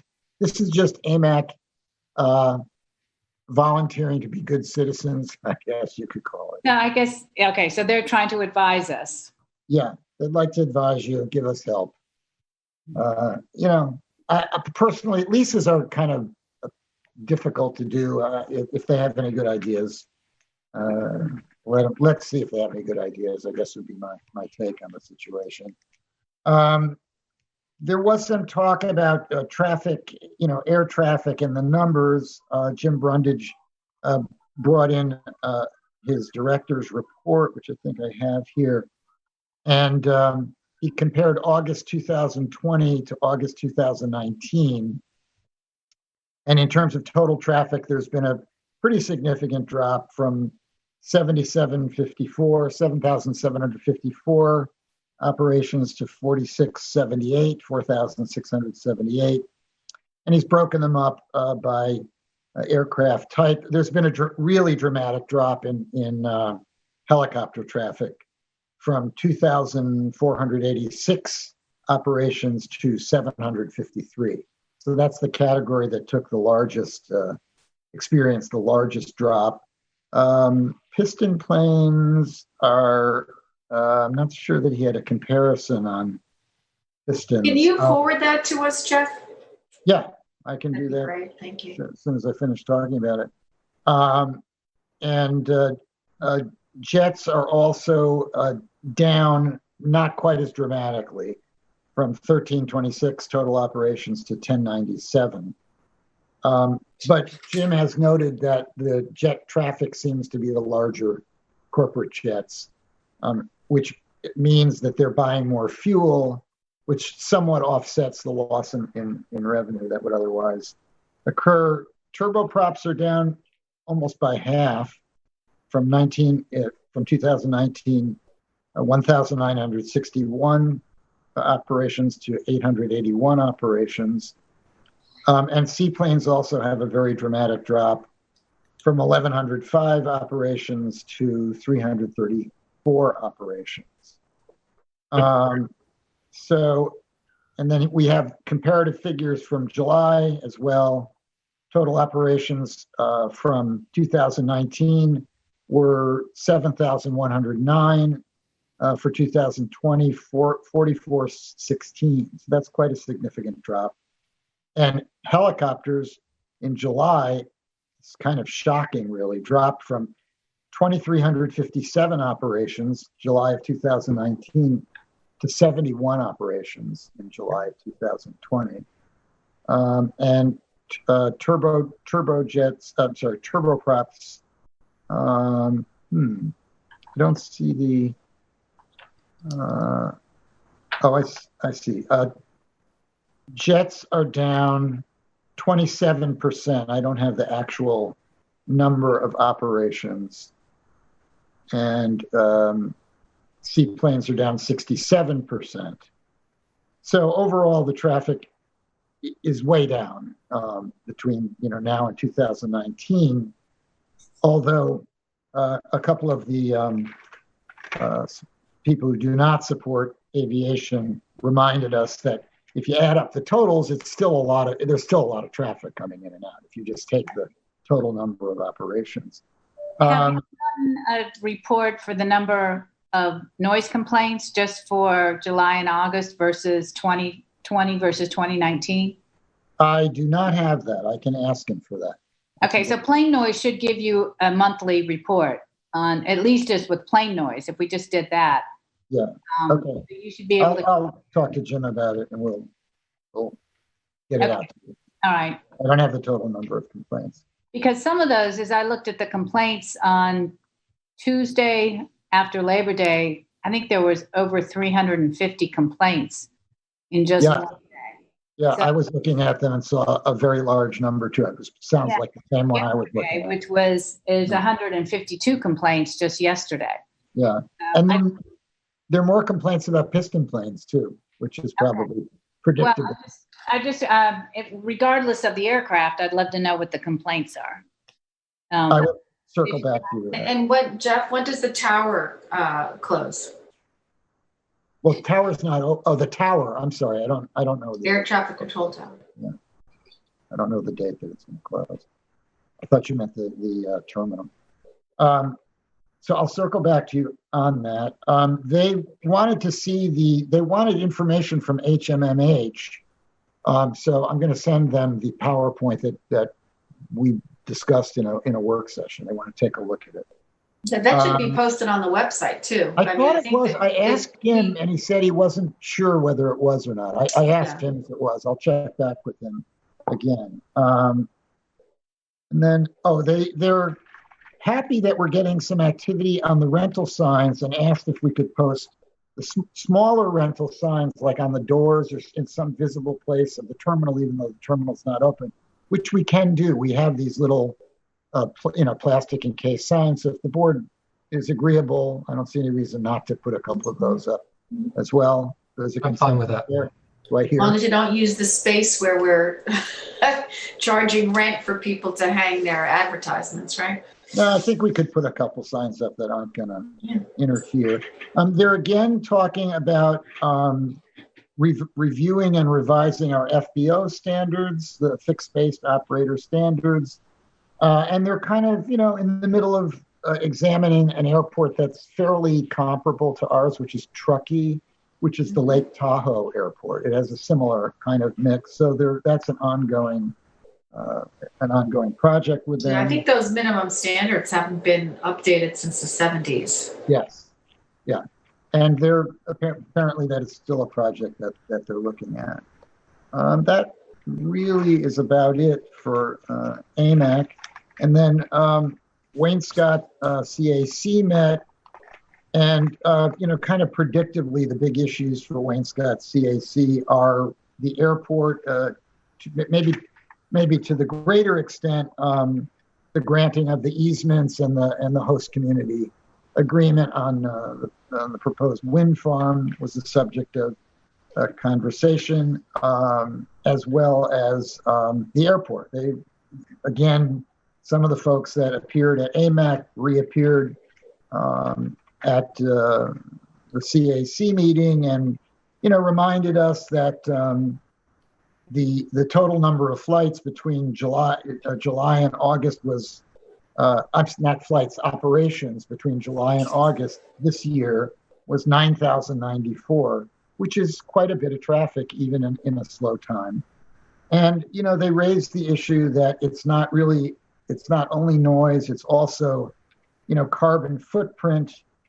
And there were some comments about how much fuel especially the larger jets burn, especially on takeoffs, and that does pose a serious impact on our carbon footprint, which they would like examined.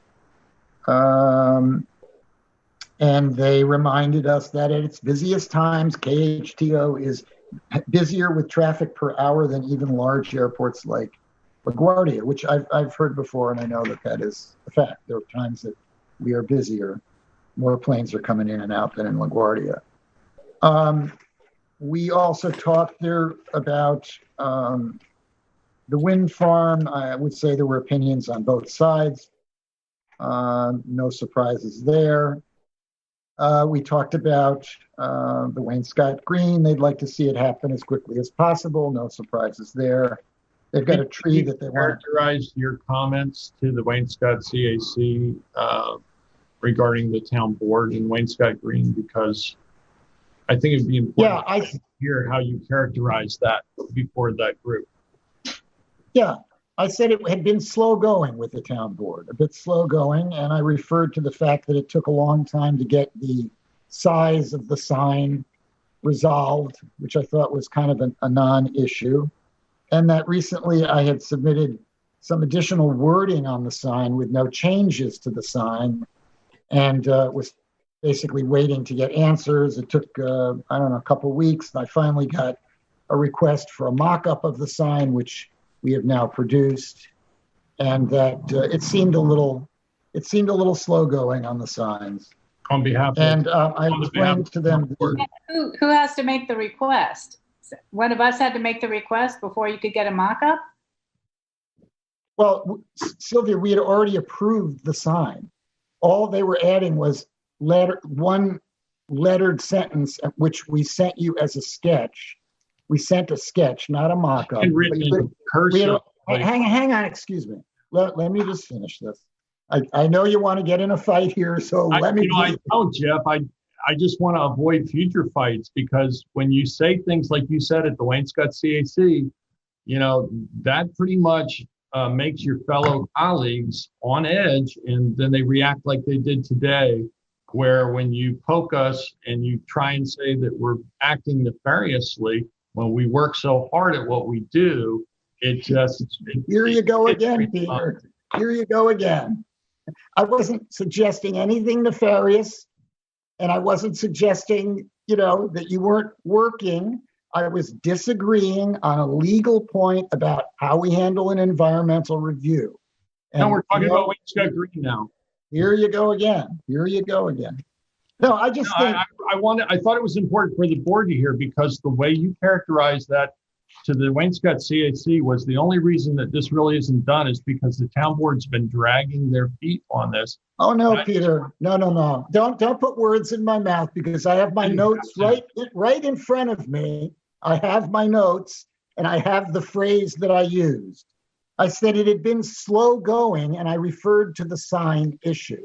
And Sylvia, to your point, here's what I would like to say.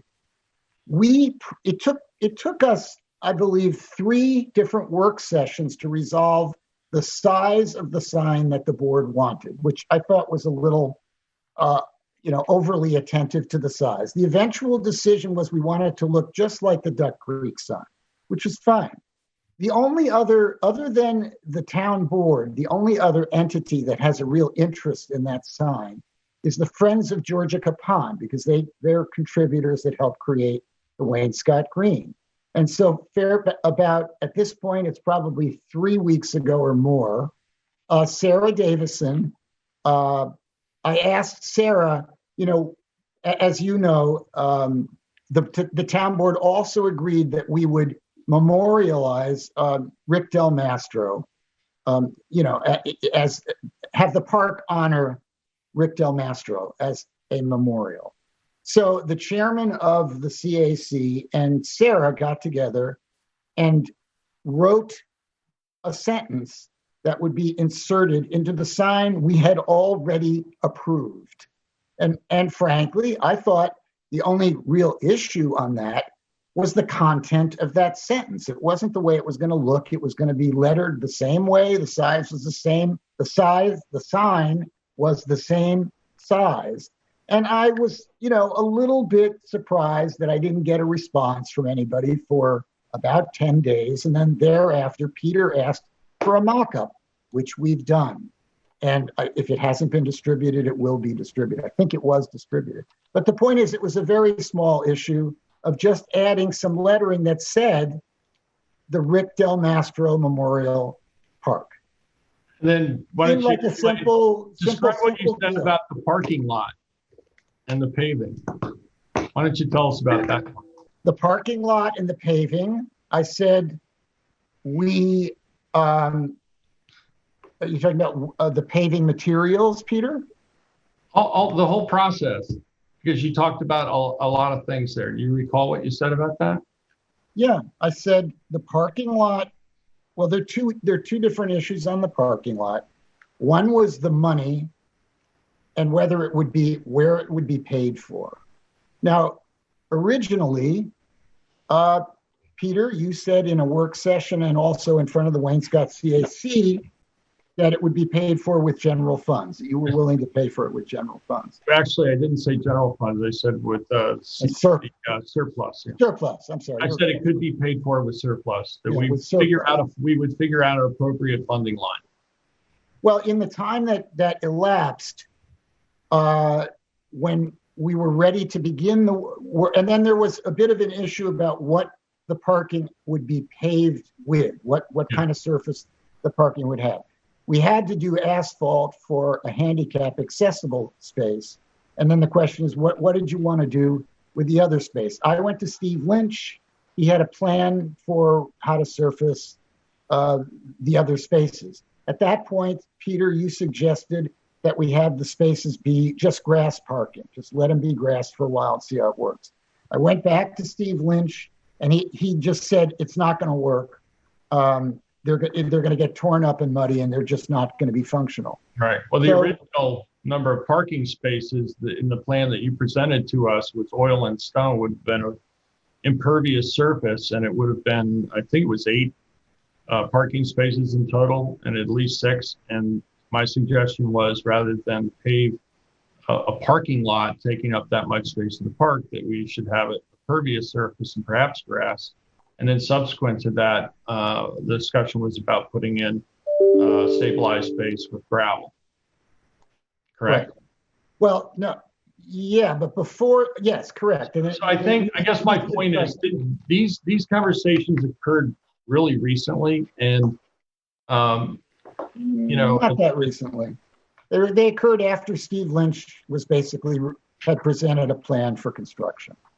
So that's, I mean, that's, oh, and then we did talk about the funding issue because, at the time Steve was ready to basically launch, which he is, he wanted to know what funding line the payment should come from.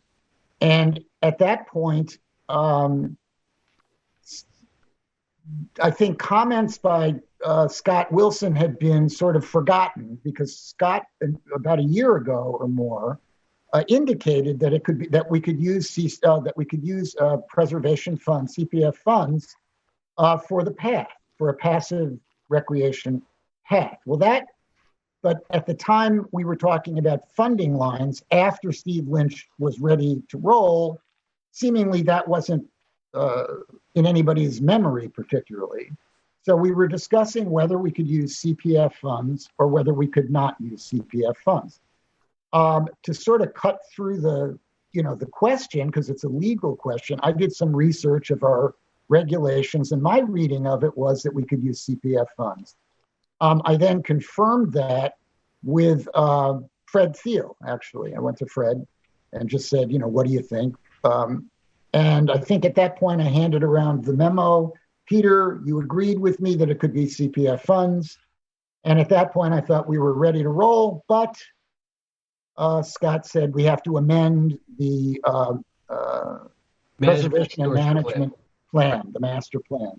Yeah, which follow we did. that process. And the only wrinkle in that was, in an attempt to get it moving more quickly, I went to Len Bernard and asked him, as a matter of budgeting, whether there was a workaround on that. Was there a way that we could begin the work, lawfully and manage it in any different way? And Len suggested a budget modification resolution, and his rationale was that if we could allocate the funds, the work would begin. It was very likely, and we could, in parallel, we could submit the motion to amend the management and stewardship plan, hold the public hearing, and that the chances were very good that we wouldn't even have to use general funds, because by the time the work is done and invoiced and reviewed, the management plan would be amended. I asked Peter, I asked if we could do that. You did not want to do that. And so that brings us up to the present moment, which is we're waiting for the public hearing on the modification of the management and stewardship plan, which unfortunately means we're going to have to keep it open for at least a week after we get a transcript because of the COVID regulations. So that's where we're at. We're probably, if we had not taken that route, if we had done the budget modification, we'd be constructing now. But we'd still have to do the budget modification on the meeting, and yeah, but we could be constructing. I frankly think that would have been a better decision, and I personally think this thing could be constructed last summer. I didn't want to take 67. I also think I need a Snickers bar. I didn't want to take $67,000+ out of surplus for this when it's an eligible cost under CPF, and I think it sets a bad precedent to float and then have that fund repay the general fund. I just think for all the history that we've had in this town, that doesn't look good on the balance sheet. But in any case, things take a long time to move forward. I know that you're rushing to get this done, and I can appreciate that. At this point, having been so long, that we all expected that it would have been completed. That was the purpose originally for handing it off to the liaison yourself, because the original idea was that the Nature Preserve Committee would would take it up, and that because of their meeting schedule, that it would take much longer to get it started. Originally, we're trying to get it done for summer of 2019. But in any case, I'm glad that it looks like we're getting closer every day. Yeah. I also left out, it was David's suggestion actually, to move the telephone pole, which is actually supposed to be a later phase of the project. But so at one point, very close to the time that Steve Lynch was ready to construct, we, corresponded and got that set up. It was very expensive, as you know, because I forwarded the cost to you. And, it just seemed like there was no point in doing it now. It was scheduled to come later, and it was a lot of money. So there were other tasks that had to be done, but it looks like we're nearing, the end of the line. Once we can close that public hearing, Steve Lynch has told me that he predicts that it could be done within a couple of weeks. And I think it would be a good thing for the community. I know everybody here remembers Rick. He was quite a memorable character. He was a very good friend to me. And, he was an unusual man. He was a guy, I say it about very few people, but he's a man. He was, getting up there in years, but I feel like I never saw Rick Del Mastro grow old. He was never old. He had a very youthful style, a unique style. And yet he had that maturity in a meeting. He could really settle people down and offer advice. And it's rare that you find a person like that in a meeting, because he could keep things moving and bring people together. So I'm part of the reason that I'm in a rush is because, I knew Rick, I knew his wife. We had drinks together, and he was a good friend. And I know the community is eager to. We all knew Rick, and we admired him, and we miss him sorely. In terms of moving forward, we'll have a public hearing. I would think we could prove it the same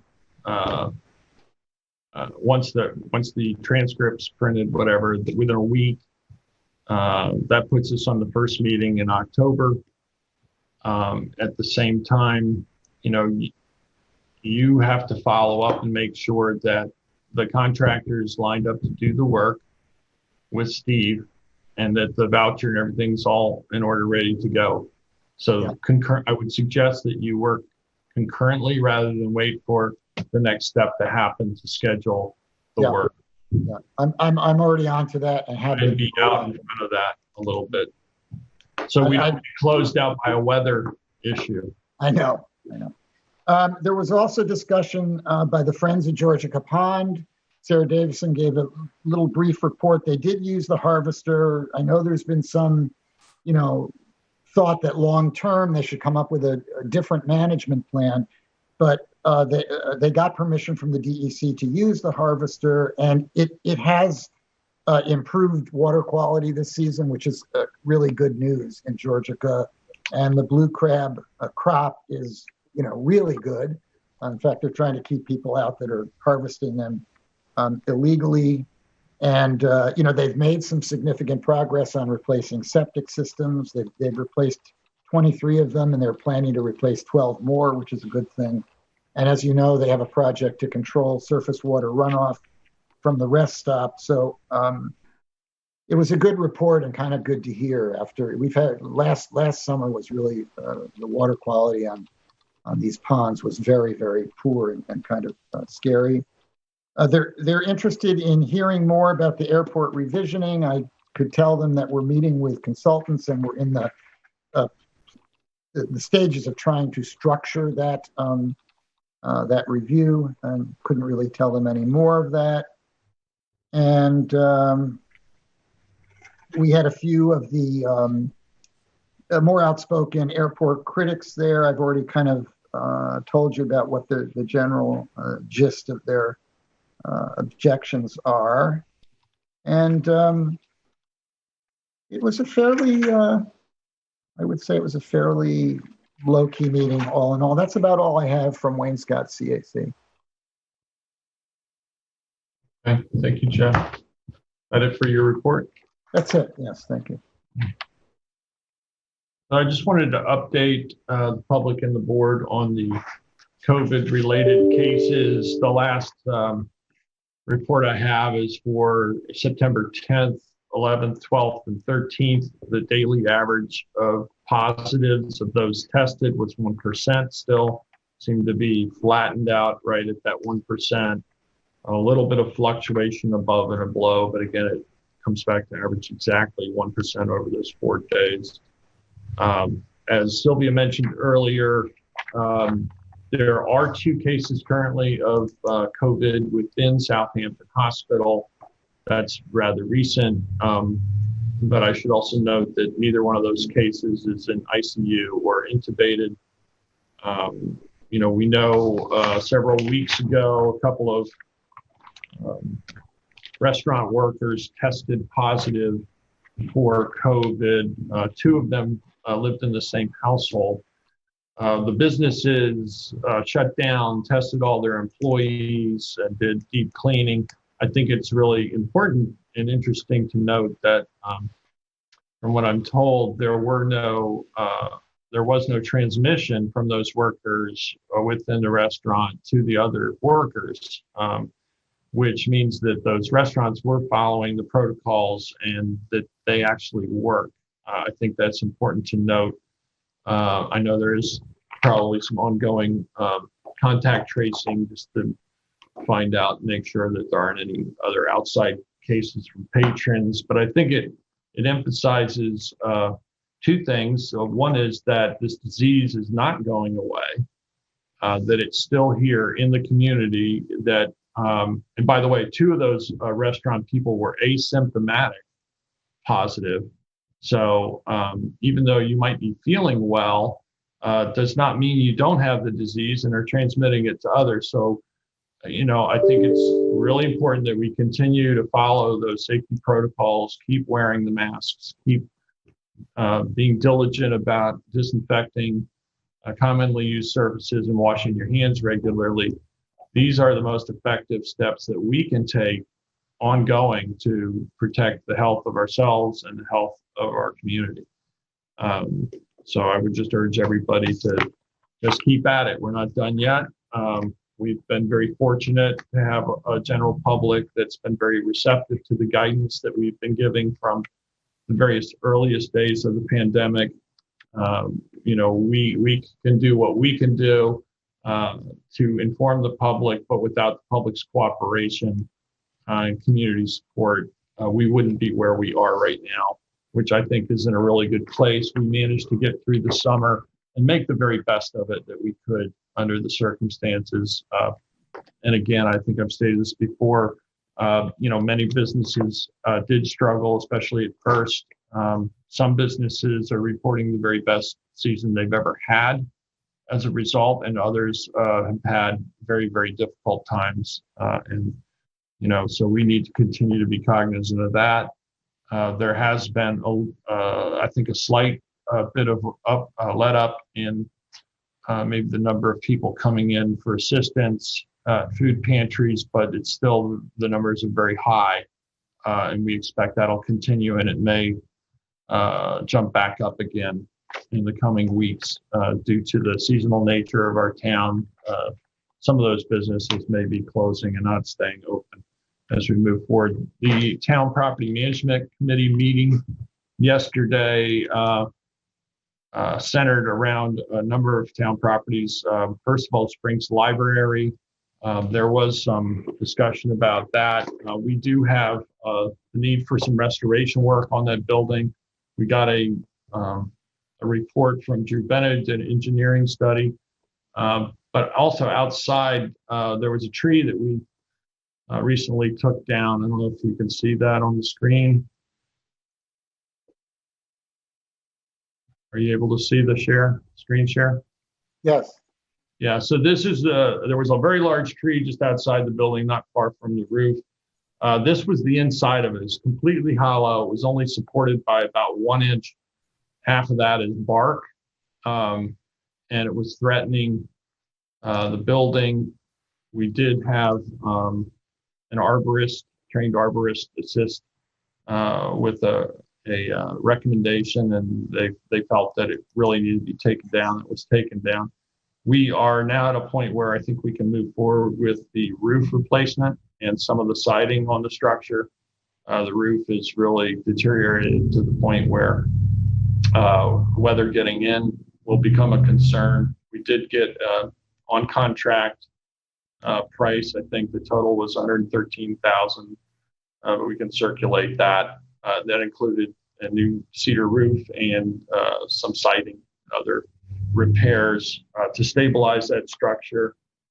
The Property Management Committee also discussed briefly the phase 3 restoration of second house. Phase 2 is just nearing completion. I know, David, you've been involved directly with that. The building's looking great. The exterior was returned to the layout and configuration of the last keeper's cottage, which dates back to 95, when at that point the Kennedy family purchased it and converted it into a summer home, added dormers and made other interior changes, including adding an elevator. So that part of the restoration is nearly complete.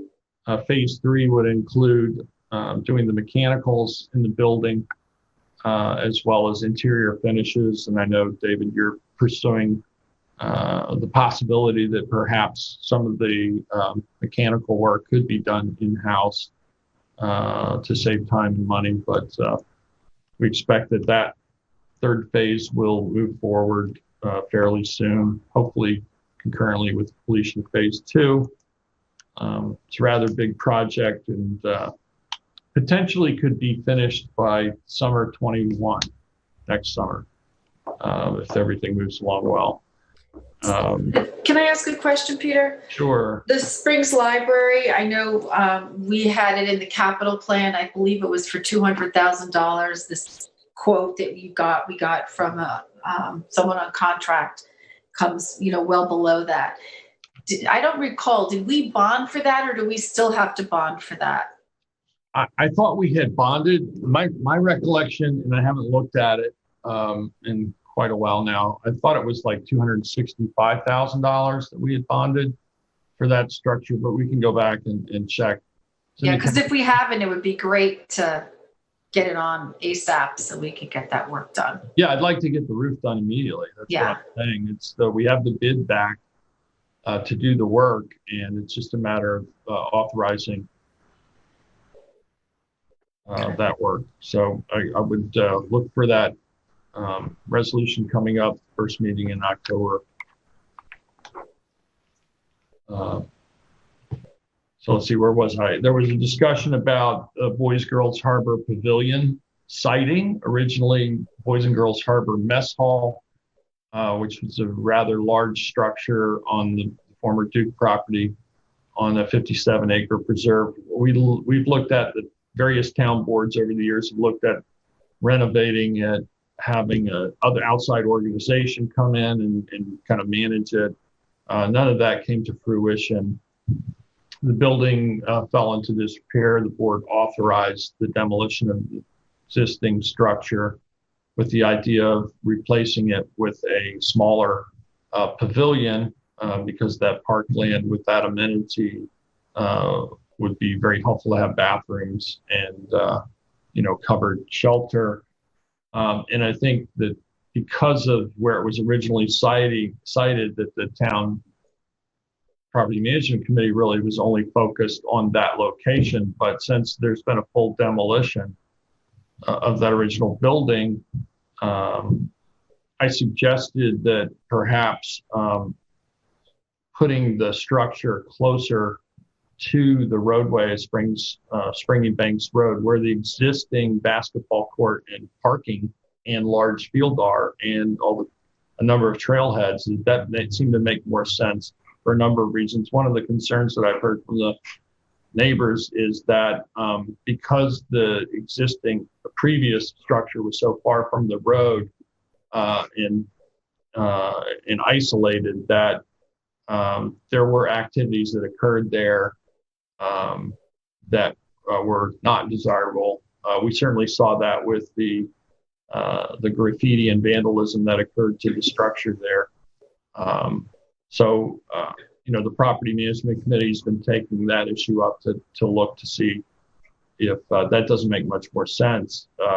It also would make the electric run for that structure considerably less. Again, it also separates out the public and private spaces a little bit better than what would happen if it was rebuilt on the original mess hall site.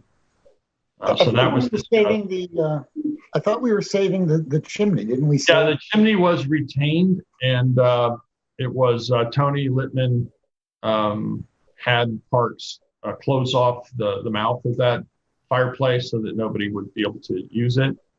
For now, I do think retaining it as a landmark of what was there, is important. I think you agreed that retaining the chimney was important to do, just as a acknowledgement of what was there.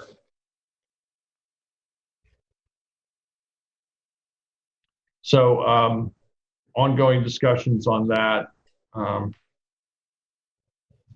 The budget is nearing completion. I've been reviewing departmental budget requests, and I expect to have the draft budget released to you perhaps by the end of next week, but certainly no later than September 30th. Things are shaping up pretty well, and I'm hopeful that we can deliver a budget that is both reflective of our values and what's important, and one that is conservative in terms of how we spend the taxpayer dollars. We've had obviously a lot more expenses due to COVID. Our revenues this year are off what they normally would be. So between the additional costs and lost revenue this year, I don't expect to be putting aside any additional surplus, but because we've done so consistently for many years, we are able to weather this. And again, retain during the time of COVID, we managed to retain our AAA bond rating.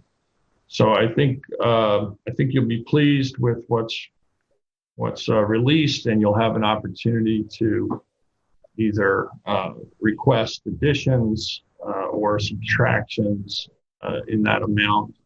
There's not going to be a great deal of tax cap space. I am hoping to get it in under the 2% tax cap. A number of other communities are finding that extremely difficult to do. Not impossible, but I think there's a chance we can get there. Jeff mentioned the Georgia Pond Steering Committee. There is and Jeff mentioned the rest area. There is a grant that the Friends of Georgia have received from Suffolk County to do water quality improvements at that location. The town and Georgia Pond, Friends of Georgia, have discussed working on a memorandum of understanding between the two parties, and that we would match the grant of Suffolk County in the interim, and that's being worked on. John, I believe your office is putting together that MOU, and that is, I guess, nearing completion. And so once we have that, we'll look at authorizing that. But I did also want to reach out because there have been some changes that have occurred. I got a phone call from Peconic Land Trust about the property Il Molino, the restaurant there at the head of Georgia Pond. And that's a property the town has been interested in trying to acquire with CPF funds for a number of years. Well, it was back on the market and at a price, I think, higher than we could pay based on appraisals that we had. Peconic Land Trust had an individual step forward, buy the property, and donate it to Peconic Land Trust. And in my conversations with John Halsey, I asked whether or not there would be the possibility of having water quality improvement project placed on that property, because there's a lot more upland and ability to facilitate water treatment, road runoff primarily, at that location than at the rest stop. The rest stop is very constrained size-wise, and the question came up as to whether or not the Suffolk County grant, if it was still eligible for that. So I had a conversation with Director Sarah Lansdale, Suffolk County Planning, and she said yes, there was flexibility in that to accommodate that additional property. So I think those are exciting developments. And John, as soon as you can get that MOU circulated to the town board members, we can have a discussion about it and see about moving forward. Let's see. Jeff also mentioned in the report about septic improvements. There have been 23 systems, low nitrogen systems now installed around George Pond.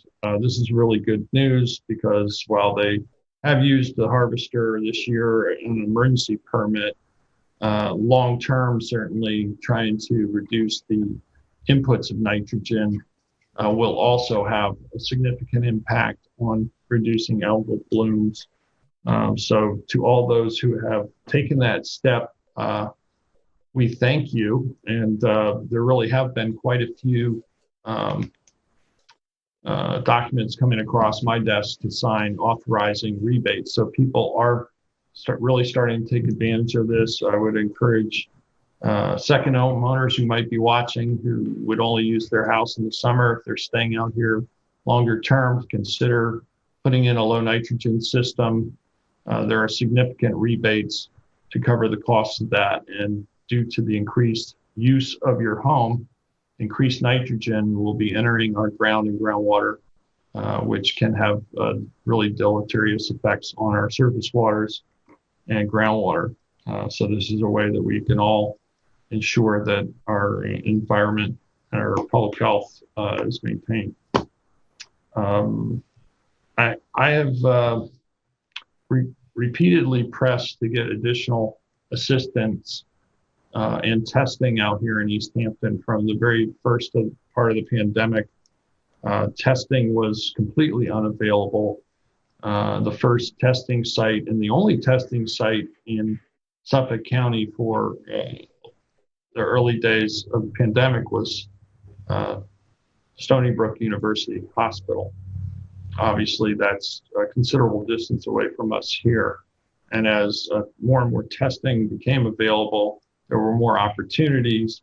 We were able to bring testing to Pantago, actually right on the site of the future emergency satellite emergency center, a pop-up testing site with Hudson River Healthcare for a period of time. Southampton Hospital, when that period of time expired, Southampton Hospital then came in, and we were able to help facilitate testing by them out in Montauk during the summer season, in advance of the summer season, throughout the summer. Now that schools started again, there was a need to have testing more centrally located for, because of the schools opening, teachers, students, and everyone else in town who might need testing locally. But the capacity to test is still pretty limited. And I've repeatedly asked the county to be able to dedicate some of that $257 million in CARES funding to the town. To date, they've not released any of that funding to towns, which they are able to do. And rather than just plug their budget gaps, I think there's a responsibility, especially in a public health crisis, to have some of those funds available to us here in East Hampton. And I've been joined in my plea and cry and by the Suffolk County Supervisors Association, who have also made that request. We will continue to press for more testing capability here, especially as we are forced to move back indoors. It becomes even more critical. I think all can agree that more testing really is a very important tool to know how the disease is spreading and how to avoid the further spread once you identify cases. And many times they're asymptomatic cases. And I think that's it for my liaison report. So at this time, we've already done resolutions. Any other comments by board members before we move on to the next phase? I'll take a motion to go into executive session then. And if we could reconvene at 4:30, does that sound good, folks? We have a very long executive We really session do. agenda. And just so everybody knows, I have a 7 o'clock CAC meeting. Last week we got out at 7 o'clock, so. Well, we could just continue offline and exec, and I just want to give people an opportunity to eat. My sandwich is sitting on my desk. But I want to give others. My mac and cheese has gotten cold. My sandwich is cold too, but. My tuna is warm. I don't know what I'm having. So would you want to just start at 4 then?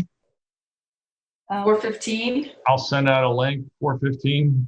Yeah, 4:15. Is that doable? 4:15. Okay, great. I can turn it Motion around. to go into exec session at 4:15 for contracts, litigation, and personnel. Second. In favor? Aye. Aye. Passed and carried. Thanks very much, everyone. Take care. Stay